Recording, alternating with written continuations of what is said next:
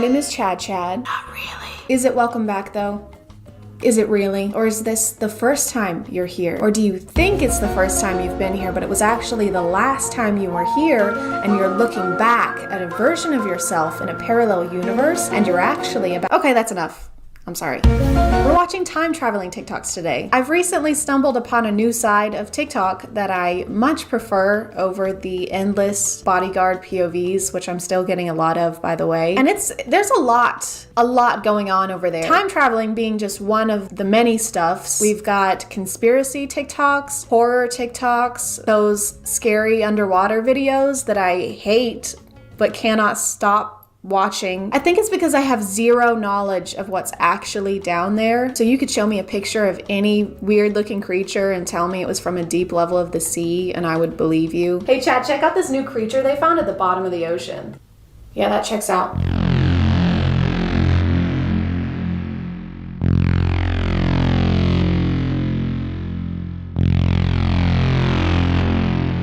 May 27th, 2021. Well, it was a Thursday, so that's pretty big. No, wait, they were right. They were right. It was National Grape Popsicle Day. Damn it. I missed it. That gives you a pretty decent idea of what these TikToks are, though. It's a faceless creator, usually, making these really bold claims, trying to convince people that they're time travelers, which kind of reminds me of that person around March of last year who made that TikTok claiming to be psychic and saying that we were going to have a vaccine by April and everything was going to be back to normal in a couple months. And it's so funny to me because now she's just making like TikTok dances. How do you come back from that? Like nothing ever happened. Ah yes, I can see it now. You're gonna die tomorrow. What? How? I'm seeing a boat or a car or a heart attack. 2 days later. Hey, you said I was gonna die yesterday. Oh. I spent all my savings and I gave my house to my brother and he's a dick. He's not gonna give it back. What are you doing? Are you doing TikTok dances right now? Yes.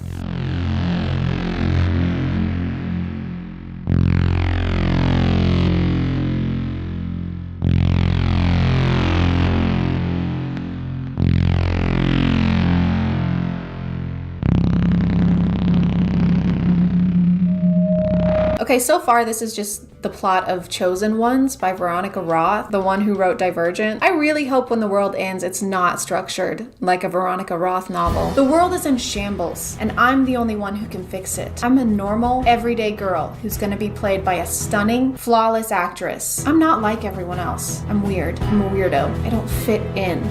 Because I actually don't remember what her special ability was. I guess she could just dream.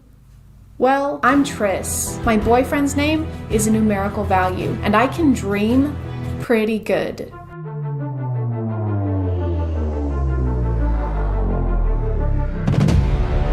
Jesus, Serene Croyne and aliens within 2 years? I wonder what's next. I bet it's gonna be awful.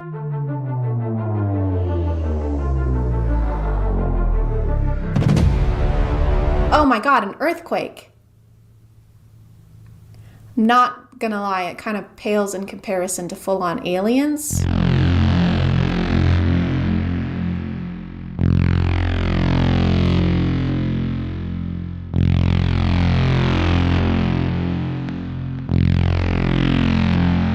Okay, so we're getting superpowers again. I'm pretty sure if the world were to end anytime soon, it wouldn't be nearly as interesting as these people seem to think it would be. Like our superpowers would probably be us being able to sit in the tub for longer without our skin getting as pruny, or like all of us being able to eat peanuts. Hold on, a T-Rex egg? Like they found a T-Rex egg and the device, they just happened to be in the same area, or the device was inside the T-Rex egg? Because that's a very confusing way to make a groundbreaking discovery. What is that? I think it's a dinosaur egg. No way, dude, that is so cool. Oh wait, no it's not. Oh, darn it. Not just a dinosaur egg. What? This is a device that opens a portal to a parallel universe. Whoa, that's like way cooler. I know, right? The following video was sent to me via email by a time traveler from the year 2026. This is what the email said. The video I sent you shows a time traveler meeting up with an interdimensional robotic being. Pay attention to the man dressed in black. They exchange a few words and talk about the fate of the universe, including Earth. And then just as fast as the robotic being appears, it disappears. Okay, aside from this being some of the greatest editing I've ever seen, how would you know what they're talking about? There's no audio, they're not mic'd up. They could be talking about something totally normal, like their Subway orders, or Will Smith. I can't tell if this page is actually a conspiracy page or if they're just trolling, because they made a video saying we should stop drinking grape soda because it's killing the planet. I've mentioned grapes twice more than I thought I would in a video about time travelers. The following is a video that was sent to me by a time traveler who claims to be in the year 2059. In the year 2059 is very hot because the Earth has no protection over it. The sun rays go directly down to Earth and actually affect dramatically the world's population. When I asked him why send the video footage to us, he replied to me, because in order to save humanity, you must stop everything that you are doing. Please stop drinking grape soda. We can't get any more detail on that.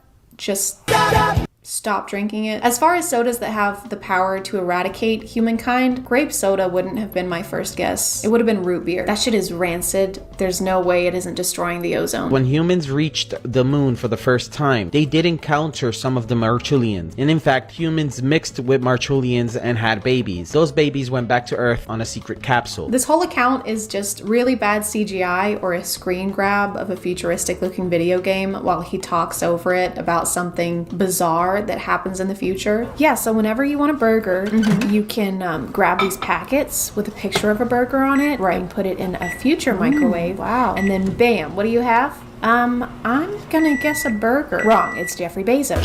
So I think we've learned enough about what huge events are gonna take place, but what about future technologies? Are we gonna have flying cars soon, or the internet in our brains? Or maybe ankle socks that don't end up around your toes? I brought this. Do you know what this is? Looks like a pen to me. Well, that's where you'd be wrong. This is actually a stabilizer or anti-stabilizer. So if I were to put this on your head, it would destabilize your brain and just kill you. None of that. We just get slightly more dangerous pins. Do you have any other type of technology? Let me see. Do you know what this is? No, I don't know what that is at all. Alright, so this, if you throw it, it can destroy a whole universe. I love how it seems like they didn't plan this at all and they're just improvising, because as far as things that I think would be difficult to make up on the spot, the entire future of our planet is pretty high up on the list. Do you know what this is? This contains all the DNA from other extraterrestrials during my time. Wow. It's off right now. Thank God it's off. But if I were to turn it on per se, I could go through all I think you just turned it on though. the extraterrestrials and I just slap it like this. I get their DNA, I turn it into them, and I have all their powers. That comes in handy for like if you have to fight someone. Yes. If you have to fight someone, that's the most appropriate situation you could come up with. You know how when you get into a fist fight at a bar and you just summon all the aliens in the universe? Hey, that's my seat. No, it's not. Yes, it is. What are you... Jesus Christ. Okay, you can have the seat.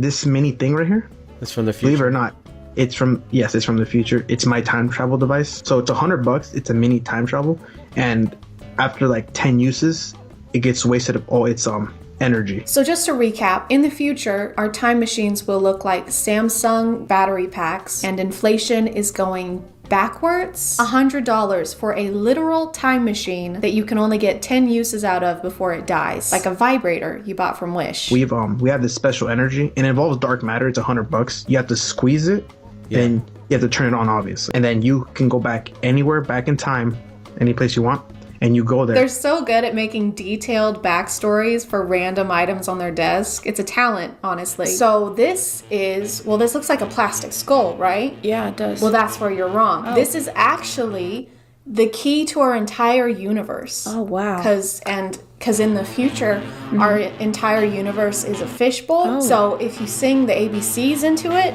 you get telekinesis. That's incredible. There is no going back after watching this. What if I told you that the world around you isn't real, but an illusion? This information will become public in 2071, but I am here to tell you the truth early. There are those who are aware of this today, and we call them wanderers. Wanderers are capable of lifting the curtain and seeing the world for what it truly is. Wanderers are also capable of seeing into the future, and a select few can even time travel. And I am one of them. Some of you might recognize Arya from my kids' content on TikTok video. I'm not sure how well she'd be able to time travel, considering she's afraid of LED lights and advertising products to children in an ethical way. I guess this is a thing now, like this is a new genre on TikTok that's apparently profitable. These videos get a lot of attention and everybody wants a piece of the time traveling pie. I like to imagine they have weekly meetings where they congregate and discuss how to manipulate people online, but they aren't very good at it. Guys, I don't think people believe we're time travelers. What? What if we stopped using the same super dramatic music over all of our TikToks? Michael, what is that? Like a joke? Tell them an insane event is going to happen and give them a very specific date of when it's going to happen. But what if nothing happens on the date we give them? Something always happens on a day, Michael. Always happens on a day. Detail is our top priority. Anyway, like I was saying, tell them we're all gonna get powers from the sun. Oh, what kind of powers, by the way? Super ones. It's not very detailed. Get him the fuck out. I hope you guys learned something today. If you didn't, wait until we've invented time machines, transport to about 10 to 15 minutes ago, and then watch this video again. Or just replay the video. That would probably be easier. But I'm gonna call it there. Thank you for subscribing, and if you are still here, thank you so much for watching. I appreciate you clicking on my video out of all the videos that are on here, and I'll see you next time. Okay, bye.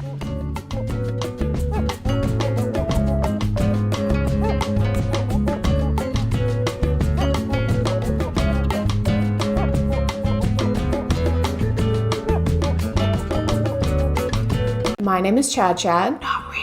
And yes, I know what you're thinking. I got a new shirt. I know that some of you are probably gonna be mad about this, but it's a wig. I didn't change the blue wig. I still have the blue wig. The blue wig is fine. Coraline is fine. It's all okay. I don't know if this really counts as a twinge of cringe. I'd say it's more a twinge of, please, for the love of God, stop painting your countertops. This is probably going to be more of a reaction video. I didn't really have time to plan a video this week because my regular job, it's just been crazy over there. I was gonna say that this will be more like a laid back kind of video, but watching this stuff, there's nothing laid back about it, really. I personally renovated or started renovating a bathroom about a year ago, and I say started because I haven't finished it. Still a year later and I haven't finished it. So I am in no place to judge. But TikTok, you know, while listening to my personal IRL conversations and my text messages, reading through those, as they do, you know, noticed this and started pushing a lot of DIY TikToks onto my FYP. So almost a year later, TikTok was like, you know who would love to watch this abomination of events go down? ChadChad, stick it on there, give it to her. She'll love that. Grace's videos documenting her DIYs started showing up on my FYP like every day. And every day they became more and more like a Saw movie in that they both filled me with horror and each one was somehow worse than the last. Of course, this video was not meant in any way to make fun of Grace. I don't know anything about her as a person. This is purely to show y'all something I found on the internet. And Grace, if you happen to be watching this, I think we all know what it's like to start a DIY project and then have it just completely derail. I know what it's like anyway, and it's fine. Your videos stress me out a lot, but it's fine.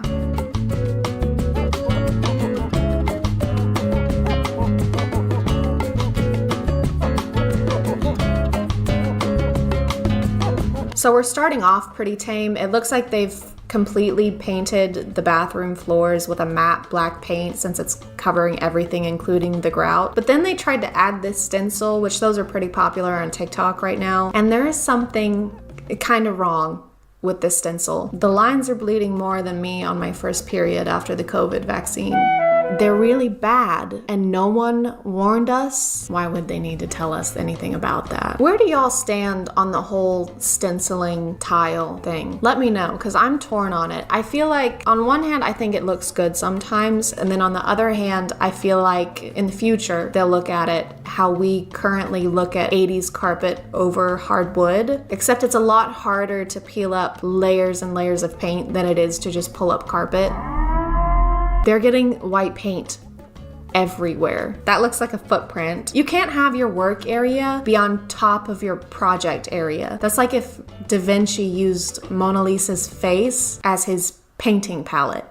This is the TikTok that really blew up. She started out painting the countertop, which I think it looks pretty good. She doesn't get very close to it, but it's like a speckled pattern. But right after this, she tries to Command Z the floor. Okay, so everyone kept asking me for updates. I listened to a couple people who commented and told me to sand it. I tried that.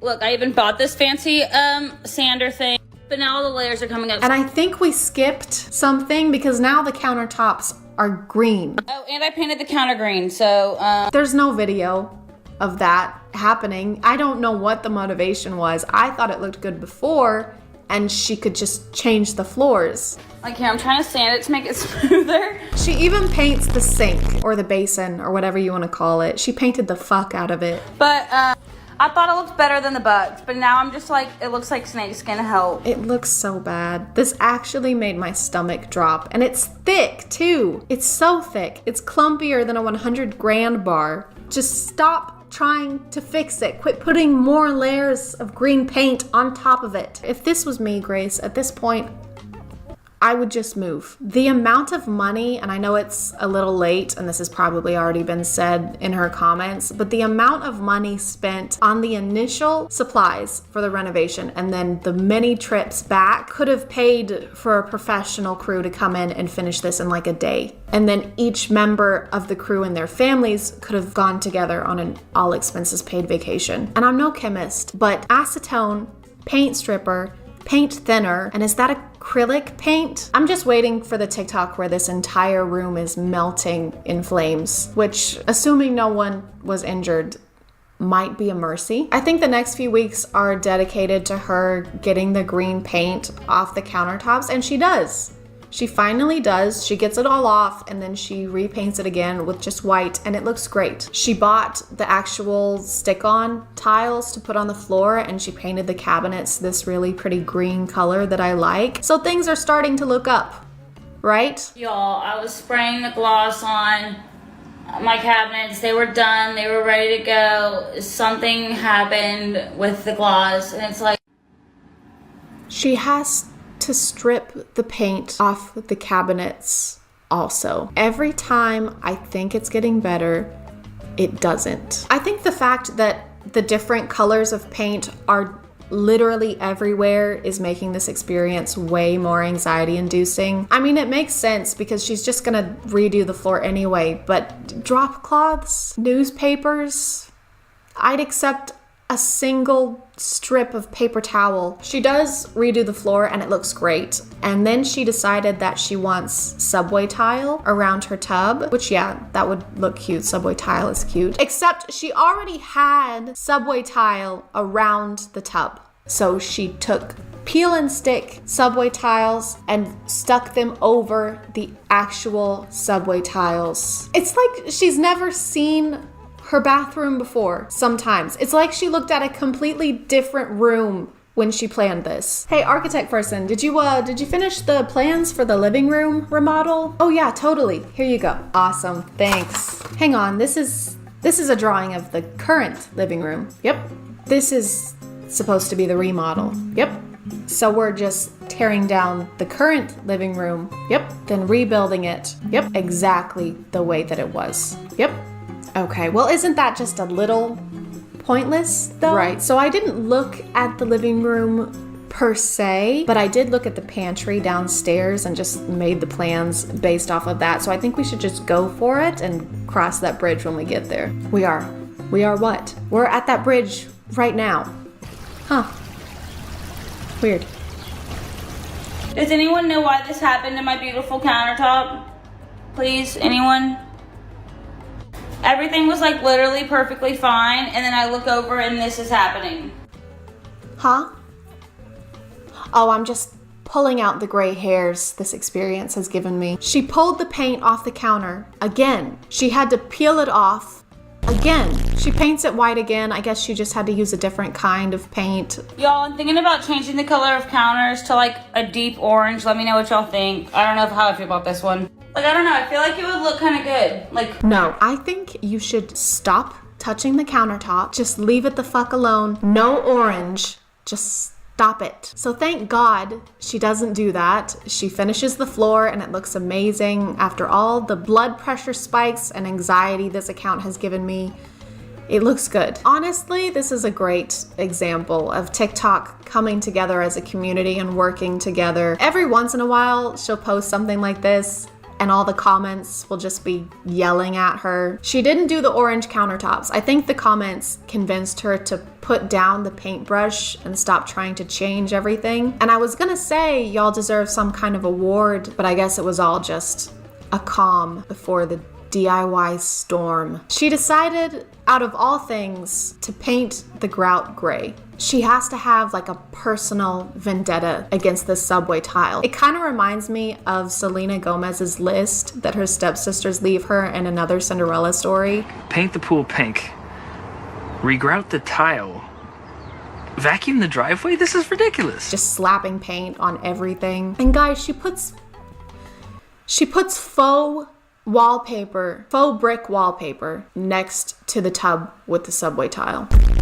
I'm not mentally equipped to deal with that this week. Does anyone have any advice on how to put wallpaper on evenly? I'm trying my hardest here, y'all. It has potential. It's gonna match that. It's gonna be a vibe, okay? I don't think it has potential. It's faux brick wallpaper next to real subway tiles. They don't match and it makes them look even more fake. And the flooring pattern too, there's too much going on. It looks like you put Pinterest bathroom DIY into an AI and this is what it vomited out. She pulled the wallpaper off and it looks good again. Grace, it looks good.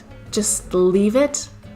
Don't touch it, or I swear to God. Grace seems like a really sweet, very positive person who handles all this way better than I ever could. I also love the way she responds to comments. She never really looks at quitting as an option. She just goes immediately from something not working to trying to find a way to fix it, and I really appreciate that about her. I think the universe chose the right person to test with this. I hope she gets the bathroom and the home of her dreams, and I hope she gets everything exactly the way she wants it, because after this, she definitely deserves it. I'm gonna call it there, guys. Thank you for subscribing, and if you are still here, thank you so much for watching. I appreciate you clicking on my video out of all the videos that are on here, and I'll see you next time. Okay, bye.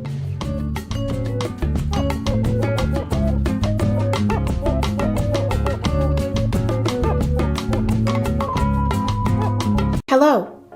Today I will be learning how to box from a very special guest, Jake Paul. Jake, why don't you say hi? Hey ChadChad, it's an honor to be here. Well, Jake, it's an honor to have you here. Why don't you tell us a little bit about what we're going to be doing today? Sure, well first I'll be showing you a little strategy I found to be very successful in winning fights. If done correctly, it has a 100% success rate. That's incredible, Jake. That's an amazing achievement so early on. It is. In your career. Congratulations. Thank you. Yeah, thank you. It really is. Okay, well, I guess I'm ready whenever you are.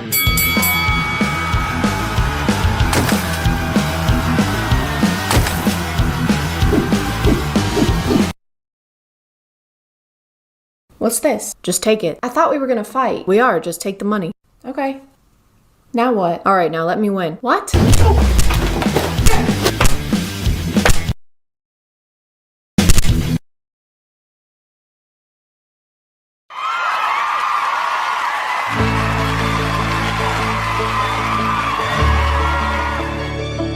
Hey guys, and welcome back to A Twinge of Cringe. My name is ChadChad. Not really. And today we're going to be taking a look into the appalling world of Jake and Logan. I'm sorry, I promise I have better jokes in this video. I'm filming this after getting my second dose of the vaccine bay, so please keep that in mind when you're passing judgment on my puns. Also, go get vaccinated. It's easy, it's quick, and why would you pass up on the once-in-a-lifetime opportunity of actually getting something for free in America?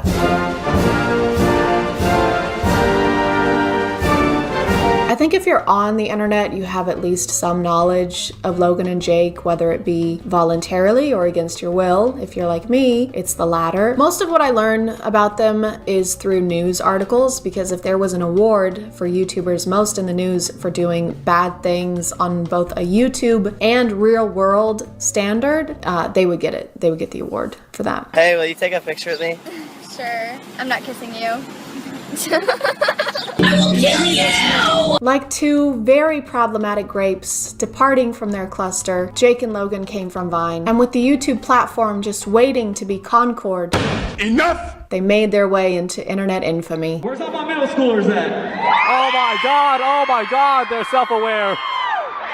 Elementary school? Oh my god, they're so self-aware! One of the first things I heard about them after Vine shut down was during that era on YouTube when almost every channel was reacting to the music video It's Everyday Bro, which had more flow than a progressive commercial and was posted 4 years ago. 4 years. 4. There were so many videos posted about it that I don't think there's anything left for me to contribute in 2021. So I'm gonna move on to their more current content. Jake is obviously a professional boxer. You know, his brother is a lot more talented, has a larger following. Those type of things. You literally, that's like calling Kylie Jenner Kendall Jenner. Like, doesn't matter. Still a compliment. You ever whoop your ass when you were the little brother? That was a question, Jake. You're supposed to respond. I just don't care about your questions. 50 people want him to win, 50 people want him to lose, and I was shocked because it's got to be like 90-10. Pretty amazing how many people don't like you. I actually kind of find it pretty impressive, your ability to be disliked. Is Dylan one sign of contract? Well, I'm trying to wait for you to stop talking. Okay. Bro, you were 36. So a lot of his content is related to that. But there is this. This was posted end of last year. And this looks good. I bet it's great. Ladies and gentlemen, thank you all for coming tonight. Let's give it up! Welcome to the first annual training camp talent show!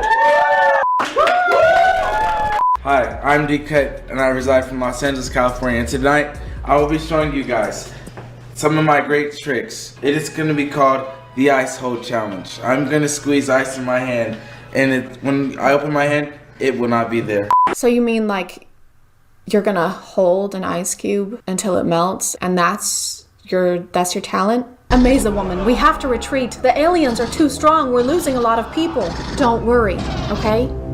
We still have Melt-A-Cube. Hey, I'm Melt-A-Cube. What the hell is he gonna do? Well, I think it's pretty self-explanatory, Llama Girl. He's gonna melt a cube, watch. Yeah, so I just... Oh no, they have Melt-A-Cube, guys, we gotta go. Oh my god, it's working, they're running away. Thank you guys very much, thank you guys so much. Sit down, sit down. The haters will be there. It's on. What are these cuts? Like, I guess they add to the video if you're trying to make it more comical. I would like to place emphasis on the word trying, but after a while they just get obnoxious. I feel like I can't really show the rest of this video just because of the pure amount of ass in it. He takes pictures with an ass to promote his new music video, and then he eats eggs off of an ass. But I can pretty much sum it up for you. Hey guys, today we're gonna be filming a music video. I'm gonna be taking pictures with an ass in my face, and then I'm gonna be doing fight stuff. Be sure to buy my merch, by the way. We have phone cases, sweatshirts, t-shirts. Please, for the love of God, buy my merch. All my videos get demonetized, and I don't know why. Logan's recent content seems to be much more bearable. He has that new podcast, and he's also doing the fighting thing. I'll answer the Muhammad Ali question. George Foreman. If you tell me what 7 times 8 is. Why are we still here? You can't do math. I've made a severe and continuous lap of my judgment.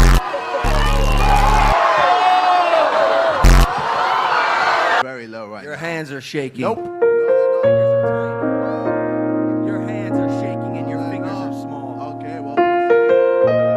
That That probably has something to do with him getting a new PR team and or manager after a little something that happened in 2018 that rhymes with ilming a lead dotty. I've made a severe and continuous lapse in my judgment. In more recent controversies, Jake and his squad were seen looting a mall in the midst of last year's protests, where Jake is on video saying, "Hey yo, give me a free cologne." He was charged with criminal trespass, but it got dropped, which in the world of a wealthy white man with a huge social media following probably just means that. But let's talk about the incident that just happened and actually inspired this video.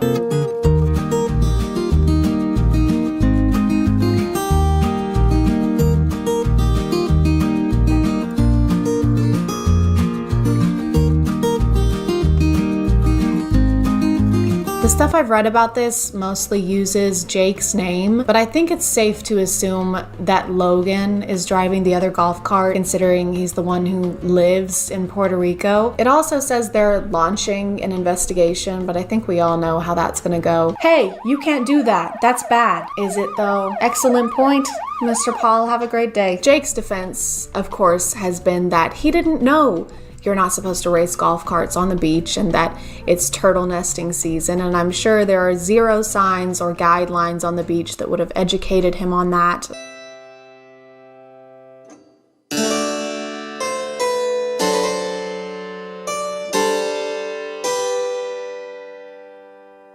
Order in the court. I said order in the court. Jared, on the charge of homicide, how do you plead? Not guilty, Your Honor. Jared, there's a video of you committing homicide against Mr. Douglas. Well, yes, but Your Honor, you see, I didn't know that you're not supposed to commit homicide. Be that as it may, Jared, there was a sign next to Mr. Douglas clearly stating not to kill him. Yes, well, I didn't see that sign. Well, why didn't you say so? Case dismissed. I think the Paul brothers are like those boisterous teenage cousins that show up to family events and do the most reckless shit, but are instantly forgiven and never see any consequences from their parents because they're just boys being boys and having fun. But the world is not your parent, and it doesn't have to continue to forgive you over and over again when you do stuff that you should have known not to do. And if you're too clueless to function or to meet societal expectations of decency like you claim to be every time you do something wrong, then maybe you're too clueless to have the audience that you have. I'm gonna call it there, guys. Thank you for subscribing, and if you are still here, thank you so much for watching. I appreciate you clicking on my video out of all the videos that are on here, and I'll see you next time. Okay, bye.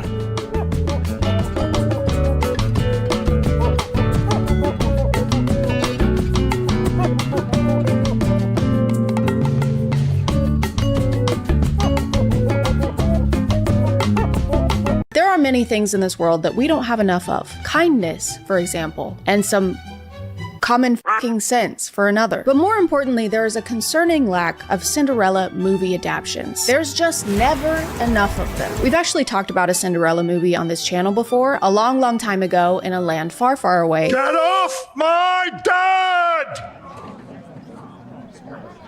And now we're gonna do it again, because they keep making Cinderella movies again. I actually found this one on YouTube, but it isn't your typical Cinderella story, because it's about Cinderella in the Caribbean. It's in a different place, so that makes it a different story, too. I was really drawn to the thumbnail because usually Cinderella involves magic and glamorous gowns. But the two characters here look like they just got out of Wednesday night youth group. So I guess the mice are out of a job. What are they gonna do, sew her a pair of capris while they listen to Britt Nicole?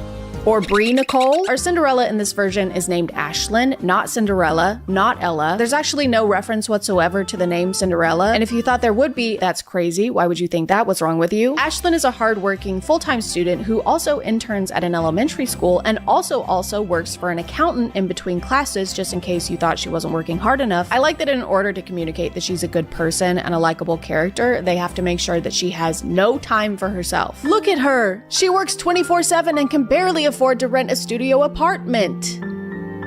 This is how we all should be. I think her boss at the accounting firm is supposed to seem like a nice guy, but to me, it seems like he's letting her do his whole job for him. Miller's taxes are done. Good. How are the Ramsey returns going? I just finished entering all the tax records they gave us. You are moving so quickly. I don't know how you do it with everything you're juggling, but you're leaving me in the dust. Oh. Ashlyn, can you do this entire tax return that I'm getting paid to do? You're just so much better at accounting than me. Me, the accountant. True to its source material, the movie does have an evil stepmother, and she does wear purple eyeshadow. That's how you know a female character is evil, if she wears purple eyeshadow. She also might be Andrew Tate in disguise because she has a very visceral reaction to Ashlyn offering her non-sparkling water. Can I get you something to drink? Oh, something bottled and sparkling. I have tap water. Ew. Which would make sense since they're both known for treating girls like servants. Her stepmom is having a destination wedding and really wants Ashlyn to come, which is confusing because up until this point, her stepmom has apparently wanted nothing to do with her, but she refuses to take no for an answer. Do you know how much tuition costs? I have to work so I'm able to afford. What have I paid for your tuition? She's even willing to pay thousands and thousands of dollars in tuition so that her stepdaughter, who she hates, will come to her wedding. She explains that family is important to her fiance, and that's why she wants Ashlyn to come so that she can meet him and his son, which actually explains nothing. That's not a good enough reason to take on a massive financial obligation. All of this could have been solved with a single FaceTime call, Miriam. That's the stepmom's name, Miriam. I forgot to say that. Ashlyn finally agrees to go, but only after her stepmom pulls the dead dad card. Wouldn't your father want you to do this for me? Wouldn't he want you to support our family? Come on, Ashlyn. Wouldn't your dead dad want you to come to my destination wedding? Wouldn't your dead, buried, and I can't stress this enough, deceased Papa wants you to drop everything in order to spend time with me, a person who doesn't treat you very well? When she gets to the Caribbean, Ashlyn finds out that her stepmom got first-class tickets for everyone except for her, and that they left her at the airport. This is Miriam Vanderbilt. Please leave me your information so I can return your call. Ciao. So her stepfamily is mean to her right out the gate. The airport gate. Just a little gate humor for you. Didn't want to gatekeep, wanted to gate give. You know something else that shouldn't be gate kept?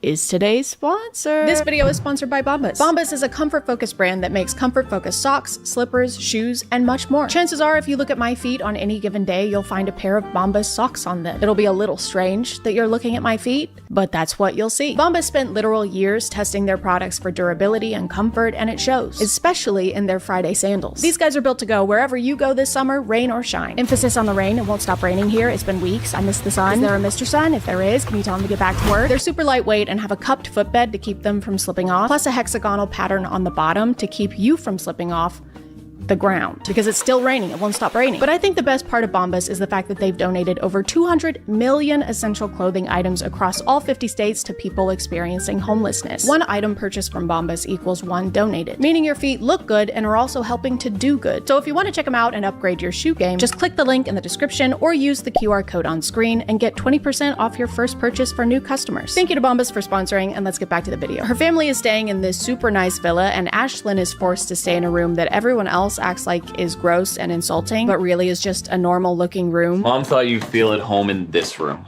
Thanks. Whoa, this room is cozy. Is it one of the housekeeper rooms? We meet her step-siblings, Jerry and Fiona, and all you need to know about them is that they are stupid. They are very dumb, and they don't know anything at all. I'm a sports statistician. You misspelled statistician. Whoops. They also immediately start treating her like she's a servant. Dinner will be ready soon and the table needs to be set. Get to it. Because this is a Cinderella movie and they need to stay true to that part of the story, I guess. Even though it doesn't really make sense because Ashlyn is an independent adult who doesn't live with them and has no reason to just do whatever they say. If anything, Ashlyn should be the one telling her stepfamily what to do because they needed her here badly enough to pay for her entire tuition. But asking Ashlyn to do chores is really the meanest thing they do consistently. You forgot the silverware. Oh. This won't do. Ashlyn, clean up the pool, will you? It's not like they're locking her in a room or anything, which again, when you consider that she's getting her entire tuition covered, that doesn't seem like that bad of a deal. Ugh, I can't believe I have to take out the trash like twice while I'm on vacation on a beautiful island in exchange for not having to take out student loans. God, I hate my life. We finally get to meet our Prince Charming, but instead of ruling a kingdom, he's ruling the grill. And when he and Ashlyn see each other for the first time, she's so starstruck that she completely forgets how to speak and how to hold a fork. Oh. Hi. Sorry, hi. I'm Noah. Ashlyn. Welcome. And then he helps her set the table so they can eat their kebabs. Now that's what I call a meet cute. JoJo Siwa dance. What does JoJo Siwa dance mean? I wrote this script a while ago and I have no idea what this means. I don't even know a JoJo Siwa dance. That's not right. JoJo Siwa dance. Okay, I got it.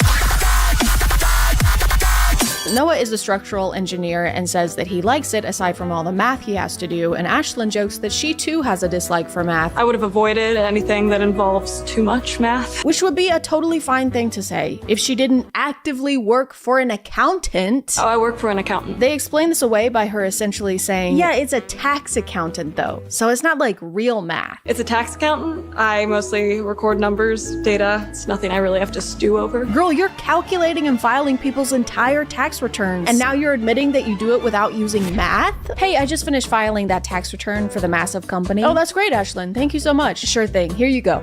Ashlyn, this is a drawing of a boomerang? Yes, you wanted a return. Ashlyn, we can't submit this. The deadline is tomorrow. Oh, come on. I'm sure Toys R Us Incorporated will be just fine. Bruce, the evil stepmother's fiance, even though she hasn't really done anything evil so far, she's been pretty chill, honestly. Her fiance wants to get to know everybody better, so they play a game where they have to guess information about another person.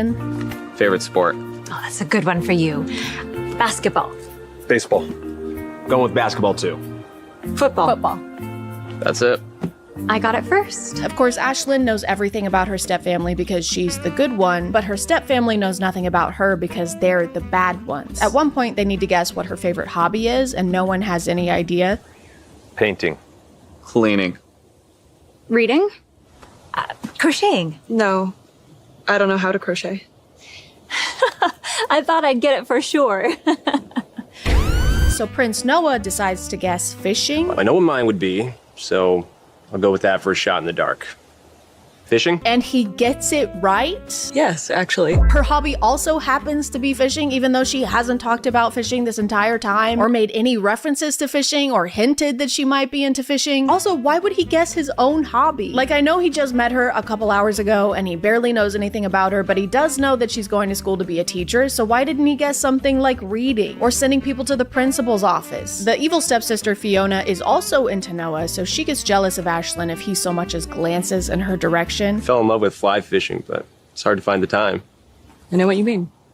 Okay, moving on. So this movie is about two women who want to date a guy who's about to be their legal stepbrother.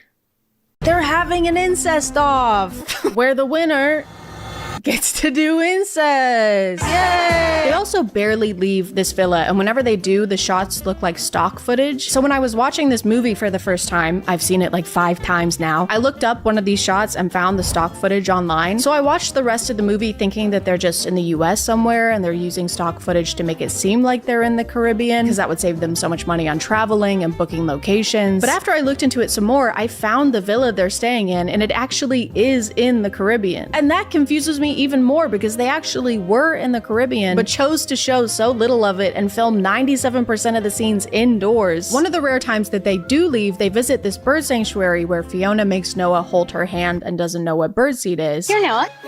I'll share with you. Oh, thanks. Do you want to just hold it yourself, or? This is fine. What is this? Bird feed. What are these seed-looking seeds that we're feeding to the birds? Birdseed? Ew! They're only there for a couple minutes before heading back to the villa where the guys have this conversation. Any good games done? Football? Excellent. This sounds like an exchange between two aliens pretending to be human men, but neither of them know that the other one is an alien. Did you see the sports game last night? Yes. Sports. Excellent. Egg salad. Egg salad. A recurring bit in this movie is for characters to not know what something is. For example, Bruce, who is in his 60s, has apparently never encountered a bakery before. We're leaving for the cake place. The bakery? Yes, that. The wedding bakery or whatever they call it. Oh, okay. Oh, they give samples too. Yeah, Bruce, that's the whole reason you're going. You know, to try cake for your wedding? Does he know he's getting married? Has anyone told him? While they're at the bakery, Ashlyn and Noah bond over a very deep, very layered conversation. Wish this had more frosting. Really? Yeah, I prefer a 1-to-1 ratio of cake to frosting. That sounds delicious. Horrifying. You can't taste the cake with all that sugar. Well, that's why you also have fillings. That part sounds good. This conversation about cake goes on for 3 minutes. I am not kidding. I love a vanilla cake paired with passion fruit. Well, I'd love for this scene to end. Holy fucking shit. Throughout their trip, Ashlyn's stepmother is constantly pulling her to the side and telling her she's doing something wrong, like she's not smiling enough or she's talking to Noah too much. You're not being very nice. What do you mean? I don't want Bruce feeling like you're against this wedding. I'm not. Then stop being so morose. You need to watch yourself. Why? You're here to be a part of the family, but don't get too comfortable. Like with Noah. She also tries to exclude Ashlyn a couple times so that Fiona and Noah can spend more time together. In fact, she's actively trying to help Fiona get together with Noah. Do you have a crush already? He's gorgeous. You can't blame me for noticing. Give it time. Maybe don't do that. Maybe if one of the roadblocks you're hitting while trying to woo your crush is that they're about to be your legal step-sibling, you shouldn't be giving it time. You should be serving it. The next roughly 15 minutes of the movie is dedicated to the family going on a boat. We get to watch them have the idea to go out on the boat and then ask who else wants to go on the boat and then hear everyone's reasoning for why they don't want to go on the boat or why they do want to go on the boat. And then we watch them go fishing on the boat while they talk about other times that they went fishing on a boat. And then they take the fish that they caught while they were on the boat back to the villa and they talk about how they're going to prepare the fish for dinner so that they can eat the fish and talk about being on the boat. Fiona sees Ashlyn and Noah walking on the beach and gets very upset. So she sneaks into Ashlyn's room and deletes the research paper she's been working on this entire trip.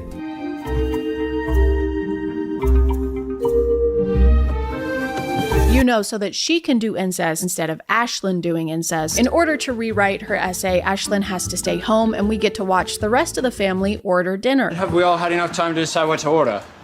Yes, I think so. Please, start here with Miriam. I'm still debating. In that case, please start with Fiona, and we'll have made up our minds by the time you get around the table. What are you getting? Not sure. You? I'm thinking a salad. I'm thinking of ending it all. Usually in Cinderella movies, Prince Charming's valiant act is to find Cinderella amidst a sea of women desperate to marry him. Despite all the odds, despite his face blindness, he finds his one true love. In this one, though, he does something far more valiant and brave. He orders her a cup of soup. I think this is why they thought it was important to show the ordering in such detail. Guys, did you fucking see that? Look. Look at this right now. It's crawling! Oh my god! That was just crawling around. I think this is why they thought it was important to show the ordering in such detail, is to show how thoughtful it was of him to do this for her. And listen, I dated a guy who would pick his nose in the movie theater. So I'm no expert in high standards. But isn't this just a decent thing to do? This is something that a friend should do for you if you can't make it to dinner. Why is this the grand romantic gesture of the film? Unless you've got a glass slipper or $1 million hidden under there. Get that soup out of here, you bisque. Her evil stepbrother Jerry has a side plot where he has a gambling addiction, which is probably something they could have spent a little more time fleshing out if they just had any scenes that they could maybe trim down a little bit or trim down a lot or cut out completely. Jerry wants his mom to get Bruce to pay off his gambling debt. If we ask Bruce... When? Before the wedding, when he learns about your wasteful habit? Or after, when he'll feel like I lied to him? But she doesn't want to do that because she loves Bruce and doesn't want to use him for his money. What an evil bitch. Noah begins to pick up on some subtle hints that Ashlyn's stepfamily treats her a little poorly. Dad, there's something that's been bothering me. Okay. What? Have you noticed how Ashlyn is treated differently than Jerry and Fiona? Meanwhile, her step-siblings have spent the entire movie looking at her like this. Because of this and her stepbrother's attempt to get money from Bruce, the wedding gets called off. At this point in the movie, I'm expecting this to be your typical main conflict that's gonna get resolved within the last 5 minutes, and mostly everyone is gonna live happily ever after. However, I forgot that this movie hasn't made sense so far, so I don't know why I thought it would start to then. Vipers. Bruce and Miriam don't get back together. After all of that, they end the movie with Ashlyn and Noah kissing on the beach while Bruce third wheels as a freshly single man. Ashlyn even tells Bruce that Miriam does actually love him. I think she does love you. And Bruce still does not give a fuck. But without trust, I don't think love is enough. Bruce, when the woman he was deeply in love with yesterday tries to talk to him. Good night, Miriam. I think the movie wants us to feel satisfied that Bruce and Miriam aren't getting married, but it's really hard to do that when all Miriam did was offer to pay for her stepdaughter's tuition, ask Ashlyn to clean the pool and run a couple errands, and have a son with a gambling addiction. It's like they assigned her the evil stepmother role and then forgot to have her do anything actually evil, and then they expect us to be happy when she loses her fiance. The accountant was more evil than her. I was so unhappy with this ending that I looked up the studio that made this movie and realized that this is a regular thing for them. They just make movies about white people going on tropical vacations, or white people going to Spain, or white people going to Istanbul, or white people going to... And I think this is pretty genius. I also want to do things that I already wanted to do and find a way to make them tax deductible. And I will.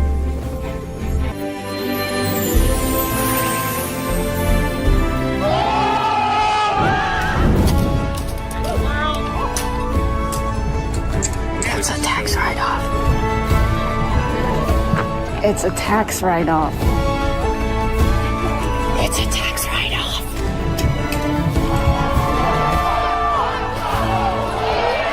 That's a tax write-off. It's a tax write-off. It's a tax write-off. It's a tax. Look crazy? That's all on you, baby. Over the past few years, I feel like beauty routines have gone from don't forget to wear your SPF to don't forget your 2-hour nightly beauty routine that involves lasers, literally lasers. So I just finished applying this serum and then I harness the full concentrated power of the sun. The more influencers we have, the more beauty trends we have, and the more beauty trends we have, the more I want to scream. We also have TikTok Shop now, which incentivizes influencers to promote an endless amount of skincare products, which as a result incentivizes them to have an endless skincare routine. But even that's not enough anymore. Your 2-hour nighttime routine, that's rookie stuff, because now your routine needs to last all night long. Put my bonnet on, my skin garment, and then my outfit on. So good night, guys. Good morning, guys. One of the newer beauty trends is what TikTok likes to call a morning shed. And no, that is not a euphemism for waking up with a boner, even though sheds are made of wood, and it would make complete sense if it was that. A morning shed is a routine that happens before your actual morning routine, where you remove all of the products that you wore overnight.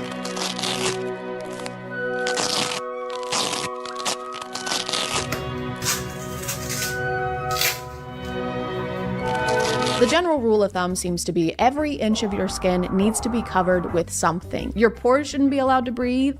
You shouldn't be allowed to breathe. An example of a typical morning shed product is this jaw strap that I'm not personally convinced does anything. To try and figure out what it's supposed to do, I found a similar one on Amazon, and this says that it's an effective bandage designed to double chin and sagging skin. Wait, it's gonna double my sagging skin? Is it gonna give it to the next person? If you're still not sold, they have before and after pictures like these, and as you can see, the results are so instantaneous that she didn't even have a chance to move. She's in the exact same pose. It's almost like this is the same picture. If you're advertising a beauty product and you use Photoshop in the before and after pictures, why are you doing that? This is arguably the last place you should use Photoshop when you're trying to demonstrate how something works. All right, now remove your cake from the oven and it should look something like this. Mine looks nothing like that. Must be a personal failing. You should really let this affect your self-esteem. Hey, she used magic. I saw her use a magic wand on that. What? You used magic? Just a little bit. That's cheating. Toad Who Can't Bake says what? What? No! Dang it. The official slogan for Morning Sheds is the uglier you go to bed, the prettier you'll wake up. And I don't like any of that. Firstly, they're not going to bed ugly. They're not ugly. They're just going to bed uncomfortably. Extremely so. Like in some of these videos, you can see the indents that this jaw strap will leave in people's skin. And sometimes people will even wear 2 of them at the same time. I don't know about the science behind this, and I haven't deep dived to find out if people really do see results, but if the claim is that wearing this will eventually change your jaw because it's pressing against it, wouldn't that mean that it would also change everywhere else it's pressing against? Like, wouldn't the top of your head also change over time? Sure, I have a dent in the top of my head and a dent in the both sides of my head, but look at this jawline. A small price to pay for beauty. Morning Sheds even go beyond the face sometimes. Get a castor oil pack from Amazon for $12. Pour it over my liver to support detoxification, specifically with excess estrogen, which can cause like different PMS. Helps with digestion, constipation, inflammation. And I'm not a doctor. I know it's hard to believe because I look so intelligent and I'm always performing unlicensed surgeries out of my garage. But I do know in order for something to have an effect on your organs, it needs to be in contact with your organs. I don't think castor oil is penetrating your skin and getting into your organs. It's laying on top of your skin. This is like putting saran wrap on top of your fries and then salting the saran wrap. Also, she says it detoxifies her liver, but the liver is already a detoxifier. That's the liver's full-time job. Helps with digestion, constipation, inflammation. You can put it over your ovaries and it'll help with cysts. It's gonna help the cysts? What's it gonna help them do? Is it gonna double those too?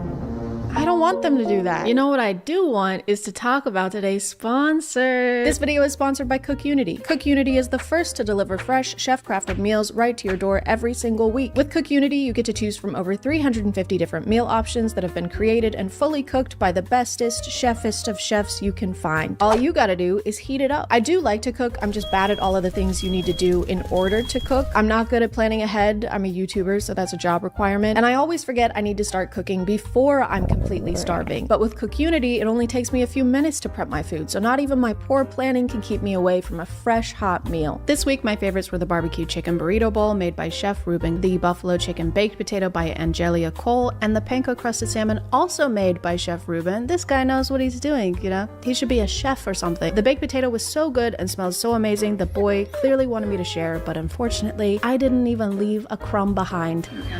The subscription is flexible. You can skip a week or pause whenever you want to, and if you don't have time to choose your meals for the week, CookUnity can select them for you based on your past taste preferences. They get me. They're in my head. In a good way, because I can't stop thinking about them. If you want to check them out, just go to cookunity.com/Chad50 or click the link in the description and use code Chad50 to get half off your first order. Thanks to CookUnity for sponsoring, and let's get back to the video. Another trademark of Morning Sheds are wrinkle patches, which you can wear just about anywhere, really. Your forehead, your under eyes, your neck, your chest. We tend to focus our skincare on our face, but what about the other areas that we often neglect? For the chest, I fully trust the reusable Sia chest lift patches and their preventative and corrective effect. Just because we're not constantly monitoring the aesthetic of every single inch of our bodies doesn't mean we're neglecting them. I love how this is worded like you're doing something wrong if you're not using this product. We tend to focus our skincare on our faces. At least you do.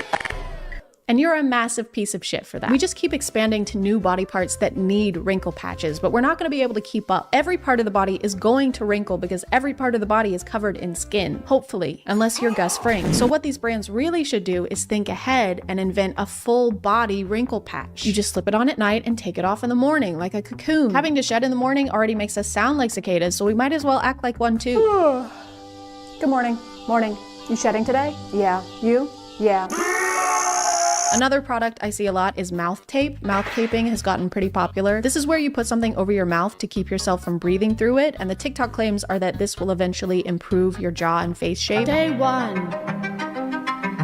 Day 30. Whoa, that's a crazy transformation. And you're telling me all I have to do is wear this brand's mouth tape and wear the exact same shirt and earrings for 30 days straight and do my eyeliner the exact same way that I did in the before picture and have some red spots on my chin where I just got chin filler and then that's it and that's all I have to do? Mouth breathing at night makes you ugly. It also affects your posture. It causes poor oral health. It even affects your central nervous system that runs down your spine. Hey, what's wrong with having this nose and chin? Could you just explain why this nose is better than this nose, please? Can you let us know why the bigger nose is bad with using your words, please? Also, were these listed in order of importance? Because some of them sound way worse than others. Breathing through your mouth will make you look a little different.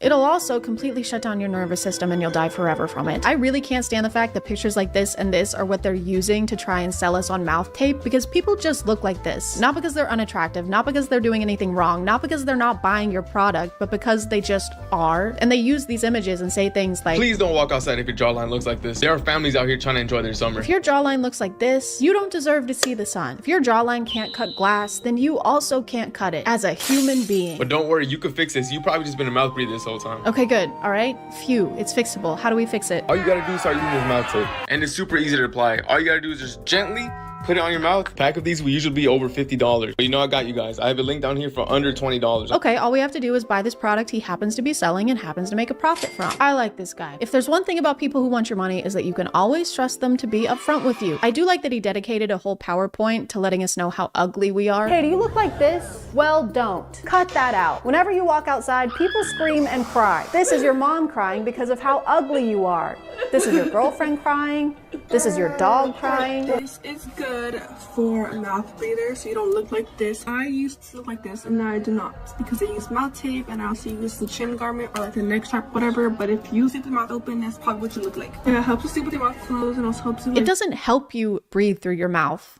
It makes you. You have no other option. Unless you're using like mesh tape, this is taking away your backup oxygen supply. As someone with asthma, if I take my mouth while sleeping, I would have the best sleep of my life, because it would be the last sleep of my life. Saying mouth tape helps you breathe through your nose is like saying the cannon helps you walk the plank. What else are you supposed to do? It really seems like they're throwing everything at the wall, because suddenly everything can be linked back to not using mouth tape. Did you also know that mouth breathing has been linked to a ton of health conditions, including anxiety, depression, sleep apnea, insomnia, high blood pressure, heart failure, and dental abnormalities? Guys, this is what's causing anxiety and depression. It was never trauma or being raised by a father who didn't think women should be allowed to vote. It was my breathing. I guess I really was the issue all along. I guess you can claim anything is caused by breathing incorrectly when breathing causes everything. Breathing is a main building block in how our bodies function, so this is a very correlation versus causation argument. The victim was breathing at the scene of the robbery. The suspect proceeded to fire 10 arrows into the victim's chest, as well as an additional arrow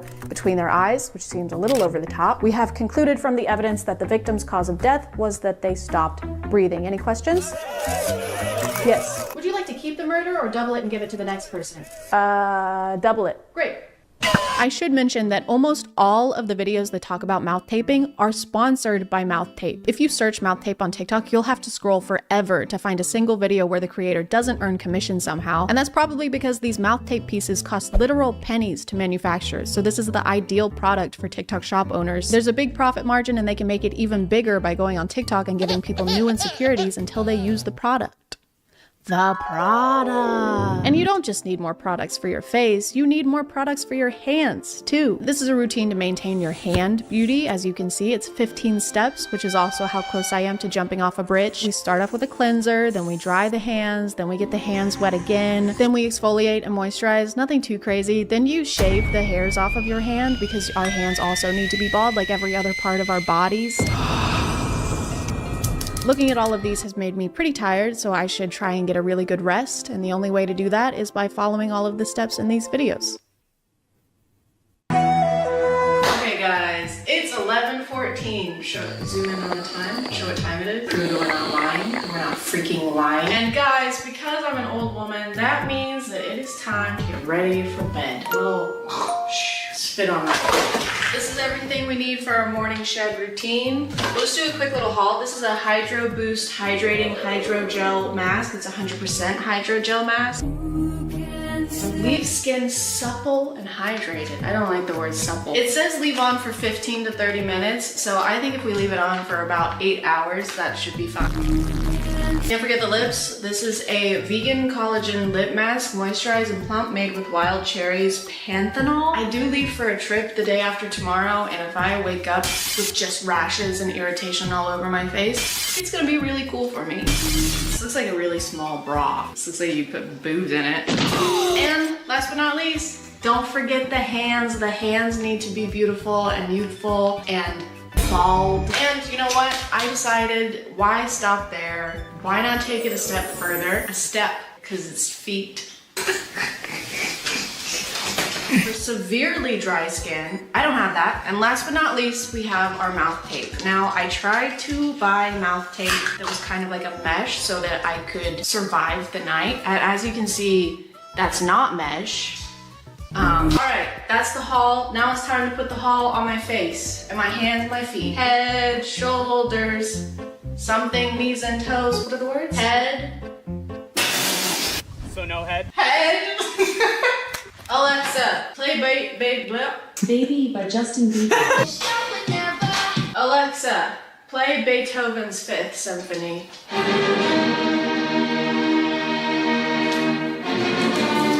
I look like Manny from Ice Age.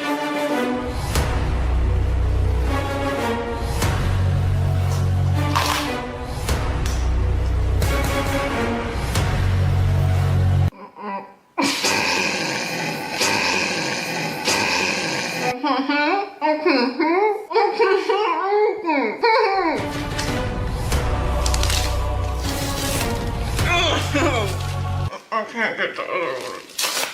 I got it very easy. Don't show my feet.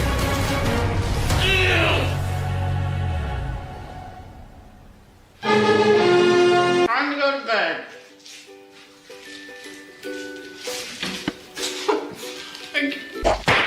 After all that hard work, I was ready to pass out, but I couldn't pass out because I was so incredibly uncomfortable. I couldn't find a single position where the wrinkle patches weren't stabbing into my skin or the official jaw strap product wasn't choking me out. The mouth tape was specifically uncomfortable. I'm not sure what was causing it, but my lips burned. They burned really, really bad. I tried to ignore it as long as I could by imagining how sharp my jawline would be if I just pushed through the pain, but I was just too weak and beta-minded. I've been trying to fall asleep, but I can't fall asleep. My upper lip was burning, and I don't think I should leave it for the rest of the night. Even though I was exhausted, I ended up tossing and turning until 3 in the morning, meaning I got about 3 hours of blissful beauty sleep. I'm so uncomfortable, I can't sleep. This better make me so fucking hot.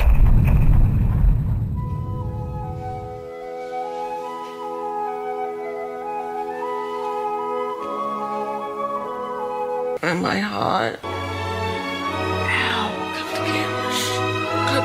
And here are the results. My under eyes were completely wrecked, as was my neck. This redness didn't go away until later in the day, and it was irritated for days after this. Some of it could have been user error, but again, these are official wrinkle patches I use. They aren't just random pieces of paper I decided to put on my face. They're supposed to be used this way, and this was what happened. That hurts. This is the face of a well-rested individual. But you know what they say, beauty is pain. If it ain't hurting, it ain't working. Am I right, ladies?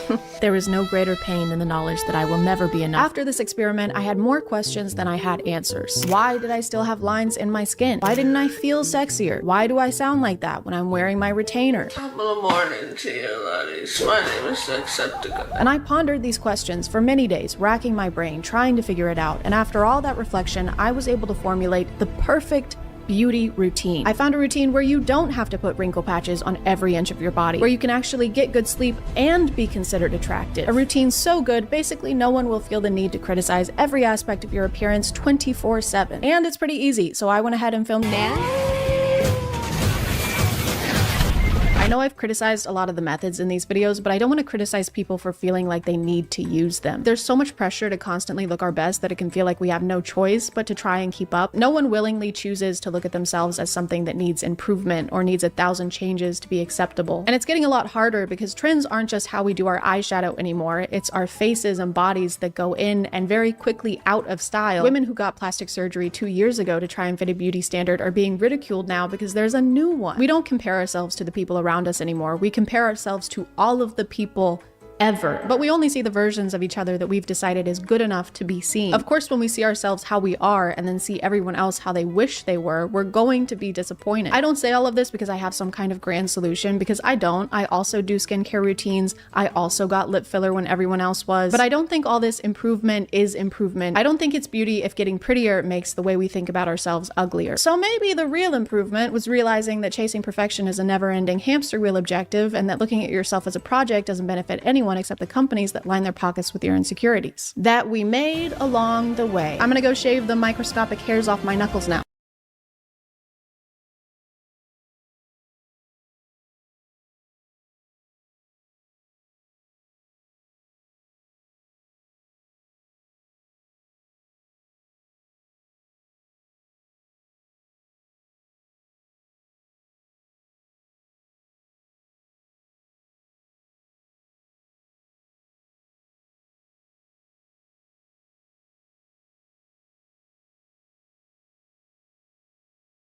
Have you ever been watching the movie Hansel and Gretel Witch Hunters with Hawkeye, aka Jeremy Renner, and thought to yourself, this is pretty bad. I just wish it was a little badder. Then I have got the perfect show for you. The Little Witch is a story about magic, love, and a female character plunged into a brand new world where she has to be taught how everything works by a man. What a fun trope that never gets old. If you aren't familiar with Real Short, it's a streaming app that specializes in short form shows such as Fated to My Forbidden Alpha, where the male love interest is an alpha werewolf professor stepbrother. Please keep up please. I haven't browsed their shows recently because after watching one of them I need about 2 months to recover, so please keep that in mind before you start tagging me in the clips they post on TikTok. Start the countdown, here's the countdown. If you tag me in one of their clips before this countdown runs out, I will be Real Short with you. They've really cracked down on screen recording since last time because now it doesn't even let you start to record, it just immediately gives you this warning. So I'm probably gonna go to jail for this, guys. What are you in for? Stabbed a guy a bunch of times. What about you? I tried to take a screenshot of a show I paid $40 to watch. I want you dead. Yeah, I hope you die. Yeah, me too.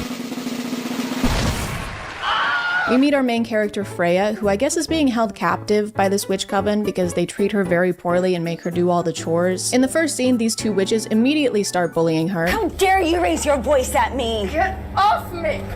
Perhaps next time I should burn your entire face. And then the high priestess shows up and she's pretty upset that they're being mean and hurting Freya, so she tells them to go prepare the ritual where they'll be being mean and hurting Freya.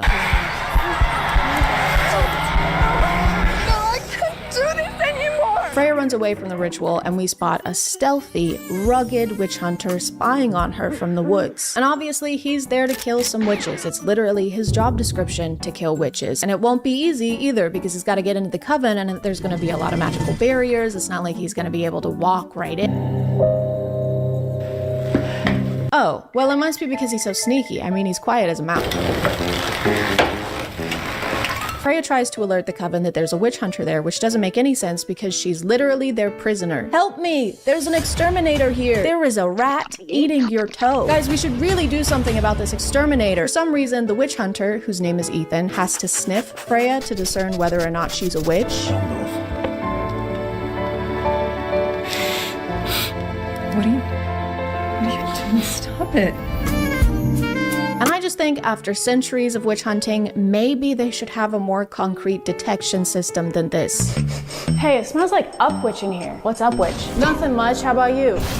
Hey, that reminds me that I should tell you what's up with today's sponsor. This video is sponsored by Bombas. I like to think I'm a pretty easygoing person until it comes to things that touch my feet. My socks have to feel a very particular way. There can't be any toe seams stabbing into me, and the texture of the material has to be the perfect amount of soft and comfy. And because they meet all those requirements, Bombas is allowed to touch my feet. Them and James McAvoy. Open invite, okay, James? Bombas has comfy socks that come in a bunch of different colors and styles, like running socks, ankle socks, calf socks. They also have comfy underwear and bralettes and these house slippers that are so comfortable and soft that it's like the same feeling as someone handing you a cup of hot cocoa. For me, you shouldn't have James McAvoy. But an even better feeling is knowing that for every pair of Bombas socks you buy, a pair is donated to someone experiencing homelessness. Bombas makes the top 3 requested clothing items in homeless shelters and has donated over 100 million of those items across all 50 states. So your Bombas purchase can put good things onto your feet and good things into the universe. If you click the link in the description or go to bombas.com/ChadChad and use my code ChadChad20, you'll get 20% off your first purchase. Thank you to Bombas for sponsoring, and let's get back to the video. Ethan mentions he can help her escape, and she realizes he's probably right, and she probably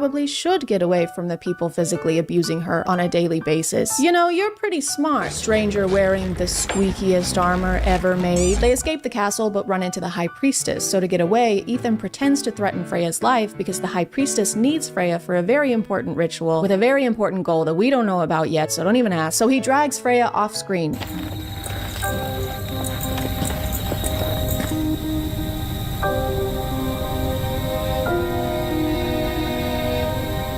For a really long time. This is the point where I got very confused because everything we've seen so far tells us that this show takes place in a medieval era. Freya lives in a castle, Ethan has a sword, Freya wears potato sacks tied with rope, but as they reach the end of the woods, Ethan reveals his getaway steed. We're here. What is that? A car? A 2021 Porsche Macan. Apparently the Coven is in some kind of alternate dimension in the past and Ethan is from modern day, and all it takes to travel to this other time period is take a walk through the woods. The only conclusion we can draw from this is that Ethan is a really bad witch hunter. How has he not killed the entire Coven by now? And why is he using a sword instead of a rocket launcher? Not that I would condone that, it just seems more efficient, murder-wise. Ethan brings Freya to his home, which is a massive mansion, and he tries to recreate that meme about giving a Victorian child a sip of Baja Blast. Just a quick heads up, they do make references to alcohol in this show for literally no reason. There's no reason for it, but if that's something that you don't want to see, steer clear of this. You should go away now. I mean, I don't want you to go away, but if you don't want to see that, then you should go away of your own accord. Juice, tea, coffee, soda. I don't know what any of those things are. How do you like soda? He decides to give her Sprite as her first modern drinking experience and nearly kills her, but he realizes his mistake and gives her a glass of vodka instead. But don't worry, he tells her to drink it slowly. This one can make you stumble around like clumsy zombie though, so just drink it slowly. Freya finds a strange bottle on Ethan's dining table and he explains it's for witch hunting. Oh, what's this? Silverbane. It's lethal to lower witches. Burns their skin, breaks their magical defense, but it's harmless to humans or super witches. Guys, I wonder if she might be a super witch. Guys, what if she's not really a human and she's actually secretly the most powerful witch of them all? Nah, that would never happen. You're insane. You're fucking crazy. I also love that Silverbane is harmless to humans, but also powerful witches. If a weapon you use exclusively to hunt witches doesn't work on some witches, that's a bad weapon to use on witches, I think. You know what weapon affects all witches? A rocket launch. Ethan tells her that his parents passed away when he was a kid, and it's not important that we remember this because he's gonna remind us for the rest of the show. I passed away when I was a kid. I guess ever since my parents died, I haven't been great at talking to people. Freya needs new clothes since she's just wearing some of Ethan's right now, so they go to a luxury store to find some new fits. But for some reason, he didn't give her any shoes to wear. He let her walk through the parking lot like this. You couldn't stop somewhere and get her some flip-flops on the way. She's got her dogs out in the Gucci store. She's got her dogs touching the Gucci floor. They're not gonna let her into Gucci anymore. She ends up getting accosted by the store employee, which makes sense. Sorry, I'll call you back. Excuse me. Hi, yeah, stop. Excuse me, can you cut that shit out? Excuse me, can you stop that? Stop that?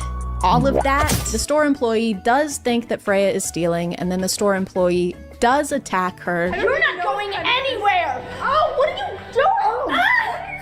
doing? Stop! Leave her alone. You are gonna regret this. The thing you gotta know about Freya is that everyone's gonna attack her. There's just something about her that makes people immediately pull her hair or kick her viciously. Freya. Stephanie, enough. I can't have you doing this to our customers time and time again. This is the last time. Stephanie, you're fired. As they're checking out, the store manager recognizes Ethan's name and starts freaking out about it. Wait, you're not the Mr. Constantine of the Constantine family that practically owns this entire city? I thought you were a legend, but here you are in the flesh, and I am so honored to meet you.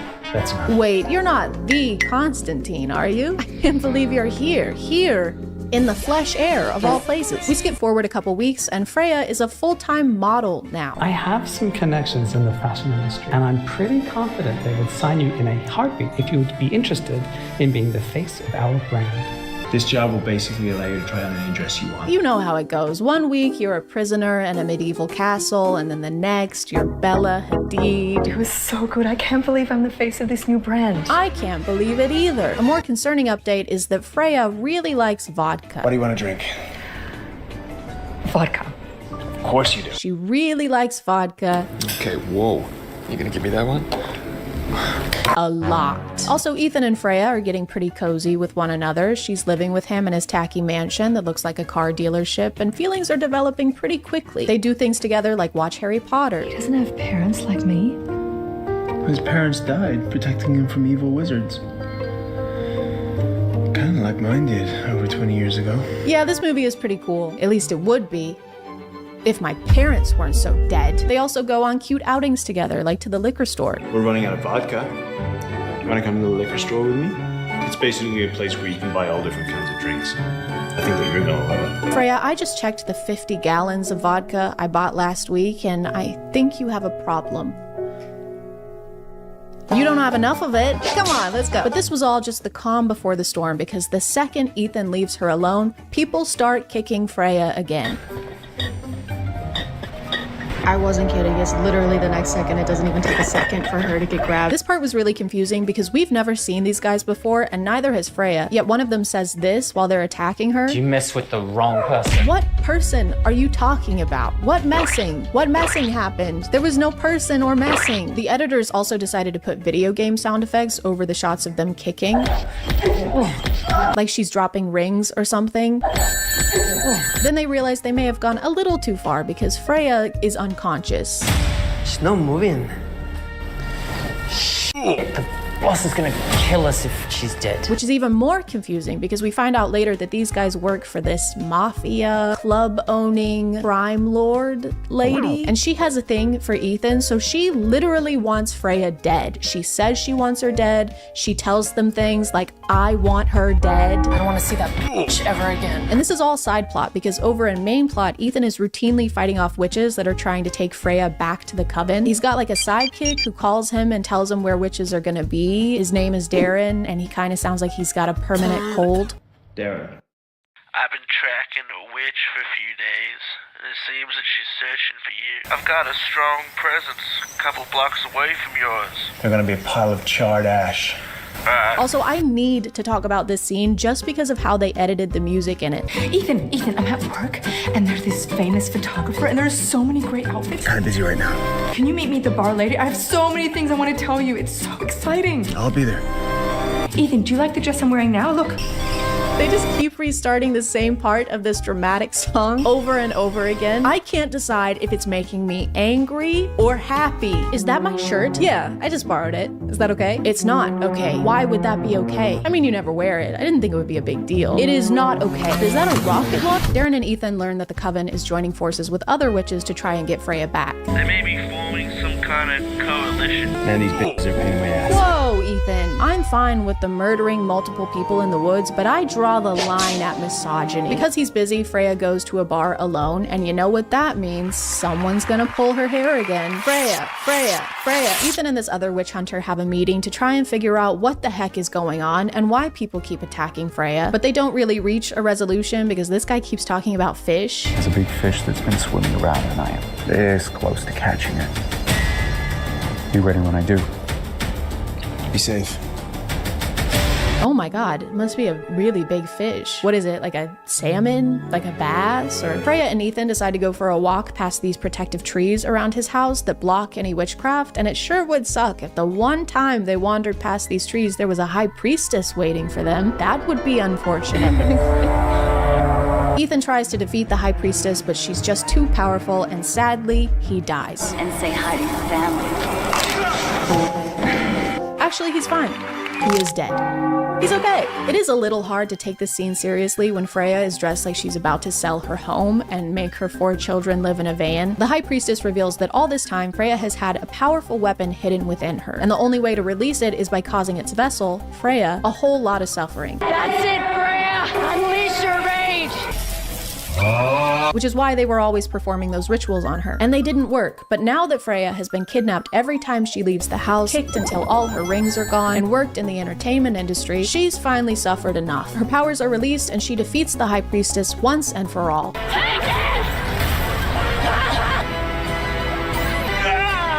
Now, it does take Ethan a while to come around to the fact that she's a witch since his parents were murdered by them, and it's his lifelong mission to eradicate them, a mission he never stops talking about. Just kidding, they start making out immediately after. We flash forward a year to see our happy couple together as Freya learns to control her powers, nearly incinerates him, and whispers sweet nothings into Ethan's ear. This isn't over. Remember what happened last time? Yeah, I'm sorry.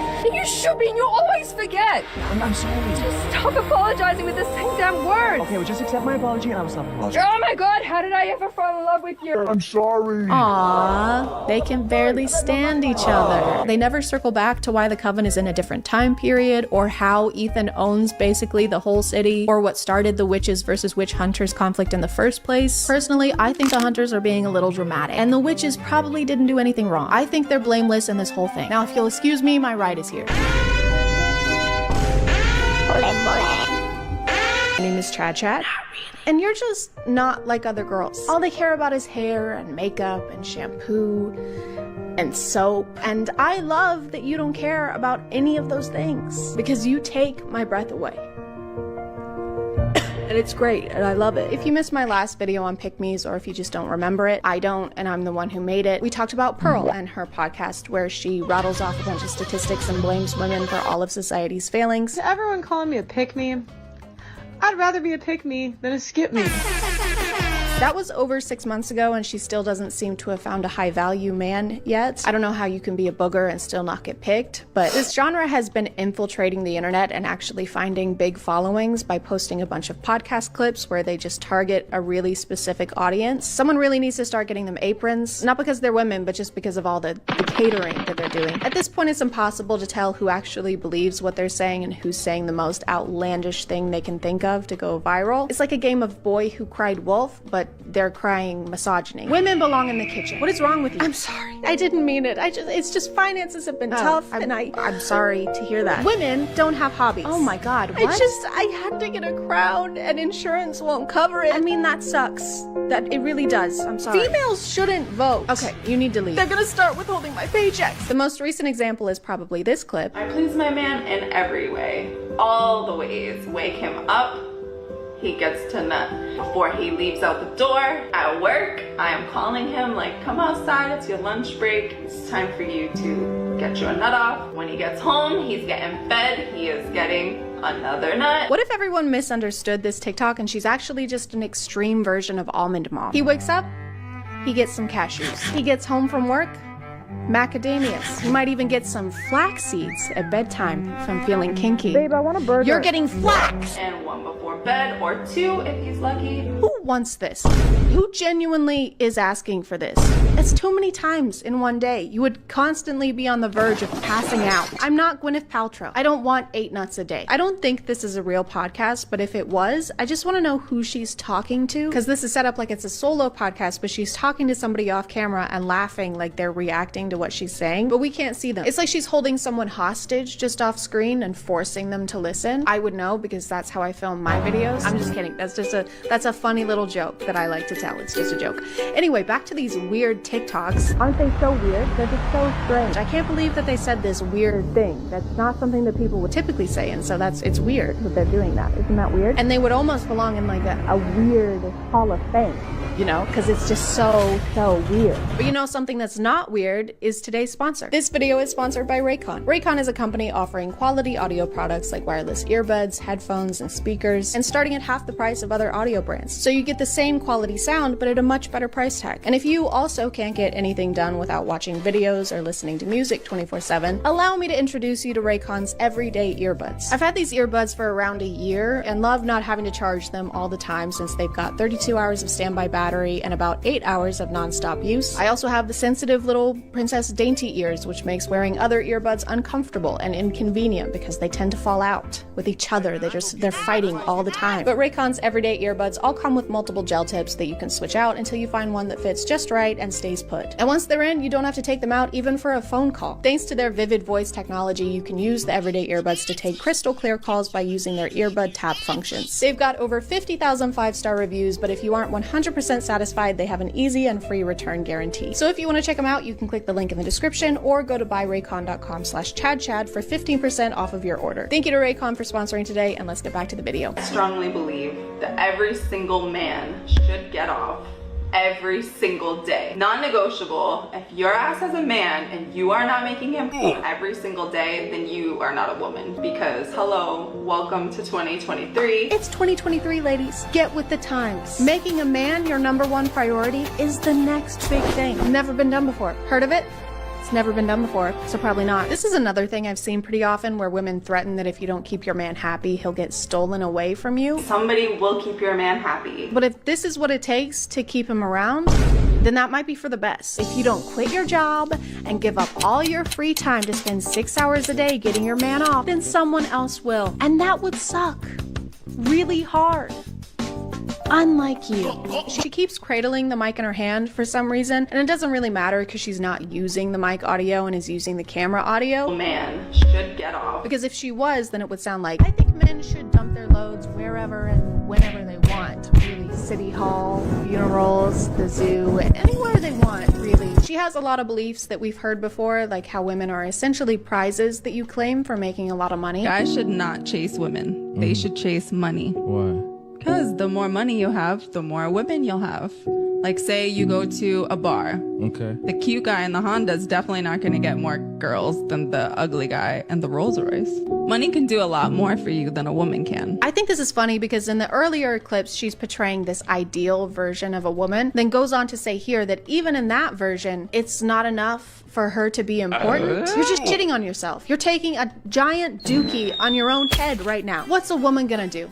Give you 8 nuts a day? That's not enough to deserve basic respect, okay? If you want to deserve a man, you need to physically transform into a green piece of paper and be 2.5 inches tall. This is the ideal body type, ladies. Keep up. Because you can buy all sorts of things. What's a woman do for you? Just sits there and looks pretty? Gives it every now and then? I'd rather have money if I was a guy. If I was a guy, I wouldn't even want me. I'm kind of the worst, actually. I mean, you can't have intercourse with money, though. I've tried, and it was not very cash money. I got a bunch of paper cuts and a vicious UTI. Getting hired at jobs has to be tough when you have such a negative opinion of yourself. This has to make you just a terrible interviewee. And what makes you think you're qualified for this job? I'm not. Great. And what would you say is your greatest strength? None. I'm sorry? Oh, I said none? Oh, well then that's perfect then. Welcome to the convent, sister. Thank you, Reverend. I know she doesn't genuinely do any of this. She doesn't actually practice the advice she's giving here because she doesn't have the time. She's too busy with her regular content, which is flashing people in public and trying to pick up strangers in Walmart.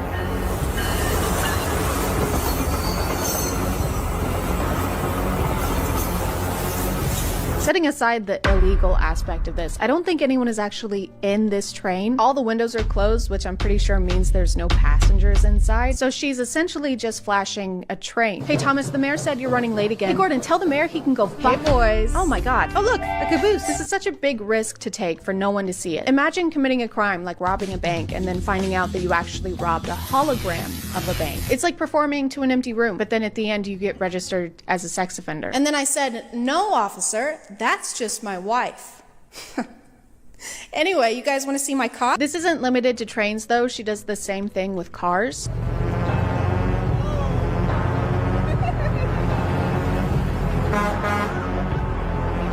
After a few of these videos, I realized she's not actually flashing people because you can see her clothes if you pause at the right moment. But I still don't think that the people in the cars are in on it, so I'm really confused on why they're reacting the way that they are. Some of them are grinning and taking out their phones to take pictures when in reality what's in front of them is an outfit, I guess. Something terrible just happened to me. Oh my god, it was awful. Why, what happened? What is it? I was walking through the parking lot and this lady came up to me in a trench coat and then she opened up the front and she showed me her OOTD. Oh my god. Look, there she is now.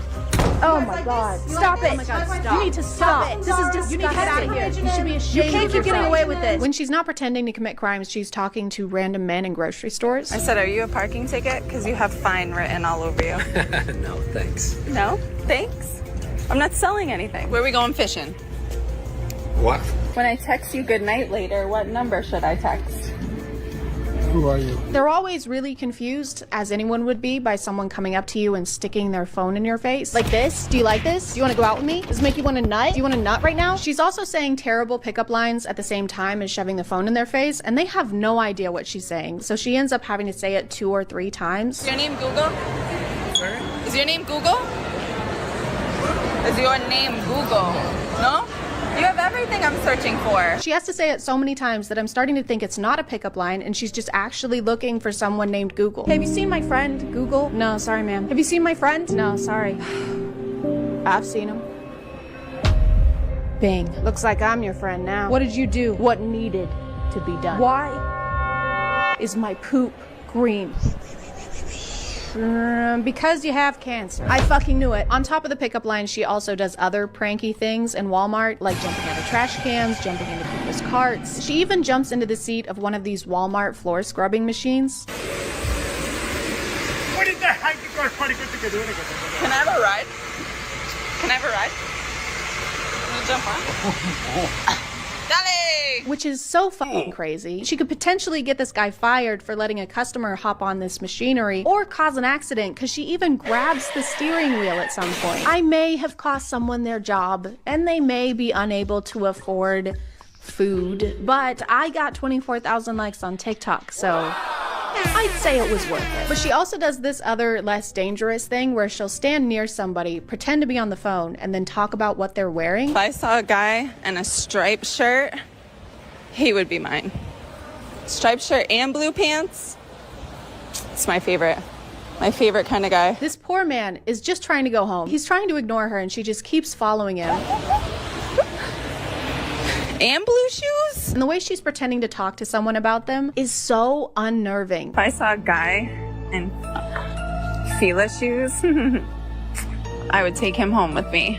Blue shorts and Fila shoes. Sometimes it's less like she's describing a guy and more like she's describing her next meal. If I saw a guy who was wearing a gray hoodie with green shoes, I would take him home with me and cook him. Slather them up in oil, pop them in the oven, 450 degrees for 3 hours. Can somebody help me, please? Jesus Christ, help! So obviously not all of her content qualifies as pick-me behavior. She's kind of covering a lot of ground here. But I think if I had to summarize it, I would say basically everything that a creepy old man would do in a parking garage.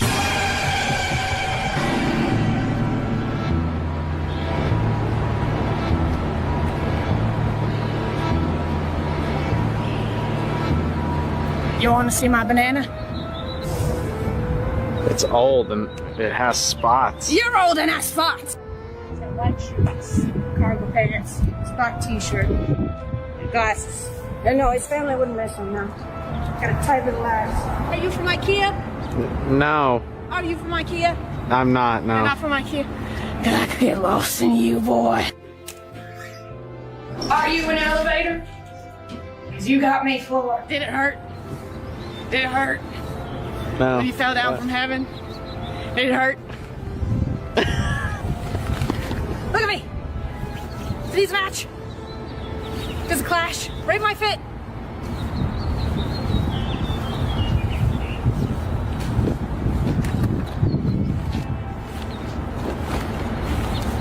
What do you think?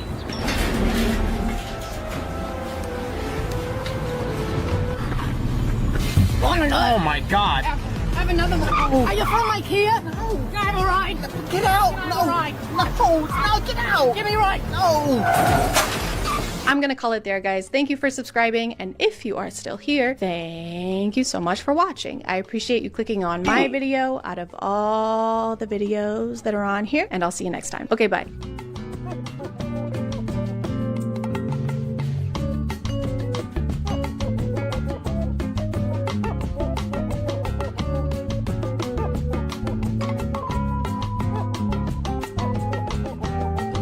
Hey guys, and welcome back to A Twin Show.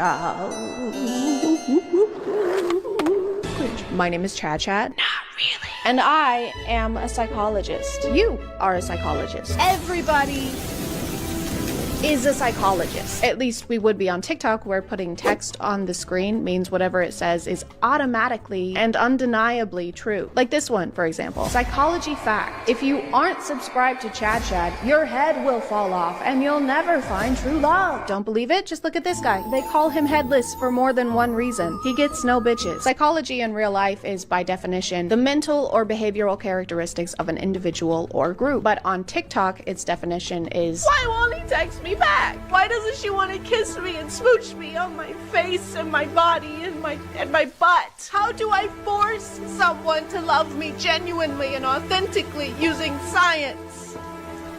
Tell me! And so a lot of TikTok psychology is focused more on love or how to handle social settings, which is less psychology and more just advice. Psychologists make studying human behavior their life's work. I don't know if they'd want to weigh in on whether your crush likes you back or not. That's kind of like hiring an architect to install your IKEA shelves. A little lower. A little lower. Just a little bit lower. I helped design the Empire State Building. I can't get any lower than this. If someone looks at you while they are laughing, they are attracted to you. If someone laughs at your joke, they totally want you. Doesn't matter who you are, where you are, it's going down. And then she said, no, that's a barracuda. Ew, dude. I'm sorry. Don't look at me when you do that. It was a funny joke. I couldn't help it. We're cousins. Oh my God, you're right. I feel sick. Are we going to jail?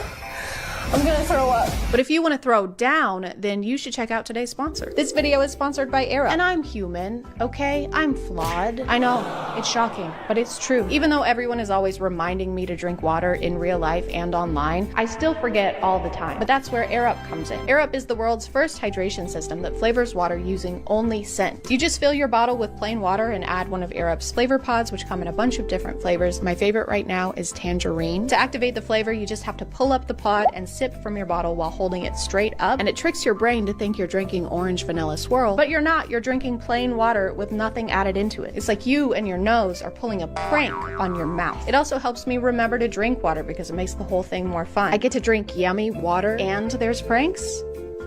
The fun never ends. The bottles are also really cool and customizable. You can mix and match the colors on them until you have one that fits your style perfectly. If you want to check them out, you can click the link in the description and use my code NOTREALLY for 20% off of your order. Thanks to Air Up for sponsoring today, and let's get back to the video. Psychology facts. Your school years are either the best or worst years of your life. This is really good because I was just wondering, are my school years going to be the best years of my life or the worst years of my life? And then I read this and it didn't answer either of those questions. Whoever wrote this fact is the last person you want in charge of a weather report. Over here we have a 50-50% chance of rain, which means it either will rain or it won't. We also have a 50-50 chance of a level 5 hurricane, which either means you and your family should take cover or go sit under some really, really tall trees. When someone starts thinking about you sexually, you may feel their presence even if you are miles away. So you become like a horny telepath. Yeah, I've basically got like a built-in Cerebro, but instead of detecting mutants, it detects big old boners. They call me Cyclops because of all the one-eyed monsters I find. There's a lot of comments agreeing with this and saying that they've also experienced it. I have felt this many times about the same person. Truth, and my ears are constantly ringing. I think you guys might have a medical condition. You don't have a psychic link, you have tinnitus. Man, Casey sure does have a fat ass. That is one massive dumpling. It's got a colossal wagon, a tumultuous fart bucket. That's a prodigious derriere right there. Psychology facts you don't know. The first to apologize is always the bravest. The first to forgive is the strongest. The first to forget is the happiest. I didn't know those metal signs from Hobby Lobby were 100% psychology facts. Psychology fact. Always be yourself. Unless you can be a dinosaur, then always be a dinosaur. Psychology fact. Farmhouse. Psychology fact. Gather chicken, trust drink, not the rest. Sometimes you get people talking about dark psychology, which is code for I'm gonna show you how to manipulate some people now by talking about things that I am in no way qualified to talk about. Here's a dark psychology trick to make anybody fall in love with you. This is 100% manipulation. I do not recommend doing this to anybody because it is super toxic, and I'm only making a video on it so you can at least be aware if it's happening to you. It's just a 3-step hot and cold technique. This is how to make anyone fall in love with you. Literally anyone, okay? Pedro Pascal, anyone you want. It doesn't matter. But don't do it though. Seriously. It is super messed up if you guys do this. So don't even think about it, okay? So step 1. Emotionally and physically, you have to pull away from them because this is going to make them feel insecure, like shit, and most importantly, the need to chase and get that validation back from you that they just got addicted to. And then you just have to turn that on button back on again and start validating them. This is going to make them fall in love with you, but in a very unhealthy attachment style. It's kind of messed up to use second person pronouns after that disclaimer at the beginning. I do not recommend doing this to anybody. The way this is phrased is literally like a step-by-step. And it even says good luck at the end. Luck. Why do we need luck if we aren't supposed to do this? Okay, so here's how to restock the warehouse. Okay, but this is a bad way. This is a bad way. Don't do it this way. Got it. Okay. Take all the inventory, put it on the shelves. On the shelves. Take it back down. Take back down. Piss on it. Piss on it. Throw it all away. Got it. And then what's the correct way? What's the correct way? Wait, where are you going? Good luck. No, wait. Psychology hack to make her like you instantly. When you're interacting with a female, you have to use sarcasm. This shows that you're playful and it displays intelligence and humor, a trait that females love. It's also an effective way of making her laugh and experience positive emotions with you. I've never heard someone scientifically break down how to have a sense of humor. If you wish to enjoy the company of an attractive female, you must partake in the jovial exchange of wit. This will lead to an emission of tittering or even guffaws such as this. Ha, ha, ha. Ha. I don't like the way he says interacting with a female. Dude, you're describing a date, not an enclosure at the zoo. Hey Tom, you wanna grab a beer? Yeah, hang on, let me finish interacting with these females. Eat up, sluts. If she says to you, I bet you talk to a lot of girls, you would reply with, I've never talked to a girl in my life. I'm just trying to get my first kiss. Tell the female you have never spoken to one of them before. It will not believe you because of your obvious charisma and charm. I've never talked to a girl before in my life sounds more like a cry for help. I don't know if it counts as sarcasm. I mean, he claims it'll make her like you instantly, and it's in text, so it must be true. I bet you talk to a lot of girls. Women don't talk to me. Oh, not even my own mother. I'm so sorry. She hated me. She wouldn't speak to me. That's awful. Except to say, I hate you. I hate you. You ruined my life. You're just like your father. I am so turned on right now. Psychology hack to get inside a girl's mind. Guys, please be careful when you're using this because this is dark psychology and this is going to make her think about you non-stop. So when you're talking or texting a girl in a casual manner, I want you to wait for a break in the conversation and then say, hey, there's something I want to tell you. And then right after that, just say, oh no, never mind, it's not worth it. What if you got in her head by being an enjoyable person? What if you fucked around and formed a meaningful connection with someone? As a joke. Videos like this just seem like a confession to me. It's like a self-report. You're basically admitting that you can't get people to go out with you without studying dark psychology hacks on TikTok. That seems like something you would maybe want to keep a secret. Yeah, females love me. As long as I make them question their sanity and play weird mental games that make me feel like I'm in control of all of our interactions. I think what they love most about me is probably how normal and chill and normal I am. And normal. This will make her go crazy and she's instantly going to be saying to you, what is it? Like, please tell me. And she's going to be going through so many scenarios in her head of what she thought you were going to say, and it's going to be stuck in her head for literally hours to days after you said it. And when you do end up telling her what was on your mind, you can just say something stupid and funny like, hey, I just wanted to tell you that I like food. Say something funny. Like, I love food. I love food, guys. I really, really love food. They say you are what you eat. And that must make me food, because I eat food and I like it. What's the deal with airplane food? Because I love it. It's my favorite. I like it a lot. Ha, ha, ha, ha, ha. Some of these have this weird thing where they're basically dramatizing mental disorders in a cartoonish villain Shane Dawson documentary kind of way. Psychology trick to test if someone is a narcissist. If you suspect someone is a narcissist, tell them something that would make them look better by being your friend. For example, that your father actually owns a private jet that you use to travel around the world with. Now look them straight in the eye. They'll either show a hopeful smile because they found their new victim to draw resources from, or you'll see a jealous, hateful look. And if they say something like this, aha! Now I've got you, my pretty! Do not let them on your private jet. They may have bad intentions. Give me your shoes, bitch! She makes it sound like there are only two potential responses after telling your friends this. They'll either smile, which is bad, or they'll look jealous, which is also bad. Which one are we trying to avoid? Because both of these sound like terrible friends. It's also kind of hypocritical to do this in order to test someone else's psychological state, because you are literally lying to your friends in order to manipulate them and do some kind of DIY psychology test. You are also a terrible friend. What's that Bible verse about telling your friend they've got dirt in their eye? Hey, you should really get that dirt in your eye checked out. What do you mean? Who are you talking to? Sorry, I can't see with these really tall trees in my eyes. She wraps this up by saying that you should eventually reveal you were lying. Then you say, just kidding, my father can't even afford a private jet in his dreams. Their next facial expression will tell you everything. And then she doesn't tell us what facial expression will tell us everything, or what it will tell us, or what we're looking for. Sometimes it's like they aren't even trying to make it seem like they know what they're talking about. The most important part of roofing is, and I can't stress this enough, the most important part, and no one can argue this, absolutely no one. Someone could literally die if you don't do this part that I'm about to tell you. Hey, you can't be up here. Put that down. Are you stupid? No, I'm licensed. Yeah, right. Are you calling me a liar? Well, I ain't calling calling you a roofer. She also has another hack to tell us if our friends have bad intentions. Share a fake problem with them. For example, that you're about to invest $1,000 into something. Say that you don't have a lot of money, but you really believe in this investment. Now pay close attention to what advice they give you. They give you an advice where they end up getting a cut of the money. That's a huge red flag. She even tells us to pay close attention. Now pay close attention. Which is my favorite part because it implies that if we aren't focusing really hard, we'll miss that someone is trying to steal from us, which is ridiculous, okay? I would know if someone was trying to steal from me. Easy. I'll show you. Protecting your home against theft is very simple. There are a few precautions you can take. Today, me and my friend will be demonstrating how to make your home thief-proof. So first, you're gonna want to... Okay, I'll be right back. Okay.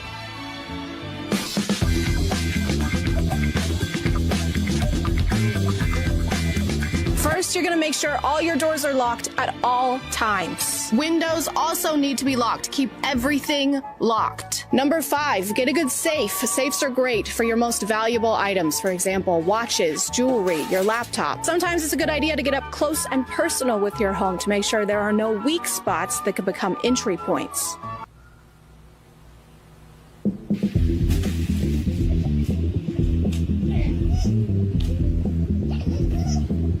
Number 35, keep up with your things. If you can't see it, you can't protect it. Never let important things out of your sight. Hey, Chad, can I borrow your keys? Oh yeah, sure. I like to do routine perimeter checks just to make sure that no one is getting to my treasured possessions. Is that my jet? That is such a red flag. I'm gonna call it there, guys. Thank you for subscribing, and if you are still here, thank you so much for watching. I appreciate you clicking on my video out of all the videos that are on here, and I'll see you next time. And don't forget to use code NOTREALLY for 20% off your order with today's sponsor, AirUp. Okay, bye.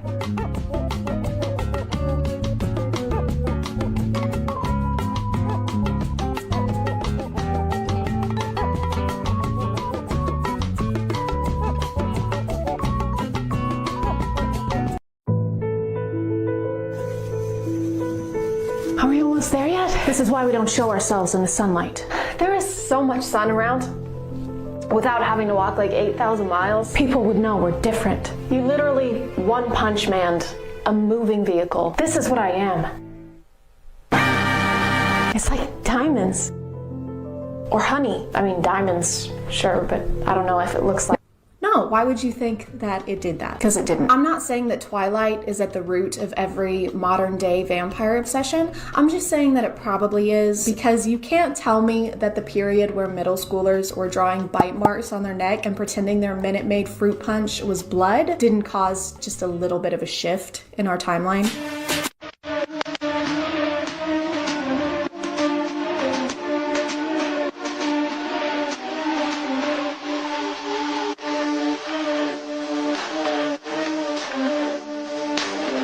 Rule number 1 of TikTok vampires: if your girlfriend has injured herself, do not show concern at all. Oh, also smirk. That's not just like vampire TikToks, that's just TikTok in general. Smirk at everything. Girlfriend breaking up with you, failing a class, parents in the hospital. Sadly though. So I'm not sure if his girlfriend is aware of his vampire-ness. Vampiricalness. Good. I'm glad we did that. If she is, does she want him to kill her? Or because she has to know how this stuff works, right? Hello, my vampire boyfriend who has an animalistic reaction to blood that will probably lead to you killing me. Look at this cut on my stomach. It has blood. I've taken note of the blood on your stomach, and you are correct. I will now be killing you. As long as your smirk is the last thing I look upon, I die a contented woman.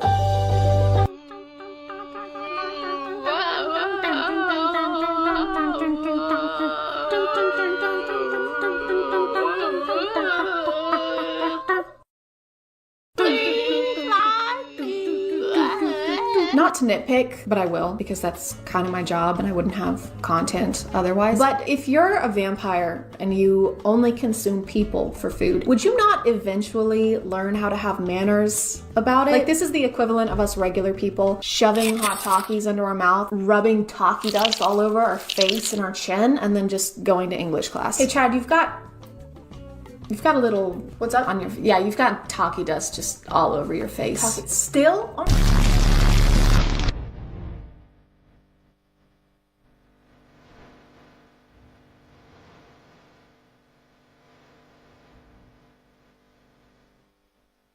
What is that? What's that smell? It's like morning breath and damp armpits. It's delicious. Who let a human enroll in an all-monster school anyway? What asshole was responsible for that? So, Deborah, you'll be attending a new school. It has great amenities. It has a pool, a nationally recognized sports team, all for the very low cost of your entire life. What was that last part? Nationally recognized sports team? No, the last part. Oh, well, it'll probably be the genitals. Yeah, I've heard they like to save those for last. Wait, I'm sorry. Phew, it's okay. It's kneecaps last, genitals first. Deborah? Oh, hey, baby, I thought you were waiting downstairs for me. Oh, this? Oh, it's nothing. I was just, shaving, obviously, you know. Happens all the time, right? No, I don't think it does. I don't personally shave my face, but if I did, I like to think I'd look at this as a negative outcome. I want to know how I got these scars. Pure incompetence. So, I'm ready for our date now. Just watch this cut, obviously. Am I a vampire? What? That's so stupid. I totally respect your opinion on everything. Totally respect your opinion on everything, babe. Except this. Take notes, guys, because next time you cheat on your girl, this is how you get her off your back. No, I didn't sleep with Erica, obviously. Accidentally made love. Happens all the time. The text that said, can't wait to see you later, was metaphorical, okay? She metaphorically was gonna suck on these. But, I mean, come on. That's vampires? Come on, what's next? Werewolves? I would love a vampire movie to be made where the vampire just gaslights their love interest the entire time. Wait. How did you get over to me? I was standing right next to you, Bella. You were next to your car. No, I wasn't. Do you mean to say the 104-year-old man who fell in love with a 17-year-old and refused to do the do with her unless they got married didn't have an airtight moral code? Who'd have thunk it? Is there a problem? Oh, that was me and my family. We were camping last night. Yeah, we were in the woods, yeah. Yeah, we were up pretty late. We were having a blast. I'll tell them to keep it down. Thank you. What did I tell you? The person knocking on this door is one of the bravest souls alive. They heard screaming from the woods in the middle of the night, and they said, most people would call the cops, but not me. I'm gonna wait until the next morning and confront these people personally, because if there is one thing I hate about a possible murder happening, it's how it interferes with the neighborhood's sleep schedule. I said if you're gonna bite their neck, keep them quiet. I don't care what you have to use, keep them quiet. There's just something about a very loud HVAC that takes away from a person's attempt to seem dominant or intimidating. I don't care what you have to do, keep them quiet. What did they say? Boss, I really can't hear you. I think it's getting louder, actually. Oh, great. You hurt their feelings. They're crying Don't now. cry. No, it's okay.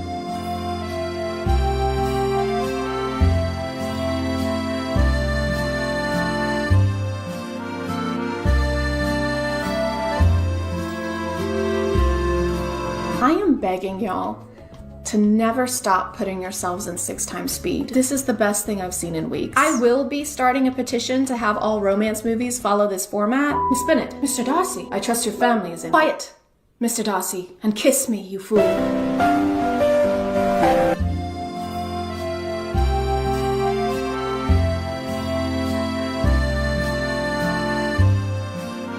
Yeah, your teacher's a moron. Mortals being oblivious amuses me.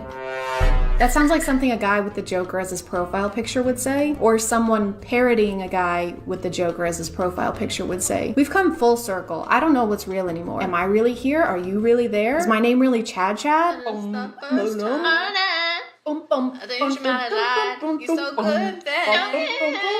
Just don't know why I'm addicted. I love how most of these portray vampires as these sexy, irresistible beings. I mean, of course they do, thanks to Stephanie and the Vampire Diaries. But it's particularly funny to me considering how the folklore of vampires probably started. Like, it was probably just a bunch of people in the olden days desperate for some food and vitamins, so they had to resort to sipping the old human fruit punch. Mule, thou mother is dead. No, yes. Now fetch the salt, please. Let me at least say goodbye, of course. Merciful God, Agatharius has died. Fetch the garlic. Betzius, thou knowest how deathly allergic I am to garlic. Cast it aside, I never wish to look upon it again. Forgive me, Lord Jacobius. Thy garlic hath killed Sir Meatsback. I decree garlic to be the most dangerous of vegetables. Jedediah Sariah, write that down. Of course, sir. And tell thy children and thy children's children of how evil garlic hath been to us. Immediately, sir. Shall we prepare Meatsback for dinner? How durst thou? His flesh hath been tainted by the garlic. I am the lowest of low, sir. By the garlic. Sir, Bethesmiel's mother and Agatharius. They live. It was just a quick bout of the plague, sir. Nothing we can't handle. Looks like meat's back on the menu, boys. I'm gonna call it there, guys. If you want to follow me on other stuff, that's my Instagram, that's my Twitter. I don't usually plug that stuff, but I'm close to getting 10,000 followers on Instagram, and then I have the feature where I can tell you to swipe up, which would make me feel important. Thank you for subscribing, and if you are still here, thank you so much for watching. I appreciate you clicking on my video out of all. But the good thing about it is that I can move wherever I want, and you can still hear me. See?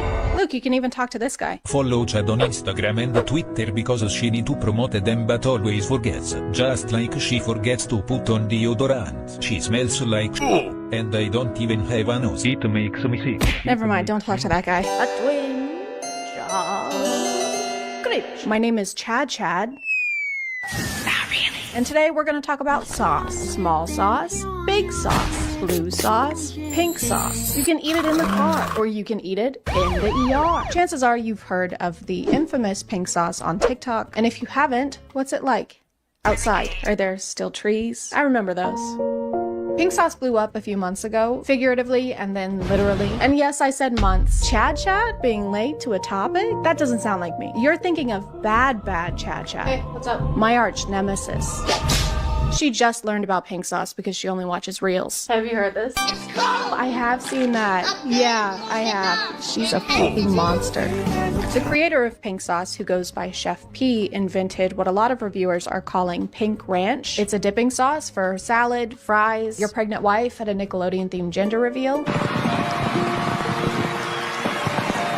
I think the main appeal was just the novelty of it. Dipping sauces aren't usually pink, and so when they are, we're curious. It's kind of like those ketchups from the early 2000s that were like purple and blue. It's still ketchup, but now your poop looks like it belongs in the Blob Opera. The initial recipe for pink sauce had pitaya or dragon fruit, garlic, raw honey, lemon juice, oil, and milk. And a little known fact about milk is that it goes bad. The shelf life for milk is barely. You have to shoot milk from the udder straight into a fridge, otherwise it sours mid-squirt, like a 3 a.m. Tinder hookup. Some people's orders showed up like this, with the bottles popping open and dripping all over. Yes! It don't even say pink sauce on this bitch. Oh my, it's gone. There's nothing else in here. Like, it's gone. The pink sauce Y'all cancel. waited this long for nothing. This is, no ma'am. We're not trying this. It stinks like throw up.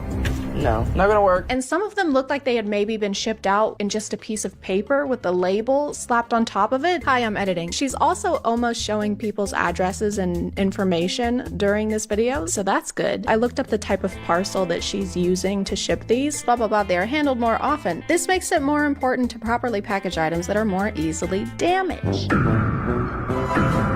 Just because the sauce is bubblegum pink doesn't mean you can ship it like chewing gum. This is how it feels to chew 5 gum. This is a wet envelope. Stimulate your senses. Is that honey mustard? Stimulate your senses. No thanks. Go on, stimulate yourself.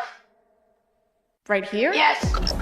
But hey, why don't you also stimulate your senses by learning about today's sponsor? This video is sponsored by Raycon. Raycon's wireless headphones, earbuds, and speakers offer premium sound quality while starting at half the price of other audio brands. Their everyday earbuds have over 50,000 5-star reviews with a smooth and sleek style that comes in 4 different colors. They're super comfortable thanks to their optimized gel tips that come in different sizes and can be changed out until you find your perfect comfy fit. The everyday earbuds are designed for ease of use, so they come with a built-in mic that you can use to answer and take phone calls at the press of a button. You can even toggle between noise isolation and awareness mode for when you need to listen to what's going on around you, or ignore what's going on around you. You can also switch between 3 different sound profiles: pure sound, balanced, or bass. With 8 hours of playtime and 32 hours of standby thanks to their wireless charging cases, Raycon's everyday earbuds are designed to stay put all day long, whether you're walking, running, or eating forest green barbecue sauce. If you want to check them out, just click the link in the description or go to buyraycon.com/ChadChad for 15% off of your Raycon purchase. Thank you to Raycon for sponsoring today, and let's get back to the video. But pink sauce is not the only example of people selling questionable food on TikTok. A more recent one came from an account called Pickle Me Everything, another TikTok creator making and selling products right from her kitchen counter. Bloody Mary pickles from Pickle Me Everything. Oh my gosh. Look how juicy. You've never tried pickles like these. And like the name implies, she pickled everything. Bell peppers, cauliflower, grapes, botulism, mangoes, your mom. They started getting reviewed by bigger accounts, which of course led to orders piling up, allegedly over 10,000 of them. I am a huge onion fan. Okay. Love, love, love them. I never thought onions could get any better than they already are. That's a good spice. I like that though. But then pickling things went sour. With all the orders going out, people started to notice that the canned lids were popping. Sorry, in a bad way. As someone who cans for a hobby, let me show you one quick and simple way to find out if something you receive is safe to eat or not. This is some jam I made over the summer. If something is not properly sealed, you will hear this noise. This is obviously open. I've been using it. This is sealed. No movement. Some orders would show up leaking in the box, or if you were really lucky, they showed up in a plastic bag. I love pepperoncinis. I'm gonna empty it in here. Mocha is still fighting with the trash can.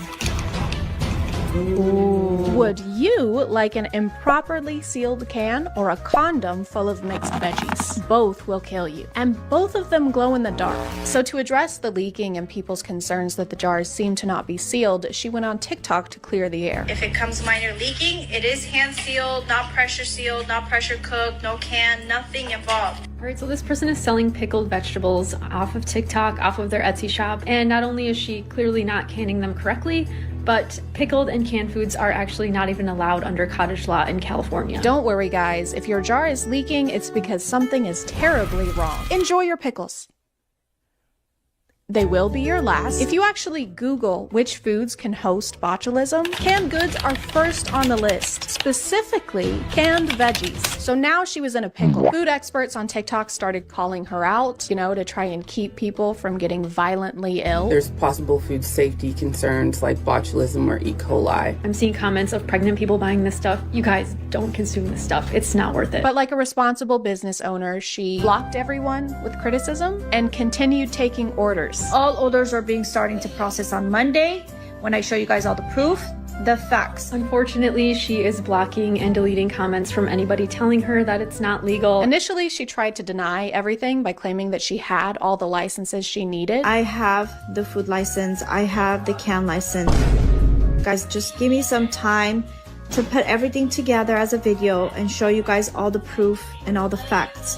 But then a couple days later, she posted a TikTok video claiming that she didn't know anything about needing all these licenses. I'm so sorry for all of this. It just happened so fast. I want to thank Food Science Babe for bringing awareness to teach me things I didn't know about this food canning license, about a lot of things. Which it's fine to not be an expert on FDA regulations or how to properly make canned goods, unless you plan on making canned goods. I'm working on getting all the license, the permits, whatever it is that I need to get done to get this properly done. Why are you working on getting the permit or the licenses after you've already sold the jars?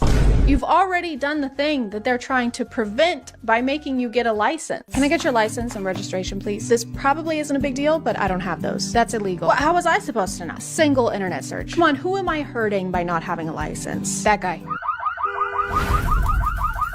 He was already like that. I'm one person with all the hate, all the messages, but just please consider being a little bit nicer. It does hurt people. Do you know what hurts more than getting angry comments on the internet?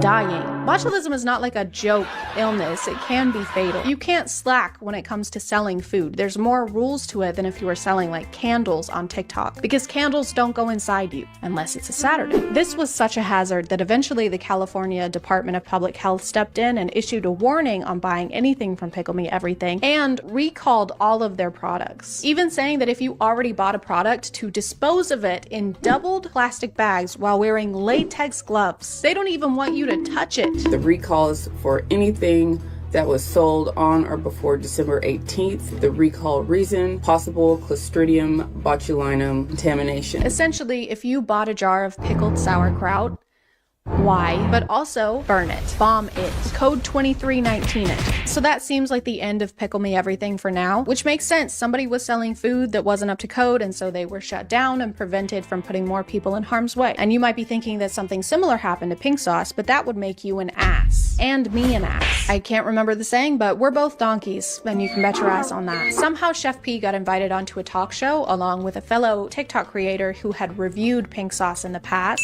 When I went to go open it, something is not right. The smell that's coming out of this bottle, something is wrong. It's rotten. Alex had sent a sample of her sauce to be tested at a lab after concerns that her bottle had gone bad during shipping, because milk tends to do that, and she found loose glitter inside the sauce. There is a piece of glitter inside the bottle. Pretty reasonable. If my dipping sauce seemed like it had been made in a bovine strip club, I would also have some concerns. Like, how many bras do they wear? And do they take debit? But for some reason during this whole interview, the talk show host and the live audience are all on Chef P's side. Okay, but why would I contact someone who's fabricating something on the internet? But nothing was fabricated. To be honest, you're not special. You're not special. Okay? So why should I? Because of her review, Chef P accused Alex of harassing her online. So apparently Alex had contacted the show beforehand and requested not to be seated next to Chef P. So of course the show accommodated by seating them right next to each other. Now, before we go any further, I do have to ask this, Allie, because my producers did tell me that the reason that we had to separate the couches is because you didn't feel comfortable in sitting next to Chef P. We know you had some concerns about sitting next to someone that you have a negative relationship with, so we separated your chairs by 2 whole inches. Oh, and also she's gonna hold your hand. Actually, you know that thing that your siblings do where they pin you on the ground and the spit slowly falls out of their mouth and onto your face? She's gonna do that too. Hope this is okay. Kind regards. I think this is a moment of reflection. Absolutely, and I think it's a moment of learning on both parts. I think the learning is more on your part. Yes. Okay. And that's being real. The host chastises Alex for affecting Chef P's safety by posting a negative review of her sauce. Her business, her livelihood, her safety is being affected now.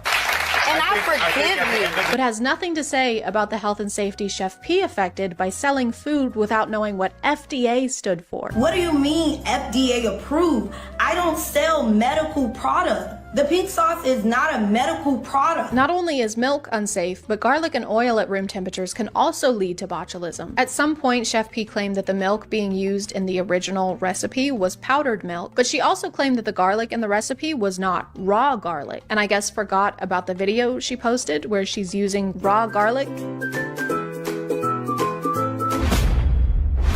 And then to finish off your homemade apple juice, I just like to add 2 shots of freshly ground urine. Did she say urine? I think she said urine. Yeah, I don't think you're supposed to put pee inside the apple juice. And by the way, there's no piss in this apple juice. Chef P also chastises Alex for posting her review on TikTok instead of coming to her directly. You could have contacted me directly. No, you could have reached out to me like, hey girl, you know what? Take this step. Did you research this?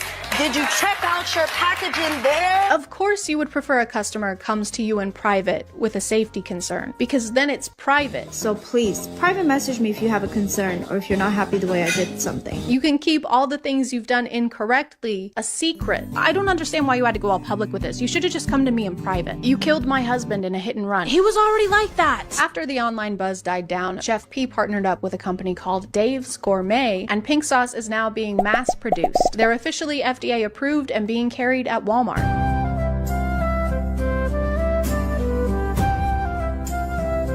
Some of them aren't even pink. Some of them are beige. This is beige sauce. This sauce just told me it collects postage stamps.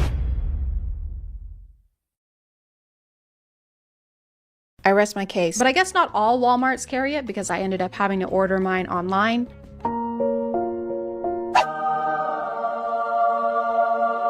Are you ready to try the pink sauce that became an overnight internet sensation?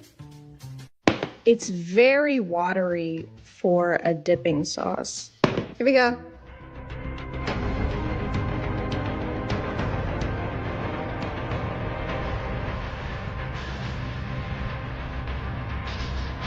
I think the only reason people are gonna buy this is because they want it to be bad, and it's not. It tastes okay. Sweet and tangy. There's not really any sweet, it's just tangy. But my favorite part of pink sauce is that it tastes like ranch. It even has ranch flavor listed in the ingredients, which is kind of like Coke listing Pepsi as an ingredient. But you know what they say, if it looks like ranch, it smells like ranch, tastes like ranch, it's made of ranch, it's pink sauce. I'm gonna put it in my mouth.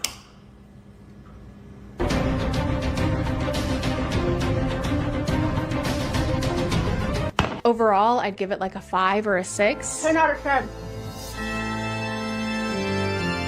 Did you hear the queen died? Unfortunately, since Pickle Me Everything's products were recalled, I wasn't able to get my hands on those, so I decided to take my pickle into my own hands. Hey guys, today we're gonna be making some pickles with Pickle Me Pink. That's the name of my company. It's official, look it up. But hold on, safety first. Absolutely 100% safety first. But wait, don't forget to customize your gloves because it's really important that your personality shines through no matter how many safety precautions you're taking. So take the time, take care of yourself, just add a little pizzazz. There you go. Just added some more finishing touches and there we go. We're all set. This is standard workspace, but it's a little hot today, so I'm going to take it into this room. This is another workspace, and then you're just going to add some, that's a pickle. This is another pickle. This is a pickle.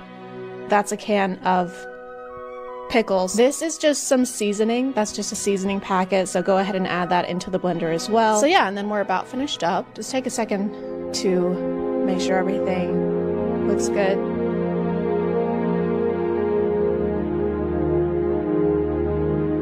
So then you're just gonna add your liquid, but you don't wanna use the sink water. You wanna use this water. It just has more flavor. Make sure you stir everything up, give it a little taste test if you want, and then there you go, bam! You are all finished. There she blows. That is my Pickle Me Pink pickles, and they are all finished and they are ready for sale. We have made so many sales, by the way, and it's been going great. Okay guys, so the cops are here. Not really sure what they're doing. I'm gonna call it there, guys. Thank you for subscribing, and if you are still here, thank you so much for watching. I appreciate you clicking on my video out of all the videos that are on here, and I'll see you next. And teachers have been up to some stuff recently. Some have been up to some really bad stuff, and then others have just been up to some stuff that's making people angry on TikTok. Hey, could you please put your phone away? I've already asked you once. Not that that's necessarily a difficult thing to do. I've never had a teacher. Technically, I've never been into a school other than college. It's because I was so brilliant and smart and incredible that I didn't have to. I just popped out of the womb and went straight to college. I wasn't homeschooled. Just remember that I have no experience with having a high school teacher other than my mom, and that was a lot of fun because if I ever pissed my teacher off, the passive aggressiveness didn't stop after the bell rang. I didn't have homework, but if I failed a math test, I wouldn't get to stay on the health insurance plan. So, rolled TikToks this week. You might have seen them. I've seen at least 3 plus stitches and duets. Off. A lot of which were mostly not positive. Most of her videos that I've seen are in this format where she's like, this is how I would react if a student did XYZ. Pretty cut and dry, right? You might be thinking there's no way that this could go wrong, to the point that this teacher is having to turn off her comment sections and post multiple response videos. And if you are thinking that, no. You're wrong. Hey, could you please stop drawing on the desk? What? Oh, yeah, I'll stop. All right, class, open your books. Hey, didn't I just ask you to stop drawing on your desk? Here, use these, clean it up. What? Fine. So the student won't stop drawing on the desk and she's annoyed by it, which makes sense. I mean, schools usually want to keep their property clean, I would assume, but the comments seem to have a different opinion. It comes off, just let them draw. Or let them draw, then have them clean it after. There are a lot of people saying that this is ridiculous and she should leave them alone because drawing on the desk helps with anxiety. I guess I could maybe see both sides to this. On the one hand, if it's just like an absent-minded scribble, if it's a pencil you're using and it comes off using these wipes, it doesn't seem like that big a deal. Unless what you're drawing isn't school appropriate. What are you drawing, Johnny? This? Oh, it's actually a massive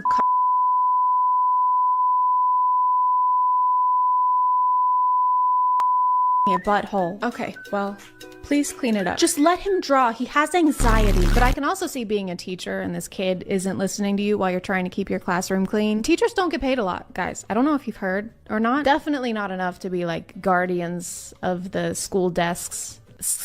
I can't say that without sounding like a Visco girl. Desks. Like, is that in the job description for being a teacher? Must be able to teach kids 9 through 12, must make TikToks between class periods, and must personally ensure the safety and quality of all desks on school grounds with your life. Or you're fucking fired. Miss Cheney. Yeah?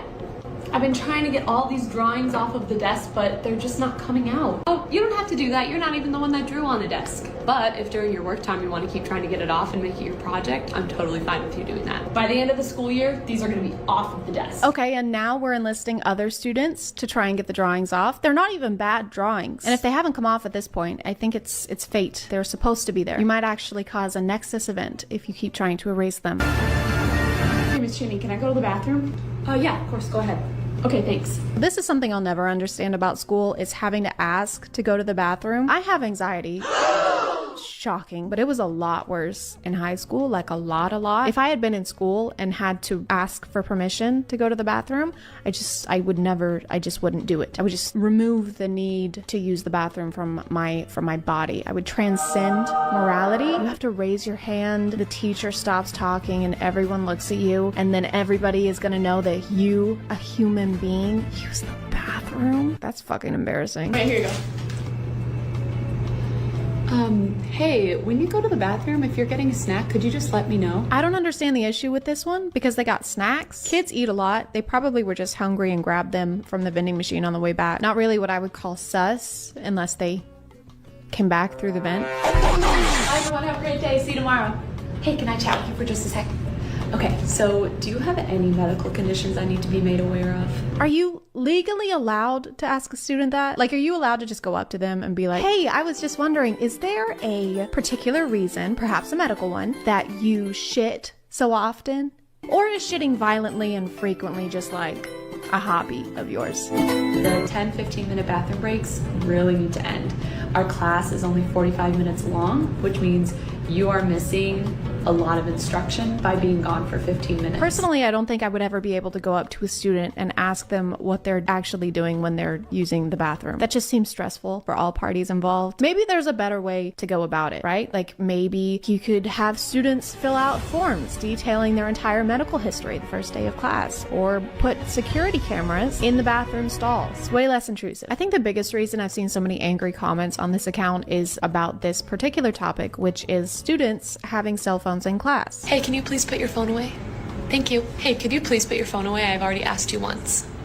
Thanks. Okay, here's the deal. I shouldn't have to ask you 3 times to put your phone away. I can see that you're playing a game. So you're gonna put your phone in the phone jail and it'll sit over there until the end of class when you can pick it up right before you leave. Sound good?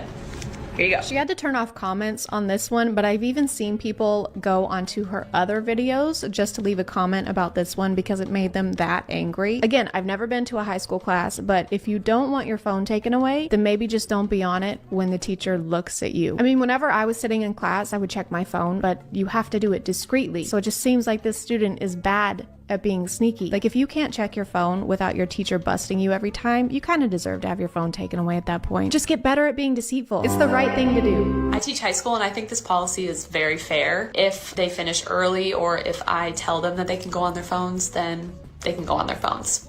Also, if we have long class periods, which some days we do, I'll work in like a 5-minute phone break for them to have a brain break. But if it's work time, if I'm speaking, or if they're taking a test, phones should be put away. I mean, yeah, of course you can't be on your phone during a test. Why is that even an argument? Hey, Sarah. What's up? We're taking a test, as you know, and I couldn't help but notice you have all the answers pulled up on your phone. Yeah. So I'm gonna have to take that. Yeah, you can't take it. It's my property. Okay, well then I have to fail you. I'll draw on the desk. No, please. Sarah, okay, don't touch the desk, all right? I am so sorry. Just forget I said anything. No, please.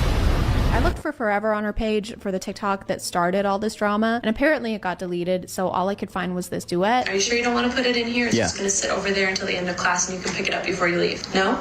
Okay, so that's blatant disrespect towards me, your teacher. So I'm going to call down to the office. An administrator will come down. They'll bring the school officer. The school officer? Is that like a security guard? So we're calling security because a student was watching TikToks in class. I mean, unless it's like during a test and the student is refusing to get off of their phone. But still, why wouldn't you just fail them on the test and then tell the kids' parents that they're being a shithead? I think it's mostly the delivery on this one. It's a little more intense and the comments are saying that it's condescending. My personal theory is just that a lot of people have had a similar experience to this with getting in trouble with a teacher, and the cadence of this video, So that's blatant disrespect towards me, your teacher. is sending them into what is known as the scientific response of fight, flight, or leave angry internet comments. She does other kinds of videos just generally talking about what it's like to work as a teacher. She also does what I ate for lunch today videos. She seems like a genuinely nice teacher who cares about teaching kids. I feel bad that she's having to turn off her comments, but I guess she had to make a follow-up for the desk drawing video because of the amount of negative comments on that one. All right, class, who can answer that? Hey, could you please not draw on your desk? I don't want it to stain the desk. Oh yeah, I'll stop. And hey, could you please not draw on the desk? Yeah, sorry, I know. Okay, so here's a piece of paper for you to draw on instead of the desk, and here's a wipe to clean it off. Could you please do that for me? Do you not have to take paper to school anymore? Should you not at least have one piece of paper? If the students don't have paper, then why do they have pencils or pens? Doesn't add up. To combat the desk drawing, she might have to start collecting pens and pencils like she does cell phones before class. Hey, Sarah. Oh, hey, Teach. I couldn't help but notice that you've been using your pencil a lot during class. The pencil? So I'm just gonna have to ask that you put it in the pencil jail. No, that's Put it that's in here. okay. It's just gonna sit over there until the end of class. It'll be waiting for you. I think I'm good. Okay, so that's blatant disrespect towards me, your teacher. I'm gonna have to contact the FBI and saw off 2 of your limbs with this rusty machete. As always, shame on you. That's disgusting. Put that away. At some point in history, even though there were dinosaurs and like other people literally trying to eat us, we were like, you see this? That's kind of weird. We should cover it up. And so we invented clothes. More specifically, a woman named Eve, well-known wardrobe denier and fruit enthusiast, invented clothes accidentally. Fast forward a little bit, a few million years or a few thousand, depending on who you ask, and now we just won't stop making clothes. We have clothes that look like this, clothes that look like that, 1 shirt, 2 shirts, red shirt, blue shirt. This wasn't planned. You can even eat some in a house with a mouse, I've heard. Don't eat clothes. Don't do that. Now the fashion industry is worth billions and billions of dollars, and it's because being not naked is a capitalist agenda promoted by Big Parm, Big Parmesan, Big Cheese. Big Cheese doesn't want you to be naked. You should be ashamed of yourselves. But we can't just keep buying clothes. I mean, not all of us can afford a shirt that looks like someone already bought 50% of it, or to spend $80 to look like we just escaped urgent care. So what are we supposed to do? Just not wear clothes? Don't you fucking dare. What if I told you that you could stay fashionable without having to actually wear clothes?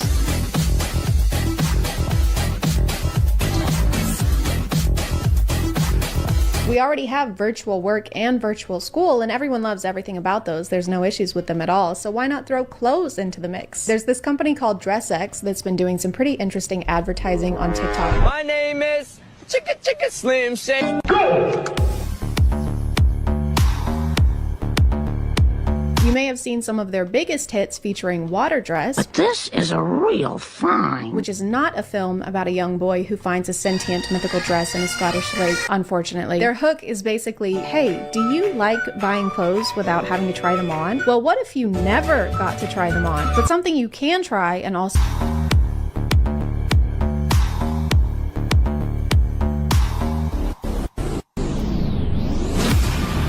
So you can't wear these. It's not like that Amazon feature where you can see what a couch will look like in your room, give them your money, and then you get to own a couch. You just try on the virtual clothing, see if you like the virtual clothing, and then give them your money, and you're done, and you still don't have the clothes or money. It's kind of like getting an outfit in a video game, except we're not in a video game and you don't actually get the outfit. It just floats in the general vicinity of your character.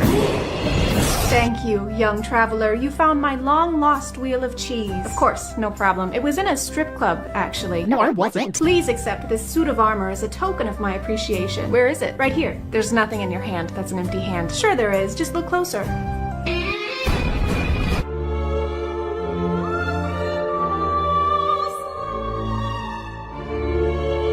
Now this one actually looks really good because I can see the appeal of looking like someone would use you to mail a porcelain doll. Apparently you're not supposed to use these for videos, even though this TikTok account exclusively advertises by showing these clothes in video. You're technically supposed to use them for Instagram pictures or any kind of pictures because that's when they look best, which I don't think is a great selling point. You are gonna love our virtual clothing line. It's gonna make you look beautiful, but I swear to God, if you move a single muscle, everyone advertising this company on TikTok is basically saying that it's okay that these look choppy and bad because they're for pictures. But if you freeze a frame on any of these TikToks, they look nothing like the final product pictures they're showing, which makes me think the company or they are editing the clothes onto themselves and changing the lighting and the size to make it actually fit. But do you know what else you can edit to fit yourself using Photoshop? Literally anything. You can edit yourself wearing a paper towel roll with a necklace made of thumbs, and I will actually do that, and I will put it here right now, and it will look incredible, and it will have also been free. Some of you might be thinking, shut up, Chad. I don't mind buying a couple Snapchat filters, but worse, to up my Instagram game. What can they be? A couple bucks? I mean, they are digital, which means that they can be reproduced a limitless amount of times, and there's no production costs after the initial design, so the prices should probably reflect that. First of all, never tell me to shut up again. And second, no, they cost just as much as real clothes. The water dress that we saw earlier is only $120. What a steal. Actually, they're stealing from us. This is theft.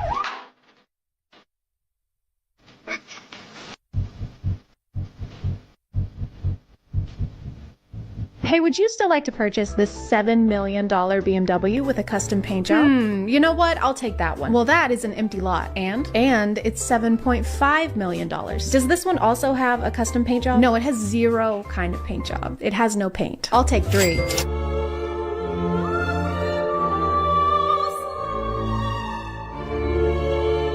This one is called the Oracle dress, and it's $110. It's called that because after you put it on, you begin to prophesize that you just wasted $110. This one is also really good for first dates. Thank you so much for agreeing to pay the bill. You really didn't need to do that. Oh no, it's my pleasure. Let me just grab my card. Sure. One sec. Let me just...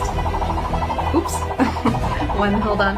Hang on. Do you need help? Hold on. You know what? I can just pay for it. It's fine. Would you? This dress costs half my rent. If looking like a tall R2-D2 isn't enough, you can also accessorize your look with digital earrings and purses.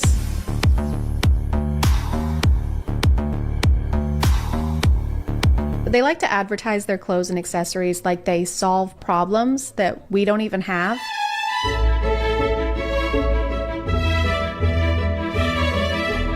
No pierced ears? Now you can wear earrings sometimes, very few times, exclusively in front of your phone, and they're more expensive. They also want us to believe that we can't tell when the virtual accessories are virtual.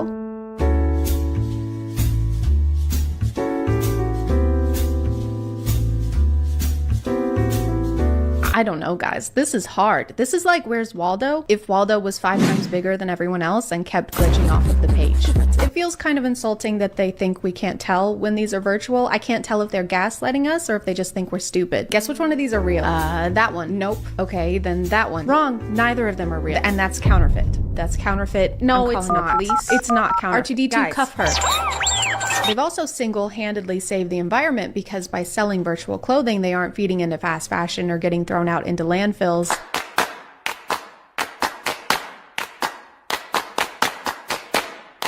Which is a great mission to have if you're offering any kind of solutions. In their website directions, they tell you to wear actual clothes underneath the AR ones, you know, so you're not naked. So you still have to buy and wear real clothes in order to wear the virtual ones. You're just adding an unnecessary, expensive step, and the environment is still We strongly believe that the amount of clothing produced today is way greater than humanity needs. Okay, true. We share the beauty and excitement that physical fashion creates, but believe that there are ways to produce less, to produce more sustainably, and not to produce at all. Okay, but you still... Anyway, at the current stage of DressX development, we aim to show that some clothes can exist only in their digital versions. Okay, wait, but that's not your current stage, because your current stage is... We still have to wear clothes.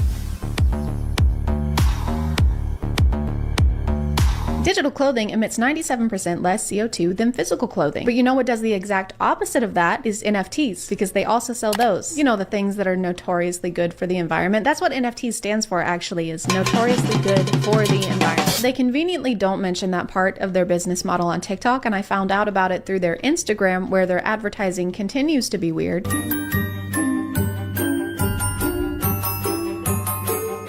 Physical only fashion is so outdated. Is this Regina George? Do you have Regina George doing your marketing for invisible clothes? Oh my god, I love your shirt. Where'd you get it? Oh, thank you. It's thrifted, actually. Oh, so you want the world to die. What? No. If you're not naked, you can't sit with us. Experiment with your style wearing 100% digital looks. It's fast, non-polluting, less expensive, and just super fun. Absolutely. They are non-polluting, but the NFTs that you're selling 2 posts down are not. Do you guys just forget that you're selling NFTs? Or welcome to our clothing office. This is where we design our AR clothing. It's a lot of fun and we all love to work here. And this is our global warming office. This is where we mine Ethereum and produce over 45 million tons of carbon dioxide per year. It's a little sweaty, but we'll do whatever it takes to be able to own a picture of an MMO loading screen. Creating your meta closet has never been easier. I don't care how many closets you met, okay? How about you meta some bitches? They say somewhere that their products are for influencers who probably buy clothes for social media and then don't wear them again, which is a very small demographic to cater to. Plus, I can't really picture Emma Chamberlain wearing an infinite balloon animal scarf. Their Instagram looks cool. Like, their designs are cool as art, but you can sell art without using more energy a year than the Netherlands. Like this one, for example, is really cool. Today's your last chance to get these virtual jeans so you can look like you're pissing yourself twice simultaneously. Simultaneous pee.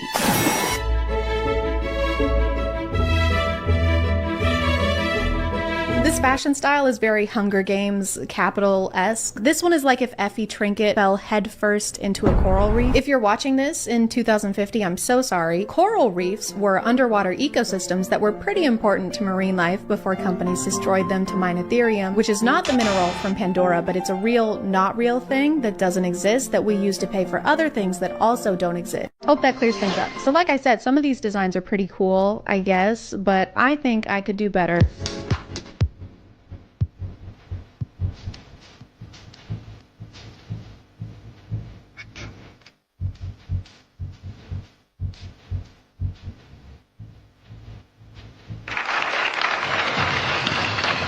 If you want to help out the environment, just do the regular things, like don't shop fast fashion if you can afford to. Or even if you just keep your clothes for longer, like if you wear your clothes for longer. I've been wearing these clothes for 3 weeks straight. I smell really bad. I'm gonna call it there, guys. Thank you for subscribing, and if you are still here, thank you so much for watching. I appreciate you clicking on my video out of all the videos that are on here, and I'll see you next time. Hey guys, do you hear that? Hang on, something fishy's going on. Just a second.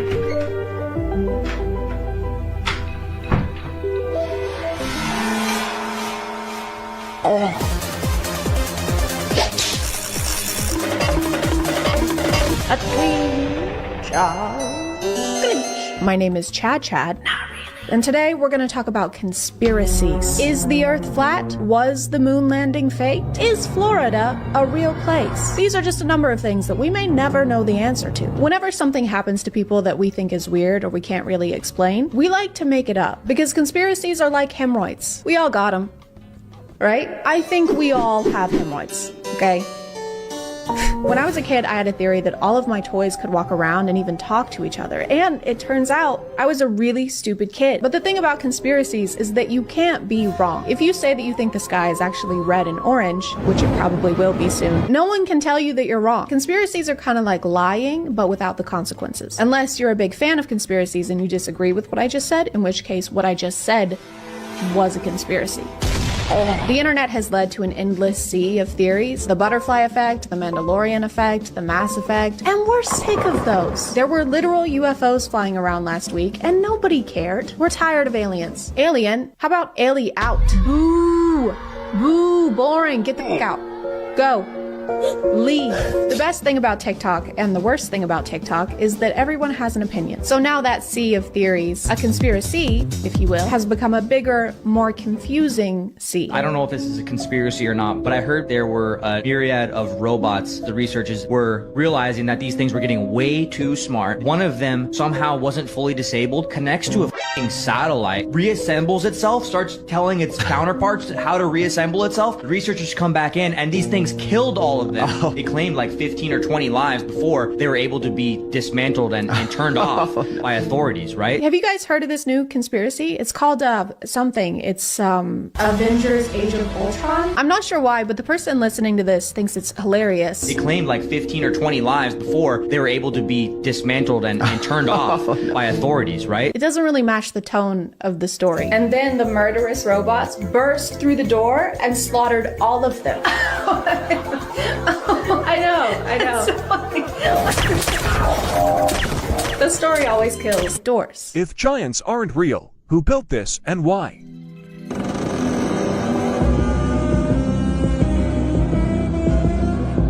This person is gonna lose their mind when they find out about skyscrapers. Who the heck did this?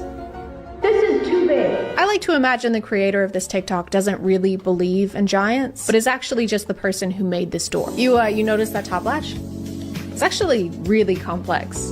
Yeah, I heard it took her like 15 years to finish it. It's super impressive. Yeah, I would have sex with that person.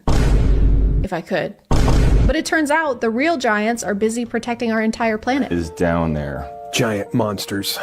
They're a natural defense mechanism from the planet. Could you give me an example of what one of these giants look like? I only have one personal experience that I was there for, saw with my own eyes, and experienced with my own 5 senses. Oh, you only saw the 300-foot tall billion-year-old giant monsters once? One time?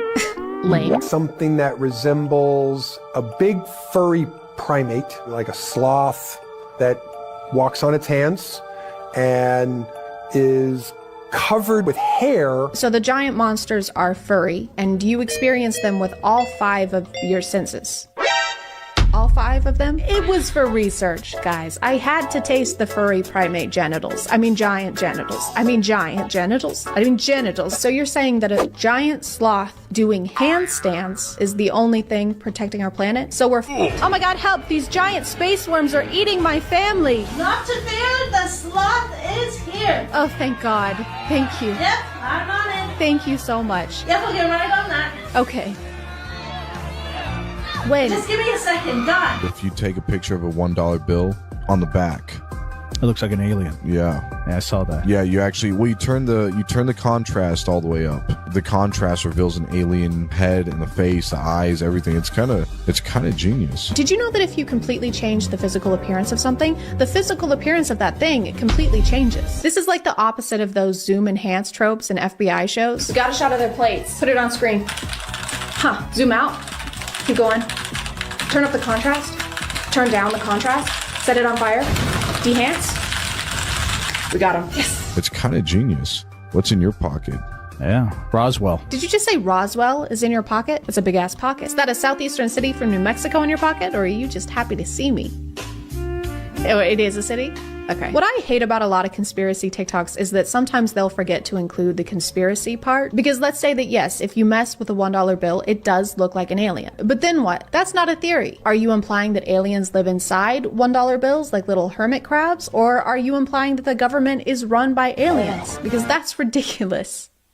Everyone already knows that. Okay, so here's a $1 bill. I'm gonna see if we can find the alien that lives inside of it. Oh my God, you guys, look at that. Guys, they live among us. This video has been going around on social media of a man who found a mosquito with the number 38 printed on its body. And then the next day he found another one with a different number printed on its body. And of course, there's been a conspiracy. Maybe the mosquito is just like getting tattoos. Did you think of that? What, because they're parasites, they aren't allowed to express themselves? Plenty of parasites have tattoos. Just look at Jeffree Star. I'm not a scientist, but I feel like this is a pretty common thing. We also track like bees and lobsters. We just put numbers on them so we can track their every move and study their behaviors and see where they are and what they're doing. Spy on them without their knowledge. And I think that, guys, I think we're the aliens. The mosquitoes probably have documentaries about us.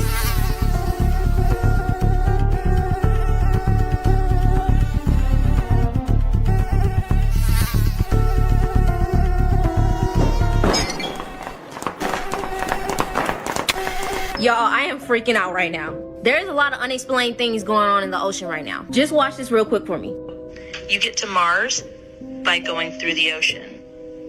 You can't get to the bottom of the ocean. I'm pretty sure that the ocean has a bottom. Because outer space is the ocean. Otherwise, how does the water stay there? If there was actually space underneath, then the gravity would suck all of the water out. The water would be gone. The ocean would be more like a notion. Now, there's a situation called the firmament. So we know that water is all around us. And it is said that this dome divided the sea into upper and lower sections. You can't cancel this out because they still haven't discovered 80% of the sea. Yes, I can. Call me algebra because I can cancel out whatever the fuck I want. I haven't discovered 80% of Pennsylvania, but that doesn't mean that it's a portal that'll take me to Mars. It just means I've never been to Pennsylvania. She goes on to say that deep sea fish are probably aliens since the ocean is space now. Keep up. And then cites the 2020 film Underwater as the basis for that. If y'all have ever watched this movie Underwater, they went too deep and found the creatures that don't even look like it's supposed to be from this earth. But if you're trying to strengthen an argument, I don't know if referencing a Kristen Stewart movie is the best idea. And therefore, my witness is innocent on all counts. Stalking a 17-year-old? Innocent. Twilight 2008. Robbing a bank with 2 accomplices? Catch That Kid 2004. Consuming the blood of an innocent human? Breaking Dawn 2011. Also, Your Honor, she's a mosquito. Yeah, hi. And I still have malaria. Does anyone actually still watch the moon landing footage and think it's real? Okay, but whether you believe in the moon landing or not, you can do this to anything and then claim it's not real. You've made them look silly. Of course we don't believe them. Have you ever been to Pennsylvania? Yeah. Very fine grain as you get close to it. It's almost like a flower. A conspiracy that stayed pretty consistent on TikTok is that all celebrities are lizard people. What that involves is usually pretty vague. It's just if they say something weird or if they do something lizard-like, it means that they eat children, like lizards do. I can say clone, I want to say clone. All right, so there's like a clone by Ed Lee. Right. When it comes out, let's get a selfie real quick. Let's hop in for a selfie. Of course, it's shown through the form of joking to make the average mind automatically assume it's a joke, even though it was never stated to be a joke or a lie. Reverse psychology. I don't think this is reverse psychology. Reverse psychology would be if Will Smith posted a TikTok like, "Hey guys, just want to let you know I am a reptilian shapeshifter. It's true. All of your theories are correct. I can control minds. Well, in fact, I'm doing it right now. Do not watch Gemini Man in theaters December 11th, 2019. That would be a terrible idea. In fact, I forbid you from seeing it. That is the worst thing you can do. If you leave your house on that day, you will die. I will kill you." These are disturbing facts about the Teletubbies. When I was little, I loved the Teletubbies, but looking back, it was pretty creepy. The giant sun in the sky that has a baby's face, and the fact that their mom is a vacuum cleaner, and there are some conspiracies that think that the baby sun in the sky is actually a demon. And that the mom vacuum cleaner is actually one of Satan's helpers. That part is true. My cat also thinks that the vacuum cleaner is Satan's helper. I don't understand why out of all the shows from the 90s, the Teletubbies is the one we're worried about. Why? Because they're 10 feet tall and have Furby eyes? Giant suits made out of felt was just the formula for shows in the 90s, like Barney the Purple Dinosaur, aka the world's first furry. And do you remember Big Bird? That was 1000% a demon. What if we have a giant bird with dead eyes and a gaping mouth teach kids about the U.S. Census? It'll be fun. How many people live in your home? Have you heard about the dark conspiracy theory that surrounds the Teletubbies? Well, it's First piece of evidence is that they have a female voice that seems to come from the ground, always telling them what to do. Like, who the f does she think she is? And what's underground? I don't think anyone who made a conspiracy TikTok about the Teletubbies actually watched an episode of the Teletubbies first. All they do is eat toast and pudding and splash around in puddles. And the demon voice in the pipe, when it comes out of the ground, it makes a continuous wet fart sound. What's that, Satan? You want me to eat breakfast foods and frolic around in a field of flowers with 3 of my closest friends? Satan, that sounds like shit. I actually did watch an episode of Teletubbies for this video, and it was kind of weird. It wasn't really how I remembered it being, but here, I'll just show you.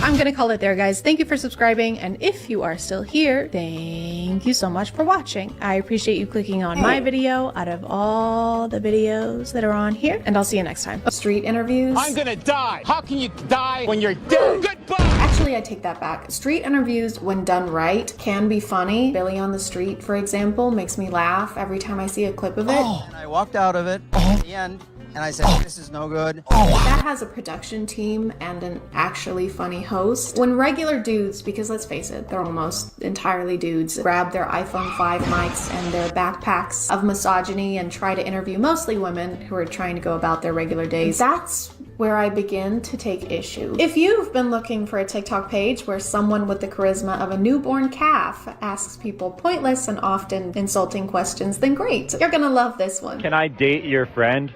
Yes. Are you Adele? No.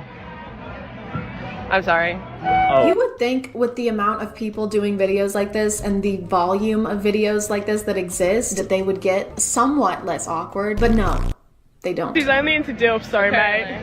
Oh, DILF? Yeah, she's only into DILFs. Yeah. You have a kid? Not yet, but... I think it's a pretty well-known fact that people are the most awkward when put on the spot like this, so it's your job as the interviewer to lead the convo away from that and not just repeat what they're saying back to them with random exclamations. Yeah, I only like DILFs. Oh, you only like DILFs? Yeah, that's what I said. Oh, snap. So... Oh. Is that the end of the interview, or...? Oh. Do you have a kid? Not yet, but... Not yet. Maybe, I don't know. We can figure it out. Yeah. Might be able to work around it. Oh. I love how it's so awkward that the person in the middle tries to carry the conversation themselves. I appreciate them for that. They tried, like they said, do you have kids? And he just still went nowhere with that. Not yet, but... In fact, I think his entire vocabulary in this whole 40-second clip was, can I date your friend? Can I date your friend? Oh, you only like DILFs? Oh, DILF? Oh. Oh. No. No. Oh. Oh. And no cap. No cap. He didn't even, she asked what no cap meant, and he even repeated that back to her. What does no cap? She doesn't know what cap means. Oh, it means like no cap?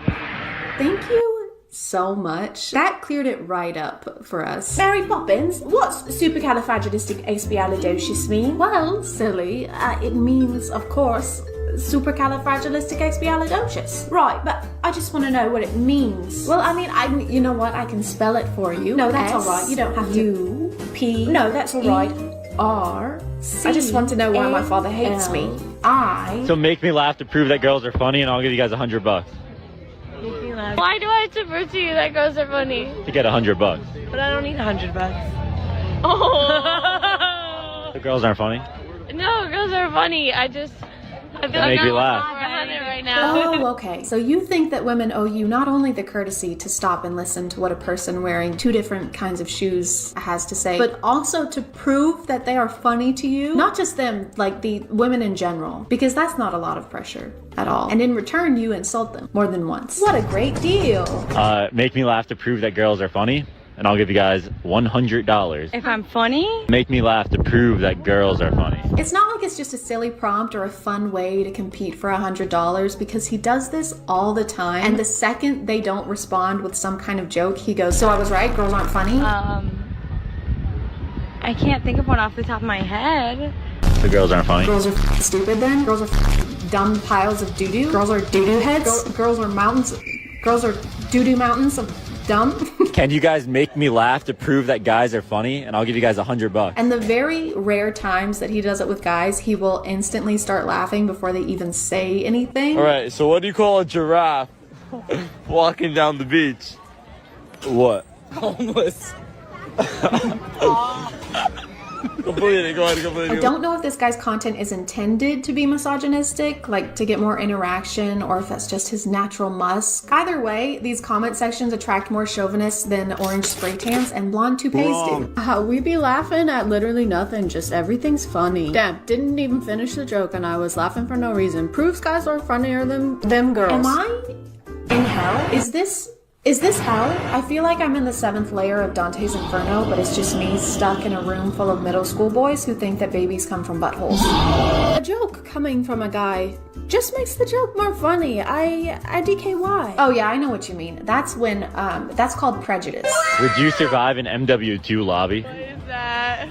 Is that a game? Oh, just like an MW2 lobby. Yeah. Sure. What? I heard What lobby, is like that? hotel lobby. Oh.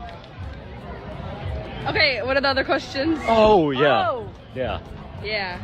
God, it's so awkward. They keep saying yeah over and over again, but it's only because he's not good at interviewing people. Like, what else are they supposed to say? Who am I kidding? This is not an interview. He just asks them one question and then just lets them stand there in silence while they try to figure out what the hell is happening. So I've been hearing rumors that someone is dating Taylor Swift now, huh? Yeah.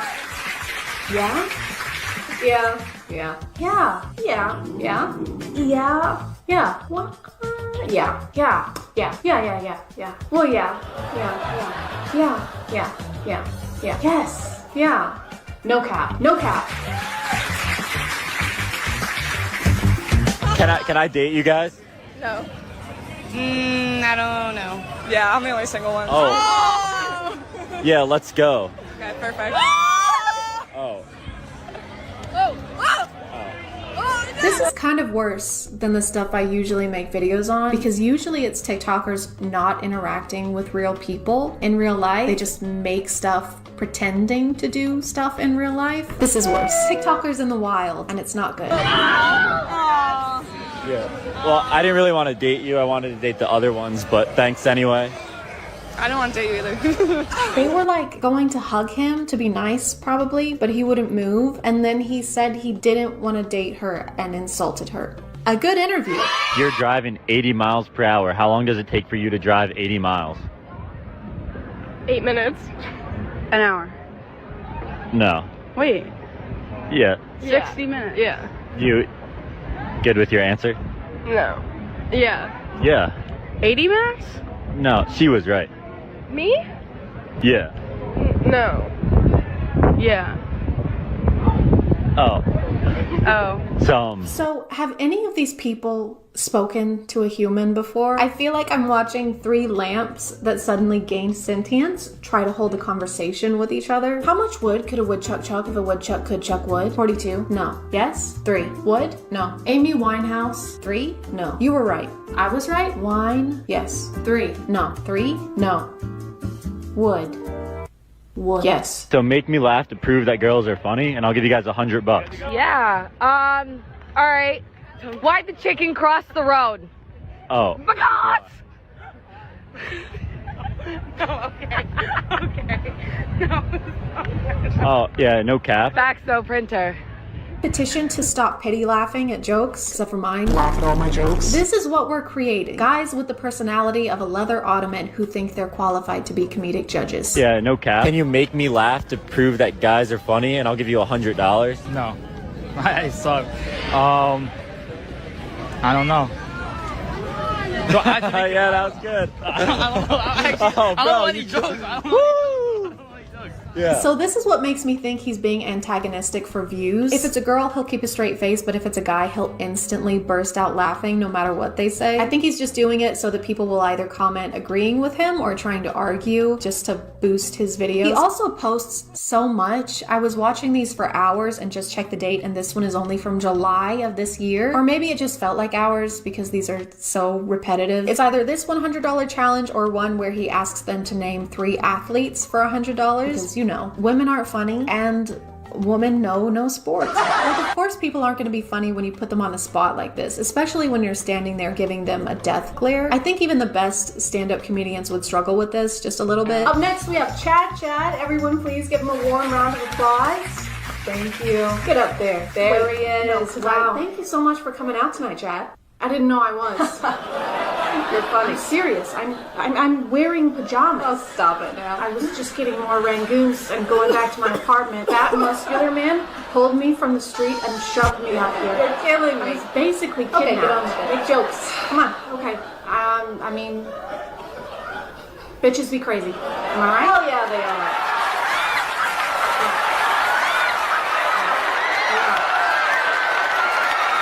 I'm gonna call it there, guys. If you want to follow me on other stuff, that's my Instagram, that's my Twitter. I keep the links in my description. Thank you for subscribing, and if you are still here, thank you so much for watching. I appreciate you clicking on my video out of all the videos that are on here, and I'll see you next time. Okay, about superpowers. TikTok superpowers. TikTok superpowers are far superior to regular superpowers, like the ones you might see in Marvel. Because instead of using them for something lame, like saving the world, you can use them for more important things, like cheating on a math test or sounding like Sonic the Hedgehog. Cool! No way! Leave it to me! But if none of these super abilities sound appealing to you, you can always gain the power of saving money with today's sponsor. Have you ever produced fire before? You mean like this? Or like this?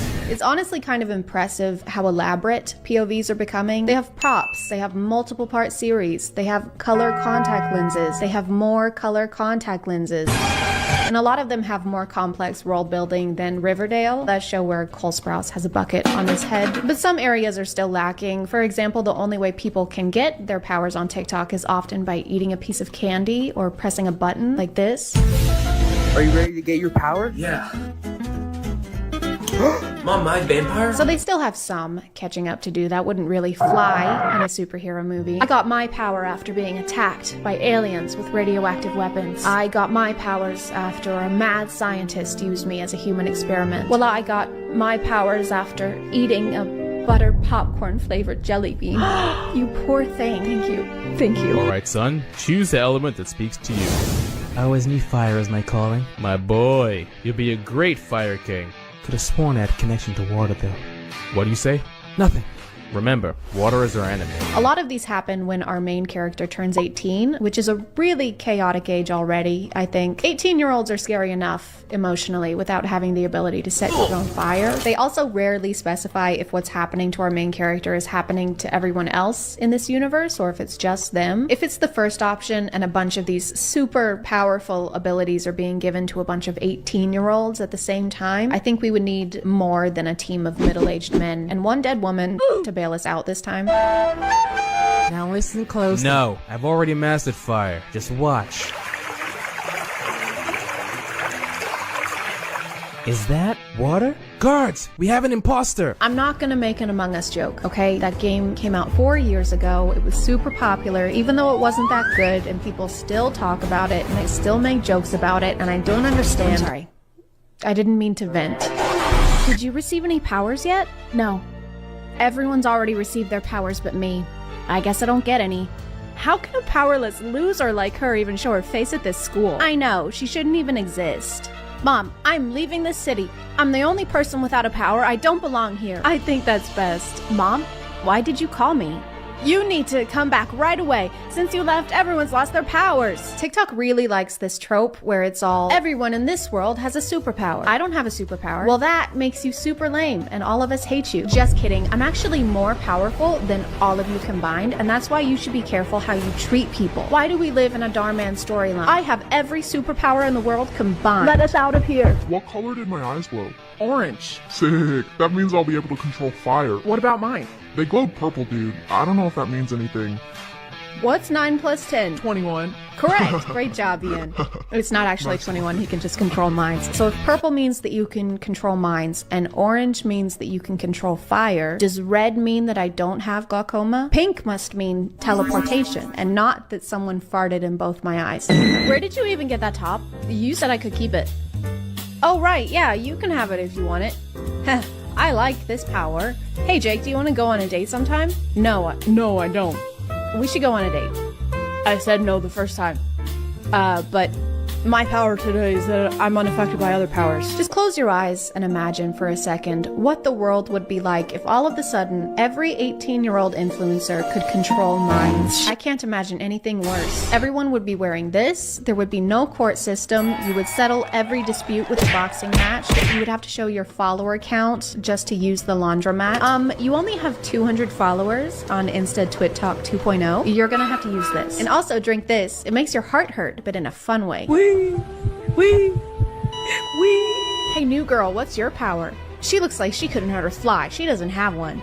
Let's mess with her. What the? I suggest you guys stop. We're sorry. So they're just being big, mean old bullies, and they mess with her by shooting her in the head. You know that annoying thing that bullies do where they murder you? This quote gets thrown in at the end, which makes me think this whole TikTok is a joke, because you can't say that phrase and expect me to take anything you say after that seriously. Hey, where the hell have you been, Loka? Oh, like the vampire movie. Your mom and I are getting a divorce. That's very funny. It's not a joke. You're hilarious. It's all your fault. Please give me a good power. Please give me a good power. Ding! Oh! Talking to objects? That's so lame. I seriously got the worst superpower possible. Wow, you look really good, man. Wait, you think so? What shirt should I wear to school today? Wear me, red sexy. But blue goes with your eyes. This is like the Disney version of what would happen if objects could talk to you. In real life, I think it would be much less of a symbiotic relationship. You should really get that checked out. Dude, I just can't keep defending you. I'm supposed to go on the foot. Nolan, what's the answer to the problem? Psh, it's 3. The answer's 3. That's correct. I don't understand how this is a lame power. You can talk to literally anything. You could be a detective. You'd be like Sherlock Holmes on pre-workout. But there would probably be situations where you'd have to interrogate sentient objects. She's just right in here. Where? There. Where? The chair. Oh no, she's not in the chair. No, just the chair. Just the chair. No, she is chair. Excuse me, you dropped this. Oh, thank you. Wait, this isn't my hat. Oh, just keep it. I think it looks great on you. It looks kind of cute on you. You're pregnant? How did you know? I didn't tell anyone. I don't know. I just kind of knew. I know it's just what was available at the time, but I love the idea of this super powerful relic being a New York Yankees cap from Urban Outfitters. This ancient artifact that looks like marble cake allows you to shapeshift into marble cake. These prehistoric candles that look like give you the power of sticking things up your ass. Hey, what's going on? This little old lady gave me this hat and I think it tells me everyone's biggest secret. Whoa, slow down. What are you talking about? Test it on me so you know if it really works. Okay. I mean, I don't even know what my secret would be. Get out. What?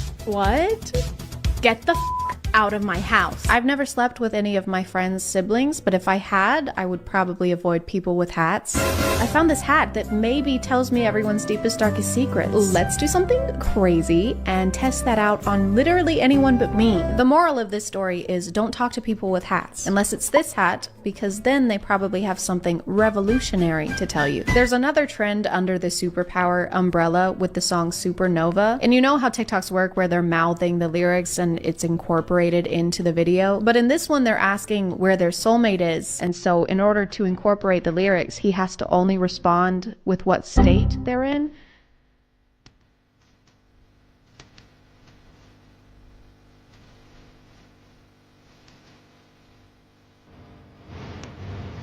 Oh, wise and all-knowing one, where is my soulmate? Alabama. Are you sure? Positive. Okay, well, which part? I don't know. What do they look like? Beats me. But what's their name? It's your best friend's brother. I knew it. Boys, here's the water squad. Burn, boys, why are you on our land? What? This is mutual ground? It was mutual ground, but now it's ours. I'm not sure you want this. Smoke? Oh, is it gonna burn us? We don't want that smoke. I don't remember this scene from West Side Story. Water is always the enemy of fire in these, but realistically, fire couldn't beat water. Water cancels out fire because they're opposites. Like the Ace family and not scamming people. Like David Dobrik and not giving people head injuries. Like Chris Rock and not keeping my wife's name out of his mouth. A lot of these end with some kind of twist so that they can potentially turn into a series, but most of them are like 30 seconds long, so you have to cram a lot of information over a very short period of time to try and reach the main conflict. So it's kind of like watching one of those YouTube videos where the movie speeds up every time a certain word is said. But I think these are great, honestly, because superhero movies are getting too long. Eternals. So these are a great option if you want to watch a superhero movie, but in the time it would usually take you to watch the Marvel intro sequence. Happy birthday, honey. Thanks, Mom. Don't forget to eat your Lexapro so we can find out what your superpower is. Okay. So, what's your power? Constant nausea? Oh my god, that's the rarest power of them all, really? Attention. All people with constant nausea are extremely dangerous and will be arrested.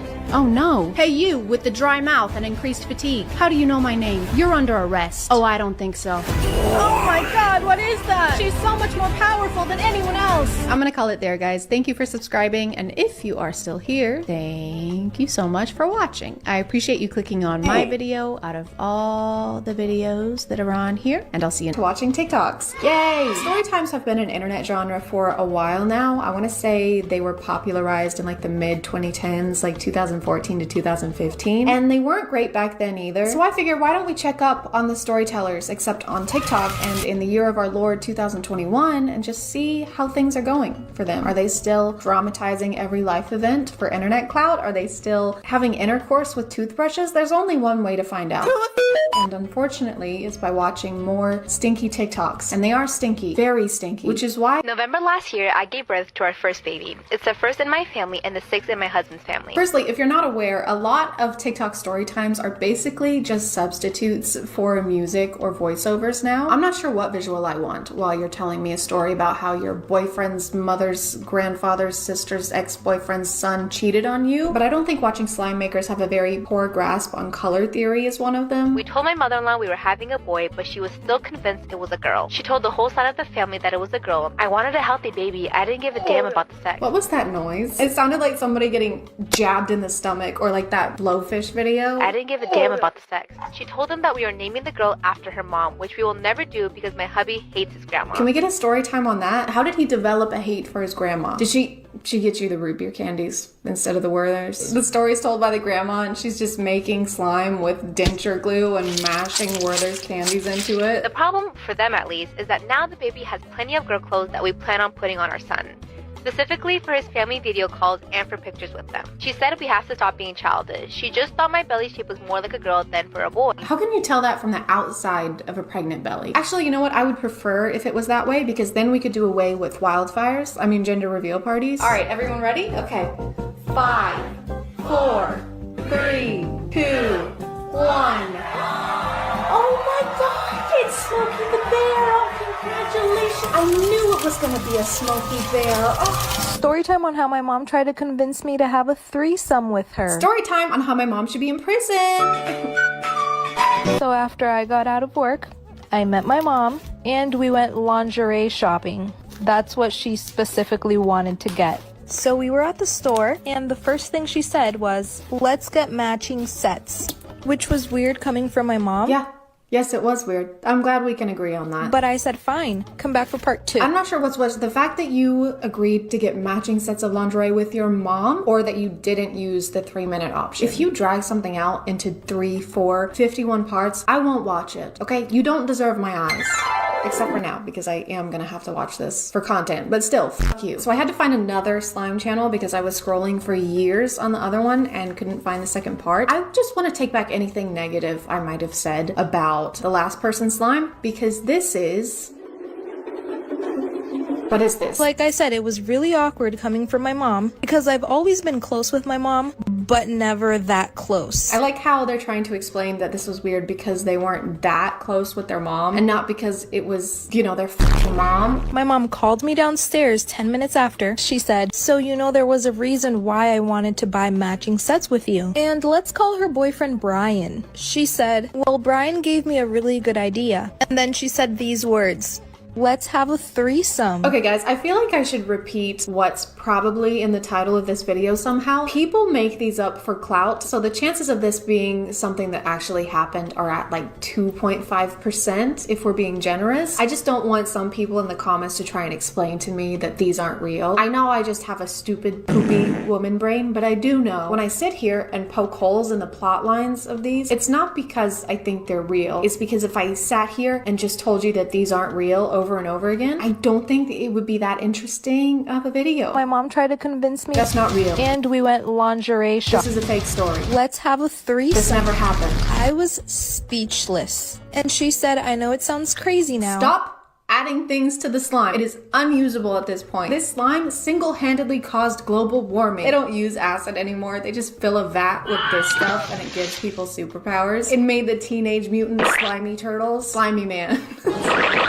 And then Brian jumped in and said, it's not an actual threesome. What we really want is for you to watch us. But we want you to wear your mom's same lingerie. Oh, thank God. I thought it was gonna be something creepy. They tell their mom no and that it's weird. And the mom goes, you know what? Now that you said something, this is really weird. And then they break up with Brian. Thank God, because he seemed to be a pretty bad influence. Okay, on to the next one. Lucifer was a baby born in 2020 and most of his life seemed normal, except one thing which was unexplainable. Every time Lucifer's dad came near him, he would immediately start crying. It might be because you named him Lucifer, like the synonym for Satan. I like how a lot of these TikToks have to have something flashing on the screen or in the caption, like 100% real, true story, this actually happened. Like, okay, I maybe would have believed you, but now it just feels like you're a salesman trying to sell me a car that used to be owned by a 17-year-old boy. Never been in a single accident. One accident minus one is how many accidents this one has had. That dent is from cleaning the car too hard, if you can believe it. Did I mention it's never been in any accidents? At first, no one thought much of it until it continued every single day. And the craziest part is that Lucifer loved being around his mom. The doctors ran multiple tests on Lucifer but couldn't quite find the problem. Until this particular doctor stepped up and decided to run tests on Lucifer's dad instead. And it's what he found next that will leave you speechless. Hit the plus for part 2. Oh my God, that's so weird. Better watch part 2 to figure out what happened. Oh wait, there is no part 2. It doesn't exist. I didn't think it was possible for me to be more disappointed. But here we are. Based on the way a lot of these videos go, I'm going to assume that the dad wasn't actually his dad and was really a serial killer who used the face machine from Mission Impossible to steal his identity, okay? And then when they went to the doctor and ran blood tests, they realized that it wasn't actually the baby's father. And then Tom Cruise emerges from the skin suit and turns into a mummy, starts a war of worlds on top of a gun. I don't know, I didn't see any of the movies. This is why you should always keep your phone charged. A girl named Marissa came home from school at around 3 p.m. She walked in the door and told her mom that some random number kept calling her all day. Her mom told her the person may have the wrong number and just to ignore it. Marissa said okay and begins to do her homework. A couple hours later, she receives a phone call from the same number. Marissa answers it this time and says, hello? The man then says, we finally found you. Don't worry, Bunny.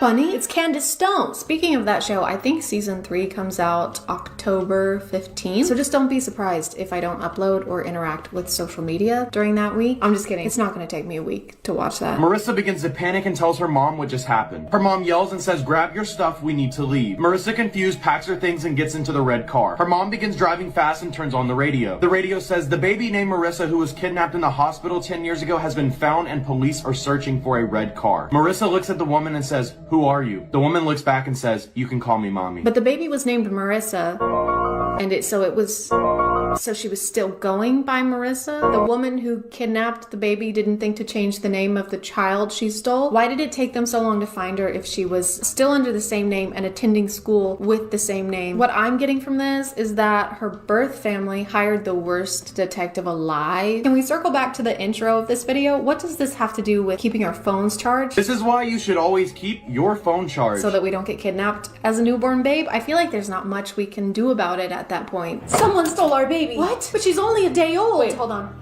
Hello? Goo goo gaga, goo goo ga. Oh, goo thank goo God. goo. Gaga, goo goo goo gaga. Okay, she said they were in a red car heading eastbound on 23rd Street. Oh my God. Gaga. Gaga goo. Of course. What did she say? She also says BYOB. Huh? Bring your own boob. She's starving. I think that's gonna do it for today, guys. Not because I'm out of TikTok story times, because they never end, but because it is 4 a.m. I've heard sleep is good for you, so I think I'm gonna try that out. Thank you for subscribing, and if you are still here, thank you so much for watching. I appreciate you clicking on my video out of all the videos that are on here. Hey guys, today we're gonna talk about being ugly, and now that you're here, we can get started. A twinge of cringe. My name is ChadChad. Not really. I don't know how you keep falling for that. It's not ChadChad. It's never been ChadChad. And the most important thing in life is being pretty. Not friends, not family, not getting to enjoy life without having to constantly consider what you look like from an outside perspective, and your first thought when you hear a joke being, am I gonna look good while I laugh at this, instead of just, hey, that was funny. I'm gonna laugh at this. Is that how people think? I don't even know anymore. I want to blame a lot of this on TikTok, but every social media platform is to blame. All you have to do is look at 2016 beauty trends and see the full glam beats people were putting on to go watch Suicide Squad. And that doesn't exclude me. I'm going to be very vulnerable right now and show you how I was doing my eyebrows in 2016. This is me opening up to you. This is bringing us closer. Do you feel close to me? Are you close? So it's not like TikTok invented this. Beauty standards have literally always existed. It's just the way it's enabled us to see everyone's opinion on beauty every second of every day. It's like a constant bombarding of expectations from hundreds of thousands of people, which makes the standard for being pretty not only more unattainable, but also more expected. Being attractive is like an internet admission fee, one that I can't pay, according to this guy that I recently made a video about. I will be always ignoring you and ladies like you because you fucking ugly bitch. For real. She hates me, but she wants me. And this is heartbreaking. I am distraught. I can't eat. I can't sleep. I can't poop. All I do is cry and pine for my one true love, my cupcake, my boo cake, my sweet little, tiny little urinal cake. And I want, nay, I need to win him over. And that means I'm gonna need to glow up. Thankfully, there's a TikTok creator by the name of the Glow Ups Gal who can help me out with that. Because of TikTok's crazy beauty standards, we end up with most of us not feeling comfortable in our own skin. And that means that sometimes we want to change something about ourselves. And that's perfectly okay. We all have insecurities, not me. That's a skill issue. But it also means that people will post TikToks asking the internet what they can do to look better. Perfect place to do that. Nothing could go wrong. Everyone here is so nice and kind. And this is where the Glow Ups Gal steps up to the plate. Basically, she'll find these types of videos with people asking for advice, whether they've asked how to look better or if they've asked for brutal honesty about what's wrong with them. And then she'll give it to them. I got you, girl. Since you asked for brutal honesty, I'm gonna give you an honest makeover to help you instantly glow up. First, I'm removing your glasses. I got you, girl. Since you asked for brutal honesty, I have to say your face is honestly brutal. Most of her videos are 1 minute to 2 minutes long, but they could probably all be summed up with just, hey, put some makeup on. I got you, girl. Since you asked for brutal honesty, I'm gonna go in with concealer and a skin tint to cover your acne and even out your skin tone. I also use bronzer to contour your face into looking more defined. Here's the end result. Look at that difference. She doesn't go into what products to use or how to apply unsaid products. I would say the instructions aren't very specific, but they don't exist, really. I'm going in with some contour and highlighter on your nose to make it appear smaller. It's even more unhelpful that she isn't actually doing any of the things that she's recommending these people do. Like, she'll say she's applying contour to the forehead. No, you're not. This is Facetune. You're just swiping your finger on a screen of pixels. Okay, and now I'm just gonna fill in my eyebrows. And done. Comparing the results of Facetune to what your makeup should look like in real life is so unreasonable. Oh, when you apply your concealer, it shows the lines in your skin that everybody has. But when I did it on a screen with an airbrush tool, it looked nothing like that. Maybe it's a skill issue? Maybe you're just too ugly? Maybe you're just way beyond help. It even goes beyond this because I've noticed a lot of these glow up videos will change the person's entire face structure. Like in this one, as she swipes over, you can see it completely shaves off the edge of her face. Look at that difference. Look at that difference. Look at that difference. Look at that difference. Here is a simple and achievable trick to glow up that I like to call not having this face. I don't like that one. Get rid of it. She also starts this one by saying that these are tips to instantly glow up, and then her first suggestion is that they grow out their hair. I'm gonna give you an honest makeover to help you instantly glow up. Starting off with your hair, I'd suggest growing it out. Your hair isn't doing much for you, so I'd suggest growing it out as much as possible. Starting with your hair, I'd suggest growing it out. I'd suggest growing it out. So one of the most not instant things you can do. Hey, grow your hair out. I will. Now, do it now. I'm trying. Instantly grow out your hair this instant. ASAP. Pronto. Squeeze it out of there. Get it out. Stat. Oh my god, I can't believe that worked. That was strenuous. I sure could use a sip of water. I love taking sips of water from my Air Up water bottle. made by Arab. This video is sponsored by Arab. Unfortunately, I have the type of brain where I'll procrastinate drinking water. So I'll be thinking to myself, oh, I haven't had enough water today. I should really drink some. It's important and it keeps me alive. But I don't want to do that right now. No. Fortunately though, Arab makes drinking water more interesting using scent-based taste. I'm still getting hydrated and drinking plain water with no sugars or sweeteners added, but with Arab's flavor pods, it doesn't seem like plain water to me. They have 15 different flavors to choose from. My new favorite is the cherry cola, but before that it was lime or the orange vanilla swirl. I love swirling. I love swirlies. You just have to fill up your Air Up bottle with water. You can even use sparkling water if you want. Get a little fancy. Choose your scent pod and pop it on there. Then you just have to activate your pod by lifting it like this, and voila. Now you can start drinking from your bottle while holding it straight up. Plus their bottles are really cute, and there's just something about having a colorful bottle that makes me use it more often. And yes, that is the same thought process as a hummingbird. And so what are you gonna do? Nothing. I can take you, and I'm a freaking hummingbird, and I can take you. If you want to check them out, you can visit the website on screen or just click the link in my description. Thanks to Arab for sponsoring, and let's get back to the video. In a couple other videos, she will completely change where people's facial features are. For example, this glow up involves relocating someone's eyeball. Since you asked for brutal honesty, I'm going to tell you exactly what you can do to be prettier. Starting off, your hair isn't doing much for you, so I'd suggest growing it out as much as possible. Now, I'm adding mascara to really make your eyes pop and give you a big boost in femininity, as well as adding some highlighter to your inner corners. She'll say she's just adding mascara, but as she's using the app, it's literally changing the whole shape of someone's eye. Look at that difference. It is different. A different person. You made them on your phone and they're not real. They look like a character from Episode Now. And now for the reveal. Look at that difference. A lot of her standards for what counts as pretty are pretty questionable. That's a good one. One of her most frequent recommendations is that they make their hair blonde and straight. To start off, I'm giving you a few highlights to lighten your hair. I'm also just styling it by straightening for a cleaner look. Giving you this bright, white, foxy blonde color. Starting off with your hair, I think a bright blonde would look way better on you. This person, for example, has gorgeous curly hair, and the first thing Glow Up Scal says is, starting off, your hair isn't doing much for you.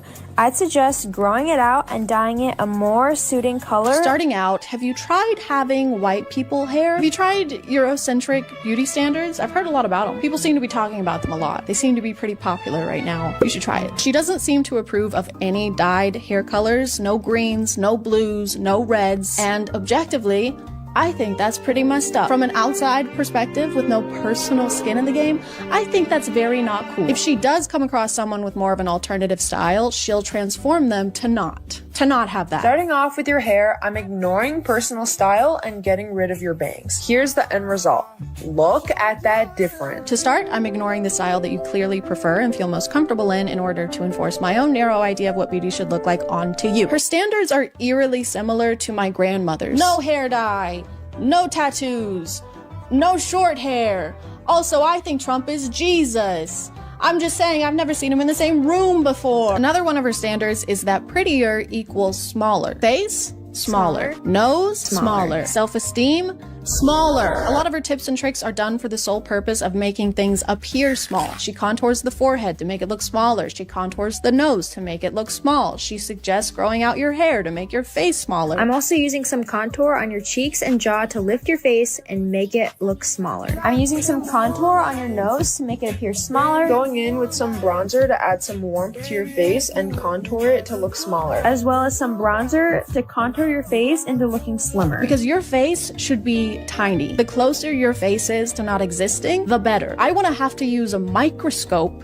to see your beauty. And the winner of 2024 Miss America is ChadChad. There she is. She is absolutely glowing. I can't see her. Exactly, John. And that is why we love her. No, she's not there. Right you are, John. How does she do it? Sometimes it seems like her main goal is to make everybody look like the same person. Any ounce of individualism just gets sucked away immediately. Man, sure wish my name was individualism the way it's getting sucked out immediately around here. Sure wish my name was individualism.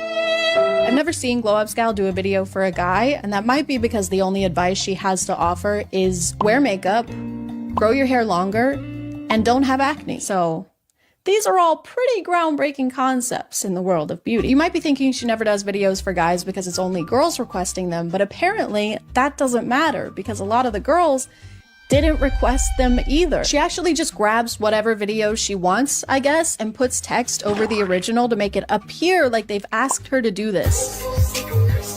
I got you, girl. For your hair, I don't think this color or style is doing much for you. It looks like you have some kind of deep acne scarring, so if you'd like a more permanent fix to this, I'd look into dermabrasion or getting a chemical peel from a dermatologist. This is the original video. There's no caption. There's no request anywhere for Glow Up Scal to give this person a glow up. The creator of the original even made this post reiterating that they did not ask for this to happen. And once people realized that this user didn't actually request a glow up, they started to notice this being a pattern for Glow Up Scal. 2 of her biggest, most viewed videos are glow ups given to people that did not ask for them. I found the originals for both of them thanks to the comments, and you can see them here, and that she just added her own text over it. How can I glow up?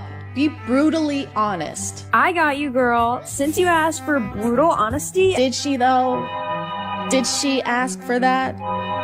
Did she really? Sometimes, like in this video, she'll say things like, I'd suggest using tretinoin or going on Accutane. So I'd suggest going on Accutane. First of all, no one asked. Literally, this person did not ask. And second of all, she says this like it's not something someone with acne is already going to be aware of. It's so expensive and complicated to get a prescription for Accutane, and there are so many hoops you have to jump through to get it and continue taking it, plus all the side effects that people may not want to deal with. So I promise someone with acne is aware of the existence of Accutane. And yeah, I've had acne for most of my life. It affects me on a daily basis, so I've pretty much tried everything. Have you tried drinking more water? Yeah, it's like the first thing I tried. I recommend drinking more water. Thank you, this was helpful. Also, try putting on some fucking makeup. In this video, which is also someone who did not ask for advice or brutal honesty, this is Glow Up Gal's first tip. To start off, I'd suggest getting your braces off. Hey, that thing you're doing to straighten your teeth and improve your appearance? Stop doing that. This is especially funny to me because in this glow up video, she actually advises this person get braces. Starting off, I'd suggest getting braces to help straighten out your teeth, as well as whitening them to appear cleaner. You can do this in a dental office or at home with whitening strips. So you should have braces. You just shouldn't let anyone see them. Go get braces! But don't you dare show your face around here till they're gone. Obviously, their plan is to remove the braces. That's the plan of every person who gets braces. This was so unnecessary. This was like when someone tells you to do something that you're already in the middle of doing, which pisses me off. So I would keep the braces on forever out of spite. My teeth would be straighter than 3-in-1 body wash. And I just want to add a reminder that this person did not ask to have their appearance critiqued. They did not ask for someone on the internet to be brutally honest about their face. And speaking of which, the Glow Up Scal, I can't say Glow Up Scal now, my mouth is so dry. I sure could use a sip of water from my Air Up water bottle made by Air Up. And speaking of which, the Glow Up Scal has never shown hers. She only uses voiceovers, and as far as I can tell, this is her only account. It's just so ironic that a faceless creator is posting these videos telling other people that they're not attractive enough. How do we know you're qualified? How do we know you don't have braces? How do we make sure your face is the size of a protozoa? Unfortunately, a big portion of the videos Glow Up Scal posts are of young girls. Some are probably in their teens. Some might be even younger. And just imagine being that age, scrolling on TikTok, and then finding out an account saw you and decided that you needed a complete Photoshop makeover to look better. Ahem. How would that be beneficial to anyone, let alone someone whose face isn't even going to look the same in a few years? Your face isn't done cooking yet. Even the question, how can I look better, is already an impossible one. What looks better to me isn't the same as what looks better to you, and what looks better to Glow Up Scal is really fucking weird. Just because her idea of beauty is looking more feminine and smoother and smaller, teeny tiny even, doesn't mean that's what people want to look like or should look like. Beauty is different for everyone. Beauty is like a belly button. They're all unique and different, but I still want to stick my finger in every single one of them. Is that a weird thing to say? Out. So I was very lucky I got one in time. I submitted my picture like the instructions told me, and I messaged her asking for help, but then I got an email telling me that it could be up to 4 weeks before I got my makeover back. Update, I sent this on March 4th and it is currently 1:14 a.m. on March 23rd, and I still haven't gotten anything back. I don't know how to fix my forehead. Please help me. What am I supposed to do? I don't have 4 weeks. Dimitri won't wait that long. I have to do something now. Right now.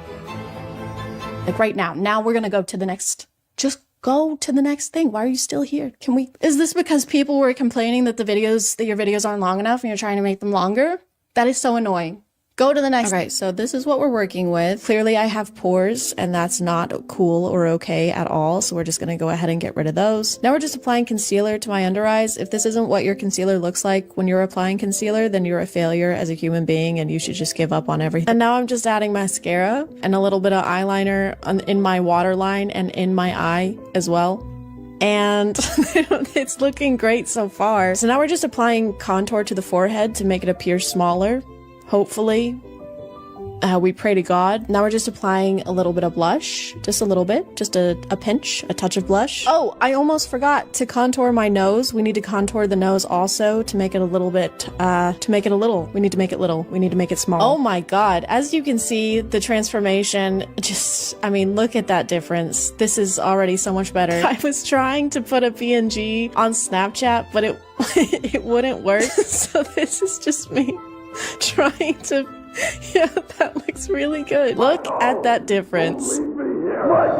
Actually, you know what? Now that I'm looking at it, this is still looking a little too big. Everything's a little too big. Let's just get in there with the reshape tool and correct that. This is already looking way better. Now we're talking. That is the ideal face size and shape, guys. The hair is still, I'm still trying to use the PNG. Now we're just gonna go ahead and make my hair good, which means blonde. This is how it's looking. And now for the final reveal. Wow, look at that difference. Guys, this is amazing. I am finally Dimitri's type. He will finally be attracted to me. We can finally get married. You guys are all invited to the wedding. Thank you so much for being here. Hugs and kisses. I'm gonna call it there, guys. Thank you for subscribing. And if you are still here, thank you so much for watching. I appreciate you clicking on my video out of all the videos. Hey guys, and welcome back to A Twin Child. My name is ChadChad. Not really. And I am a psychologist. You are a psychologist. Everybody is a psychologist. At least we would be on TikTok, where putting text on the screen means whatever it says is automatically and undeniably true. Like this one, for example. Psychology fact. If you aren't subscribed to ChadChad, your head will fall off and you'll never find true love. Don't believe it? Just look at this guy. They call him headless for more than one reason. He gets no bitches. Psychology in real life is, by definition, the mental or behavioral characteristics of an individual or group. But on TikTok, its definition is, why won't he text me back? Why doesn't she want to kiss me and smooch me on my face and my body and my butt? How do I force someone to love me genuinely and authentically using science? Tell me! And so a lot of TikTok psychology is focused more on love or how to handle social settings, which is less psychology and more just advice. Psychologists make studying human behavior their life's work. I don't know if they'd want to weigh in on whether your crush likes you back or not. That's kind of like hiring an architect to install your IKEA shelves. A little lower. Little lower. Just a little bit lower. I helped design the Empire State Building. I can't get any lower than this. If someone looks at you while they are laughing, they are attracted to you. If someone laughs at your joke, they totally want you. Doesn't matter who you are, where you are, it's going down. And then she said, no, that's a barracuda. Ew, dude. I'm sorry. Don't look at me when you do that. It was a funny joke. I couldn't help it. We're cousins. Oh my God, you're right. I feel sick. Are we going to jail? Facts. Your school years are either the best or worst years of your life. This is really good because I was just wondering, are my school years going to be the best years of my life or the worst years of my life? And then I read this and it didn't answer either of those questions. Whoever wrote this fact is the last person you want in charge of a weather report. Over here we have a 50-50% chance of rain, which means it either will rain or it won't. We also have a 50-50 chance of a level 5 hurricane, which either means you and your family should take cover or go sit under some really, really tall trees. When someone starts thinking about you sexually, you may feel their presence even if you are miles away. So you become like a horny telepath. Yeah, I've basically got like a built-in Cerebro, but instead of detecting mutants, it detects big old boners. They call me Cyclops because of all the one-eyed monsters I find. There's a lot of comments agreeing with this and saying that they've also experienced it. I have felt this many times about the same person. Truth, and my ears are constantly ringing. I think you guys might have a medical condition. You don't have a psychic link, you have tinnitus. Man, Casey sure does have a fat ass. That is one massive dumper. It's got a colossal wagon, a tumultuous fart bucket. That's a prodigious derriere right there. Psychology facts you don't know. The first to apologize is always the bravest. The first to forgive is the strongest. The first to forget is the happiest. I didn't know those metal signs from Hobby Lobby were 100% psychology facts. Psychology fact. Always be yourself. Unless you can be a dinosaur, then always be a dinosaur. Psychology fact. Farmhouse. Psychology fact. Gather. Trust, drink, not. Sometimes you get people talking about dark psychology, which is code for I'm going to show you how to manipulate some people now by talking about things that I am in no way qualified to talk about. Here's a dark psychology trick to make anybody fall in love with you. This is 100% manipulation. I do not recommend doing this to anybody because it is super toxic, and I'm only making a video on it so you can at least be aware if it's happening to you. It's just a 3-step hot and cold technique. This is how to make anyone fall in love with you. Literally anyone, okay? Pedro Pascal, anyone you want. It doesn't matter. But don't do it though. Seriously, it is super messed up if you guys do this. So don't even think about it, okay? So step 1. Emotionally and physically, you have to pull away from them because this is going to make them feel insecure, like shit, and most importantly, the need to chase and get that validation back from you that they just got addicted to. And then you just have to turn that on button back on again and start validating them. This is going to make them fall in love with you, but in a very unhealthy attachment style. It's kind of messed up to use second person pronouns after that disclaimer at the beginning. I do not recommend doing this to anybody. The way this is phrased is literally like a step-by-step. And it even says good luck at the end. Luck. Why do we need luck if we aren't supposed to do this? Okay, so here's how to restock the warehouse. Okay, but this is a bad way. This is a bad way. Don't do it this way. Got it. Okay. Take all the inventory, put it on the shelves. On the shelves. Take it back down. Take back down. Piss on it. Piss on it. Throw it all away. Got it. And then what's the correct way? What's the correct way? Wait, where are you going? No, wait. Psychology hack to make her like you instantly. When you're interacting with a female, you have to use sarcasm. This shows that you're playful and it displays intelligence and humor, a trait that females love. It's also an effective way of making her laugh and experience positive emotions with you. I've never heard someone scientifically break down how to have a sense of humor. If you wish to enjoy the company of an attractive female, you must partake in the jovial exchange of wit. This will lead to an emission of tittering or even guffaws such as this. Ha, ha, ha. Ha. I don't like the way he says interacting with a female. Dude, you're describing a date, not an enclosure at the zoo. Hey Tom, you want to grab a beer? Yeah, hang on, let me finish interacting with these females. Eat up, sluts. If she says to you, I bet you talk to a lot of girls, you would reply with, I've never talked to a girl in my life. I'm just trying to get my first kiss. Tell the female you have never spoken to one of them before. It will not believe you because of your obvious charisma and charm. I've never talked to a girl before in my life sounds more like a cry for help. I don't know if it counts as sarcasm. I mean, he claims it'll make her like you instantly, and it's in text, so it must be true. I bet you talk to a lot of girls. Women don't talk to me. Oh, not even my own mother. I'm so sorry. She hated me. She wouldn't speak to me. That's awful. Except to say, I hate you. I hate you. You ruined my life. You're just like your father. I am so turned on right now. Psychology hack to get inside a girl's mind. Guys, please be careful when you're using this because this is dark psychology and this is going to make her think about you non-stop. So when you're talking or texting a girl in a casual manner, I want you to wait for a break in the conversation and then say, hey, there's something I want to tell you, and then right after that, just say, oh no, never mind, it's not worth it. What if you got in her head by being an enjoyable person? What if you fucked around and formed a meaningful connection with someone?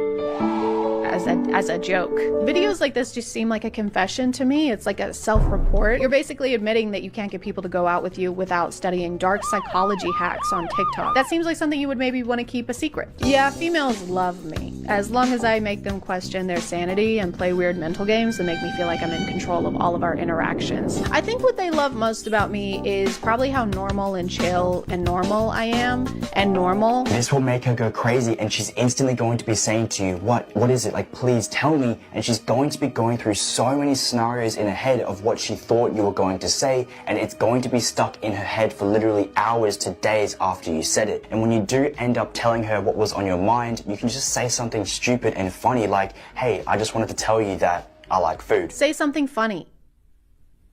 Like, I love food. I love food, guys. I really, really love food. They say you are what you eat, and that must make me food, because I eat food, and I like it. What's the deal with airplane food? Because I love it. It's my favorite. I like it a lot. Ha, ha, ha. Ha, ha. Some of these have this weird thing where they're basically dramatizing mental disorders in a cartoonish villain Shane Dawson documentary kind of way. Psychology trick to test if someone is a narcissist. If you suspect someone is a narcissist, tell them something that would make them look better by being your friend. For example, that your father actually owns a private jet that you use to travel around the world with. Now look them straight in the eye. They'll either show a hopeful smile because they found their new victim to draw resources from, or you'll see a jealous, hateful look. And if they say something like this, Aha! Now I've got you, my pretty. do not let them on your private jet. They may have bad intentions. Give me a shoe, bitch. She makes it sound like there are only two potential responses after telling your friends this. They'll either smile, which is bad, or they'll look jealous, which is also bad. Which one are we trying to avoid? Because both of these sound like terrible friends. It's also kind of hypocritical to do this in order to test someone else's psychological state, because you are literally lying to your friends in order to manipulate them and do some kind of DIY psychology test. You are also a terrible friend. What's that Bible verse about telling your friend they've got dirt in their eye? Hey, you should really get that dirt in your eye checked out. What do you mean? Who are you talking to? Sorry, I can't see with these really tall trees in my eyes. She wraps this up by saying that you should eventually reveal you were lying. Then you say, just kidding, my father can't even afford a private jet in his dreams.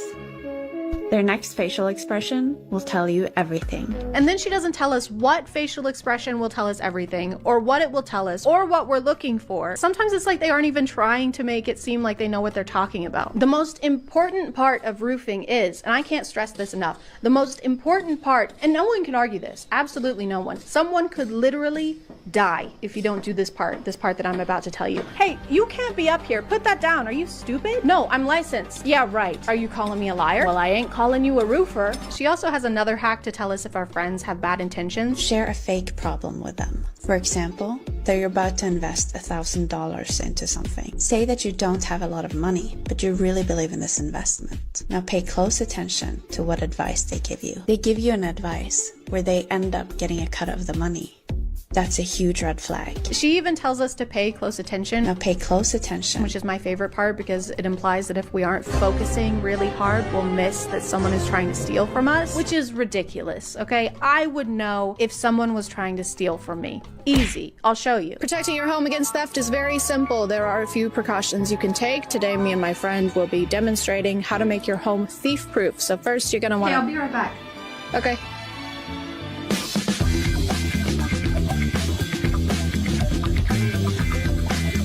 First, you're gonna make sure all your doors are locked at all times. Windows also need to be locked. Keep everything locked. Number 5, get a good safe. Safes are great for your most valuable items. For example, watches, jewelry, your laptop. Sometimes it's a good idea to get up close and personal with your home to make sure there are no weak spots that could become entry points.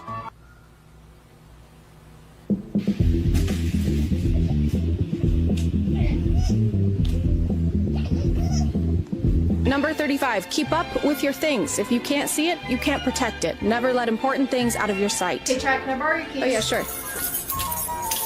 I like to do routine perimeter checks just to make sure that no one is getting to my treasured possessions. Is that my jet? That is such a red flag. I'm gonna call it there, guys. Thank you for subscribing.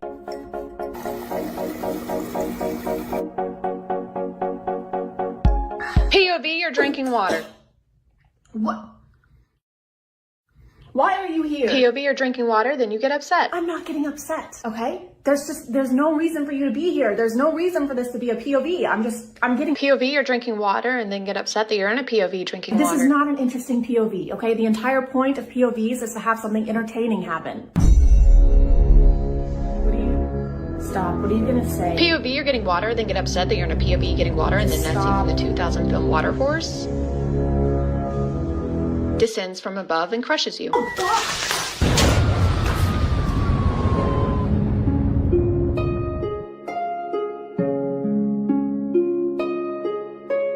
Hey guys, and welcome back to A Twitch.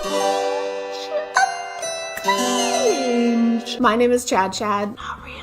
And today we're going to be looking at another POV TikToker. I think if I had to say what my least favorite genre of TikTok is, it would be this one. Not POVs in general, because I think most of them are pretty creative, but the ones like this. This is just a word made up by someone who's afraid to get too close. Ooh, oh, so close. Ooh. Where there's absolutely no plot, no original idea, just regular, everyday interactions replicated by a man with the confidence of Ben Shapiro after buying this wood, this board, this magnificent piece of poplar. This is Dylan Zippay, and he somehow found his way onto my FYP, probably after watching hours worth of Repnick TV's TikToks, and it hasn't. Don't even know why I have a phone, right? Nobody hits me up and I'm stuck. Never had someone I could call my own, right? It just hasn't really recovered from that yet. First, I need to address the controversy he's been in. He's been exposed by at least one girl who provided screenshots of him trying to talk to her despite the fact that she was 13 or 14 years old. He says he's 17 and class of 2021, so he's probably close to turning 18 if he hasn't already. But someone found a Tinder profile where his age is listed as 20. Regardless of which age is accurate, it's disgusting. He posted a half-assed apology video saying that he didn't know their ages, but starting out on his TikTok page, he posted a lot of content like this, where he's reaching out to girls and clearly trying to find someone to have some kind of relationship with. If you're someone with a decent online presence, which I would say he does, and are making this kind of content, it is 1000% your responsibility to make sure the person you're talking to online is old enough to be talking to you online. So yeah, definitely wanted to address that. I have no problem calling his content cringy or basically poking fun at his TikToks in this video. I don't believe in making fun of people's physical appearances, so please keep that in mind for the comments, because I had to delete several on my Gabby Hanna video for that reason. So I think the first video I saw of his was this one. And I think it sets the perfect precedent for his content.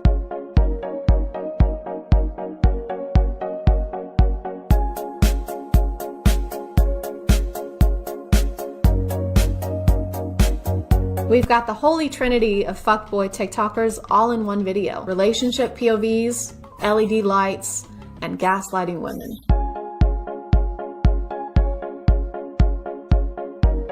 Do I love you? Hell no.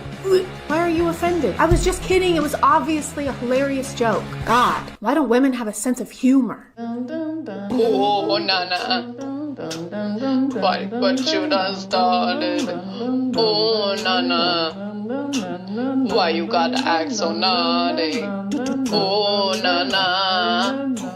That's just a complicated way of telling us that you have a ball-busting fetish. Also, is your girlfriend Lady Dimitrescu? Because if not, that slap landed squarely in her face. I hear your heart beat to the beat of the drums. Doom, doom. What a shame that you came here with someone. It's a good thing TikTok is updating its max video lengths to 3 minutes, because it's gonna take you a lot longer than 15 seconds to break down the door like that.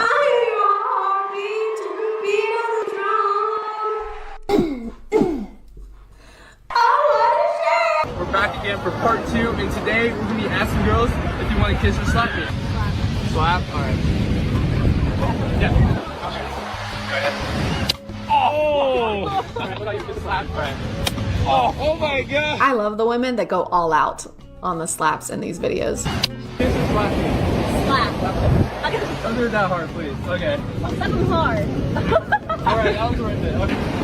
Oh, sorry. It's okay, no worries. Like, dude, they just want to chill on the beach. They just want to hang out with their friends. They don't want to have to worry about this strange man with a camera in their faces, recording them as they awkwardly yet politely reject this guy over and over again. I'm fine. Do you feel bad for him? A little. Do you feel bad for him? Tell me you feel bad for him. Oh, you thought you were just going to be able to go to the beach and have a chill day? No. Validate my friend. we love a collab.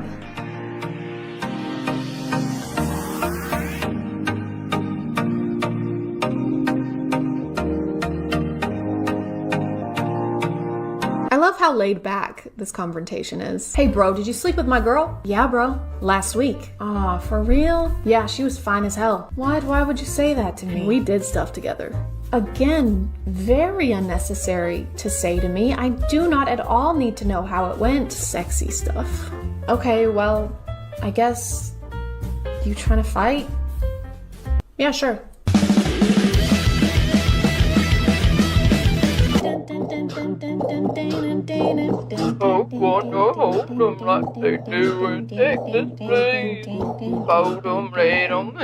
POV, you're dating a total asshole. Toxic relationship check. I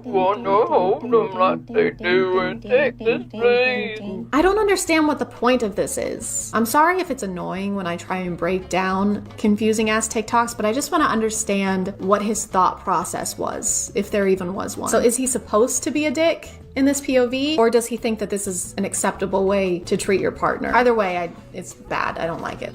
And nothing happens in this. Why is this a TikTok? He's reacting as if he has some kind of aversion to games. Hey babe, I'm bored. Do you want to play some games? Jesus Christ, no!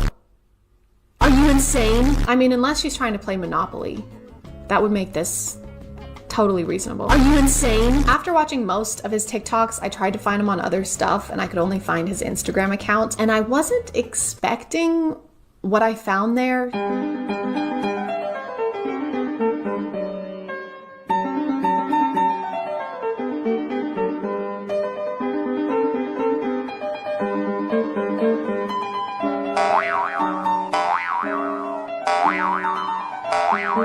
He posts a lot of trampoline videos, like videos where he's flipping on a trampoline with hype music in the background. It just doesn't seem that impressive. And I know most things seem easier than they actually are, but I feel like if I tried, I could body this. Okay guys, so I'm just walking around this random neighborhood because I don't know anyone who has a trampoline in order to learn how to do the flip, so I've got to find someone. Oh. Hold on. Excuse me, sir. Sir, wait. Sir, is that your trampoline? Who are you? Can you do flips? Yes. On the trampoline? Yes. You can? Yes. Cool. Okay, listen. Look, I will pay you if you show me how to do a flip on the trampoline. Holding my wound. Give me your other hand. Oh, okay. What's your name, by the way? John. John? It's nice to meet you, Jerry. Other hand. All right. And that's not my name. What was it? John. Okay, it's nice to meet you, Garrett. That's not even a J. So, Garrett, would you say you're an expert flipper on the trampoline flipologist? No, not at all. Look, I need them to think that you are actually good at this. Do you want me to lie? Yeah, that would be great. Thank you. But my parents always told me never to lie, and why would I start now? Because I am paying you, Garrett. This is clean. What are some of the... Oh, God. Oh. Okay. Easy. That looks super easy. I can do that. No problem. Ugh, it's disgusting. You live like this? I don't understand what I'm doing wrong, Charles. I'm doing everything correctly.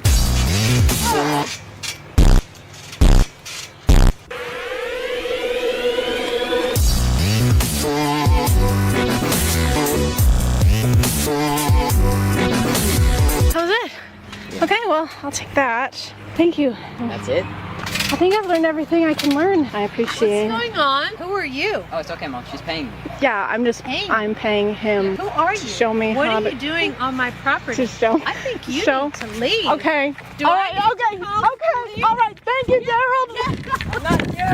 I'm gonna call it there, guys. I made a post about us reaching 8,000 subscribers on Twitter and Instagram. If you want to follow me over there, I'll put it here somehow. Again, thank you so much for all the support y'all have been sending me. It means the world. And if you are still here, thank you so much for watching. I appreciate you clicking on my video out of all